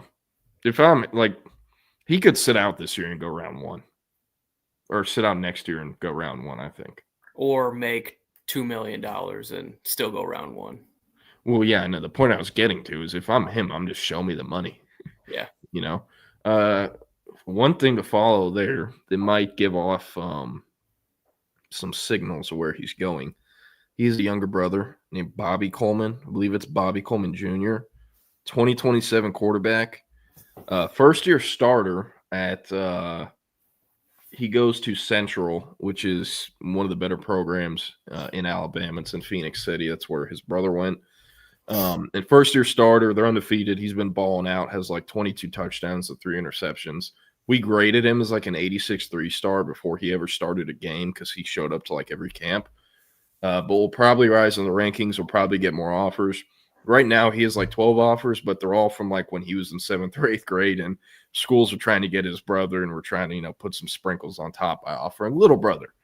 So, hey, 2027 QBs are coming off the board. Maybe could his brother commit to a school that's like, all right, and we're going to make your brother a millionaire?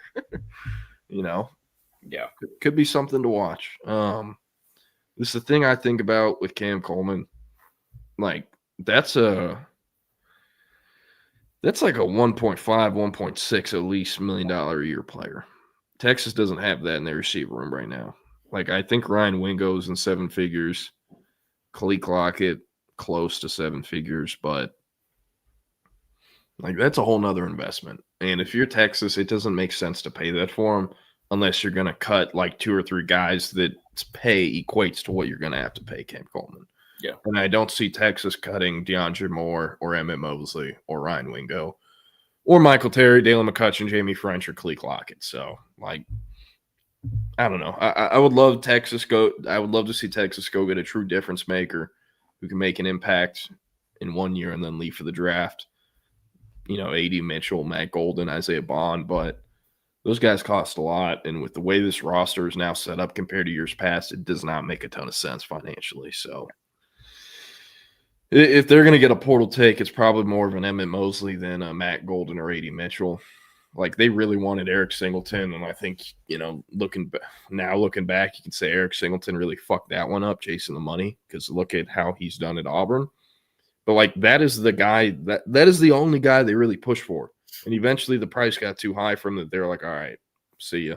And he went to Auburn. But, yeah. David Keith Williams said, which 2026 recruit do you think is most important for Texas to flip? Malachi Lee, Trent Henderson, Havon Finney, or Jalen Lott? I like this one. I'd have to go Malachi Lee or Jalen Lott. It'd be like 1A, 1B, Malachi Lee, Jalen Lott, Trent Henderson 2, Havon Finney 3. How high would you even put those odds, though? Like 30%? Yeah, I mean, like Jalen Lott doesn't need to visit again. He grew up going down to Texas, so he can flip at any time. But, like, I've heard nothing there that makes me think that that's going to happen soon or anything. And, I mean, early signing day is exactly a month away from today. Trenton Henderson, not an in-state Louisiana kid, but a kid committed to LSU that has shown no signs of flipping after they fired Brian Kelly, which it's just so hilarious to me. All the LSU commits, they're like, hey, what are your reactions to Brian Kelly getting fired? You looking at decommitting? They're like, no, this is great. This is awesome. If anything, I am recommitted. Yeah, I'm ready to sign, coach. Like, so I think Henderson's somewhere in there with LSU. He chose LSU over Florida and Texas. LSU and Florida both don't have coaches, but again, like, LSU is one of those rare programs that can actually get kids that want to be there for the school and the tradition and the team and not the coach or the money.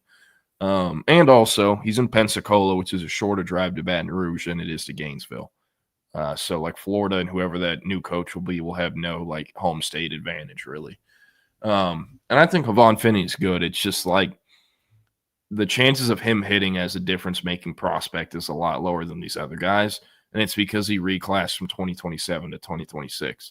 And I know people get pissed off at our rankings team whenever they drop guys who reclass in the rankings, but, like, for every Ryan Williams, there are 100 other guys who reclass and never do shit. Yeah. Or they reclass like Quinn Ewers and go round 7. I know that's not the best example, but it's one of them. So, like, very rarely will a kid reclass and still, stay on the same developmental, I guess, pace or whatever you want to call it, whatever Ryan Williams is doing. But yeah, I think Malachi Lee is better than his ranking. He's getting paid a lot better than his ranking.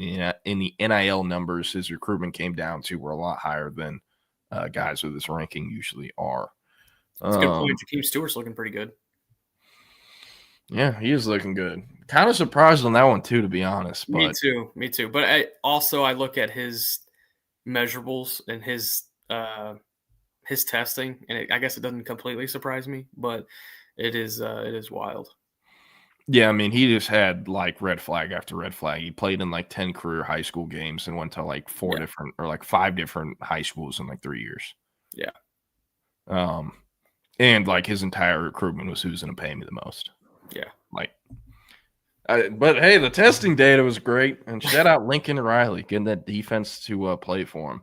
Also, actually, I don't know what the line is, but if USC covered, I know they beat Nebraska. But if they covered in that game, it would be their first time covering under Lincoln Riley in a conference game outside the state of California.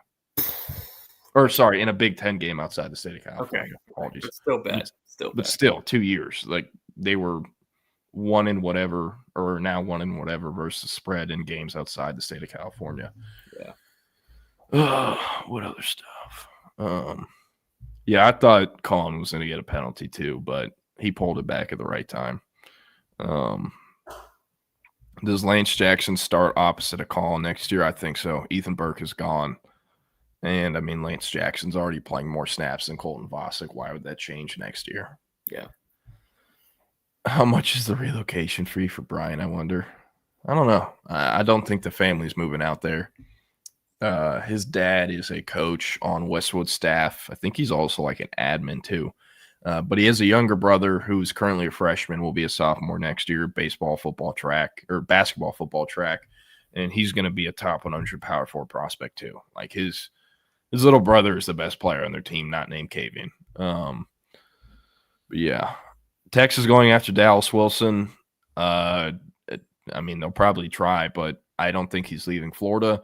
His agent is Vernell Brown Sr., the father of Vernell Brown III, and all 3 Vernell Browns played football at the University of Florida, grew up in Florida. They're all Gators. His agent has been with him this entire time. His agent is who got him out of the paperwork at Oregon so he could go to Florida. Like, unless he's dropping his agent, Dallas Wilson has no chance of leaving Florida, in my eyes. Jordan, thank you. I was about to get here. So 2 recruits I want to talk about. Jermaine Carlton, Bryson Martinez. We'll start with Martinez. Awesome prospect. Around 6'6", 6'6 and a half, 6'5 and a half, around 300 pounds too. He's out of East Ascension High School, which is in Gonzales. It's about 30, 45 minutes southeast of Tiger Stadium and the LSU campus.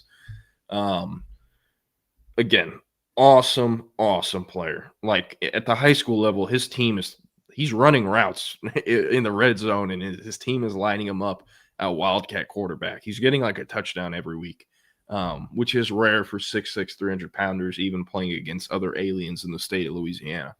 But a really good athlete and a guy who is a legitimate tackle projection. John Turntine has a higher floor than this guy, but John Turntine is also 260 pounds, and while I think he can't play tackle, we don't know that for sure. What we do know for sure with Bryson Martinez, he can play tackle, and that's left or right. It would be a really good get. Texas offered him like last March or April. I'm pretty sure Kyle Flood saw him in person, and it was like a evaluation period offer.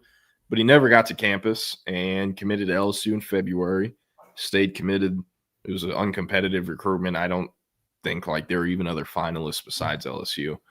But hey, they since have fired their coach. The O-line looks like dog shit, and they cannot run the ball either. And they've gone from having an amazing offense and no defense to having an amazing defense and no offense with the Heisman frontrunner. So with LSU and this kid being a home state kid, like the main things that are going to matter for Texas's chances of a flip is who LSU hires and when LSU makes those hires. Because I could see LSU, I mean, kind of a shit show, you know, with the governor and all the other stuff going on. I think they'll be all right. I think they'll get a good hire. But there's a chance they don't have this hire before signing day, and they can keep enough of that class because it's in-state Louisiana kids, and it's LSU. Yeah. So with Martinez, it was a 2-day visit. He made it in during the game. He had a game Friday night, and it was an 11 a.m. kick. That's not an easy drive. So made it in after kickoff, stayed through yesterday afternoon, and is expected to officially visit the Arkansas game, which I think is November 22nd. So, yeah, Texas looking to flip him. The other offensive lineman that they're looking to flip or whatnot, besides Malachi Lee and Martinez, is Micah Smith out of Vero Beach in Florida. However, he did just officially visit Tennessee. He OV'd Ohio State earlier, and he is still committed to UCLA. So with him, unless he shows up to Texas for a visit, they have no shot. And same with Malachi Lee, to be honest. Nathan said, do you see Aaron Butler being on this team next year? No, but I also said that last year, and he still is. So, I mean, I don't know. Has French played a little bit, but I think it was like the Sam Houston game and other blowouts. Is DeAndre Moore going to come back? I think so. I mean, you know better than me with like what his draft grade status looks like, but you know DeAndre Moore as a draft prospect pretty well. You know what he's done at Texas over the years. Like, I think with the way he's playing, he's probably like fringe day 3 / undrafted free agent. I don't know if you have any thoughts. Yeah, I'd probably put day 3 just because of the production at the SEC level. Yeah. And I mean, like, if he comes back next year, how much more is he going to produce? Probably around the same, but I don't know. He gets more tape, more experience versus SEC guys. Like, I'm very curious to what he'll run because, like, he was a sub-11 guy out of high school, but he was running like 10.86. It wasn't 10.5 or anything. So he's got Las Vegas Raiders 4th-round pick written all over him. Yeah. I mean, he could be a great pro. Like, good at everything, great at nothing, I think. Jack of all trades, master of none. Yeah. And that's like there are really good NFL players like that play in the league for a long time. So Cooper Kupp. I'm not comping DeAndre Moore to Cooper Kupp. I will say, like, it's very interesting because if you're Texas, like, DeAndre Moore coming back next year helps you. But with everyone else in the room getting playing time and staying happy and you not overpaying for them who don't play enough, like, DeAndre Moore kind of has to leave to help in the long run, if that makes sense. Like, those guys who are fringe draft guys who have eligibility to come back are always fascinating to look at because what happens there has a ripple effect that lasts years, not like 1 year, but years. Yeah. So CB asked, in Texas want Zach Branch, but not his brother. That is correct. Hey, Malik Muhammad's going up against Zach Branch for the first time since that Battle Dallas 7-on-7 tournament in DeSoto. I mic'd him up that day. That was a hilarious video. I'm going to find that sometime and play it ahead of the Georgia game. Yeah, Dave, actually, you are correct. It is an excuse and a poor one. They misevaluated the talent on this team, especially in the O-line room. Yeah. Flip Carter Buck from Lake Travis. Brother, I've been begging for this. Like, if Carter Buck, if Texas is Georgia and Carter Buck is at a school 30 minutes from Georgia's campus, like he is at Lake Travis 30 minutes from Texas's campus, Carter Buck would have been committed to Georgia for a year by now. Yeah. And Georgia would have got him for like $40K a year. Super cheap, great value. He might not play for a year or two, but he's a hometown kid who's going to go balls to the wall when he finally gets to start and play snaps as a third-year player, and he has NFL traits still. Yeah. Like, on signing day, I'm going to write storylines we'll look back on in 4 or 5 years from this class. One of them will be Diabell Keyshawn Henderson. I know why that happened. Diabell was a pure QB prospect whenever Texas took him. At that time, Keyshawn Henderson was still considering QB versus athlete. That's what happened. But that doesn't mean in 5 years, if Diabell busts and Keyshawn's the number 1 pick in the draft, people aren't going to be asking, oh, why did Sark take this guy? Like, it's a fun story. One of those things will be Carter Buck and Ben Duncan.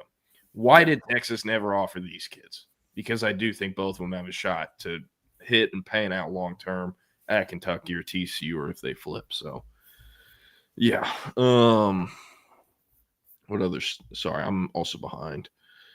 Does the Oregon OC getting a job shake things up for that class and roster? I I mean, I think he might take Austin Novosad or one of those backup quarterbacks with him to his next spot, so he has a guy who knows the system. But unless it's like depth guys, I doubt it. Like DeCorian Moore isn't at Oregon to play for Will Stein, and very few other people are. With all due respect to Coach, but yeah, what other stuff do we have here? Does Aubrey reset the field goal record tonight? I think this Cardinals defense is too bad to allow a 68-yard field goal or to make a stop somewhere around midfield. But yeah, it was cool seeing Cam Little get it yesterday. Oh yeah. With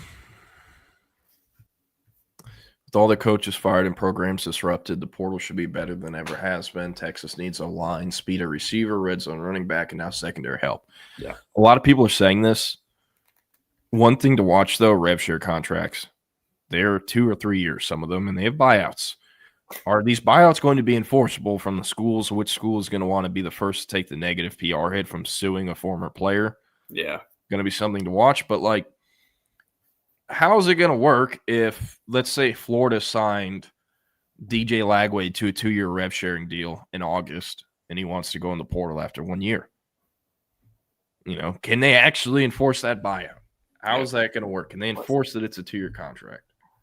We don't know. All right. Yeah, hey, that's what I'm talking about. I assume this is Avery's dad. I went to school with Avery Ashley. Grew up with him. Great dude. Was our rival in Pop Warner football. He was his dad actually was always the coach, if this is his dad. But yeah. All right, we're gonna talk Cowboys. Sorry we went this long without mentioning it, but what are the injuries to know from this game? I know Kyler's out. He's at home playing Call of Duty and defending that undefeated Jerry World He's record. not out. He's not out, technically. Oh, I thought he wasn't playing. No, he's questionable. He will not start. It's going to be Jacoby Brissett starting. Apparently, if Kyler plays, there's some packages that they can work him into. But overall, that's one of the more notable injuries going into the game. The Cowboys are still going to be without both of their starting safeties. Their main depth safety, Wanye Thomas, is questionable. He's been dealing with this migraine issue these last couple of weeks that have kept him out of a couple of games. So if he cannot go too, then you're looking at one healthy safety on the roster in Marquise Bell. And Zion Childress, they've gotten him some work at safety during practice last week, as well as Reddy Stewart, the guy that they brought in to be their slot corner. And so they're going to have to figure out what to do with the safety spot. But other than that, mostly healthy. Looks like they're going to get Cooper Beebe back, their starting center. He's been on IR since week 2, so to get him back after him missing 5 games, I believe, that'll be big for them before the bye week. And then heading into the bye week, this looks like it'll probably be the last game that we do not see DeMarvion Overshown on the field. Sounds like he'll be ready to go for that Las Vegas Monday night game 2 weeks from today. That'll be cool to see. And then as well as a rookie corner, Savone Revel out of East Carolina. They drafted him in the 3rd round. He was getting first-round grades before he tore his ACL in October last year. And looks like he'll be ready to go for that Las Vegas game too. So Cowboys getting healthy. I say that with one more game still to play before the bye week. But I think the Cowboys win this game tonight. They should. They should win this game by 2 possessions. They play better at home. Their offense has yet to have a bad game at home. And I think their defense can handle what has become a very up and down backfield for Arizona through their 7 games. But I will also mention that Arizona is 2-5, and all 5 of their losses have been by 4 points or less. So, they've been right there in a lot of ball games, considering that James Conner's been out for the season. Emery DeMercado is getting punched on the sideline by his head coach. And, Kyler Murray's been out for a couple of games. So, they've been trying to make it work, and I think you will get a competitive ball game tonight, but I think the Cowboys should win this one. Who do you think poses the best chance of limiting / stopping Marvin Harrison Jr.? Deron Bland. That's their one, right? Yeah, at this point, yeah, it's their only one. And Trayvon Diggs is on IR. So yeah, it's Deron Bland probably trying to do his best against Marvin Harrison Jr. Hey, interesting you brought up they've lost 5. Their 5 losses have all come by 4 less points. The line is 3.5. You said you like Cowboys by 2 scores.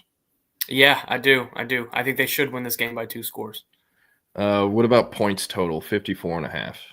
Over. Hands down over. Hey, Cowboys minus 165 on the money line. Cardinals plus 140. How about that? Yeah, fascinating. Last question before we get out of here.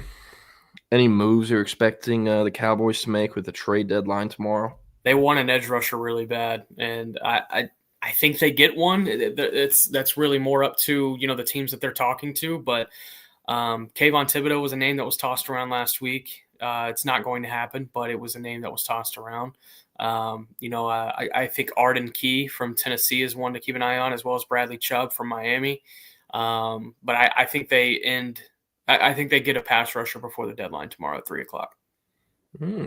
Do they have any interest in the Dolphins edge rusher who got traded to Baltimore this morning? Jalen Phillips got traded to Philadelphia this morning. Philadelphia, sorry. Yes, that certainly did. But Philadelphia paid the 3rd-round pick. So Myles Garrett, any chance he comes home? Nah, no way. That contract is set up to where Cleveland would literally not be able to field a roster if they traded him. Hell yeah. Way to go, Browns. Yeah. All right. Well, hey, we're getting out of here. Up next, we replay the Texas Sports Unfiltered postgame show with Zay and Rodney from Saturday's big win over Texas. Again, we're getting out of here. We're going to end the stream, but at 2 p.m., Chip and Zay will be back on it. Facebook, YouTube, Twitter, Twitch, wherever you get your live stream from. We're also on every podcast platform if you want to tune into us after the stream is over. We're getting out of here. Hopefully Cowboys get a win, and y'all have a great Monday. Peace.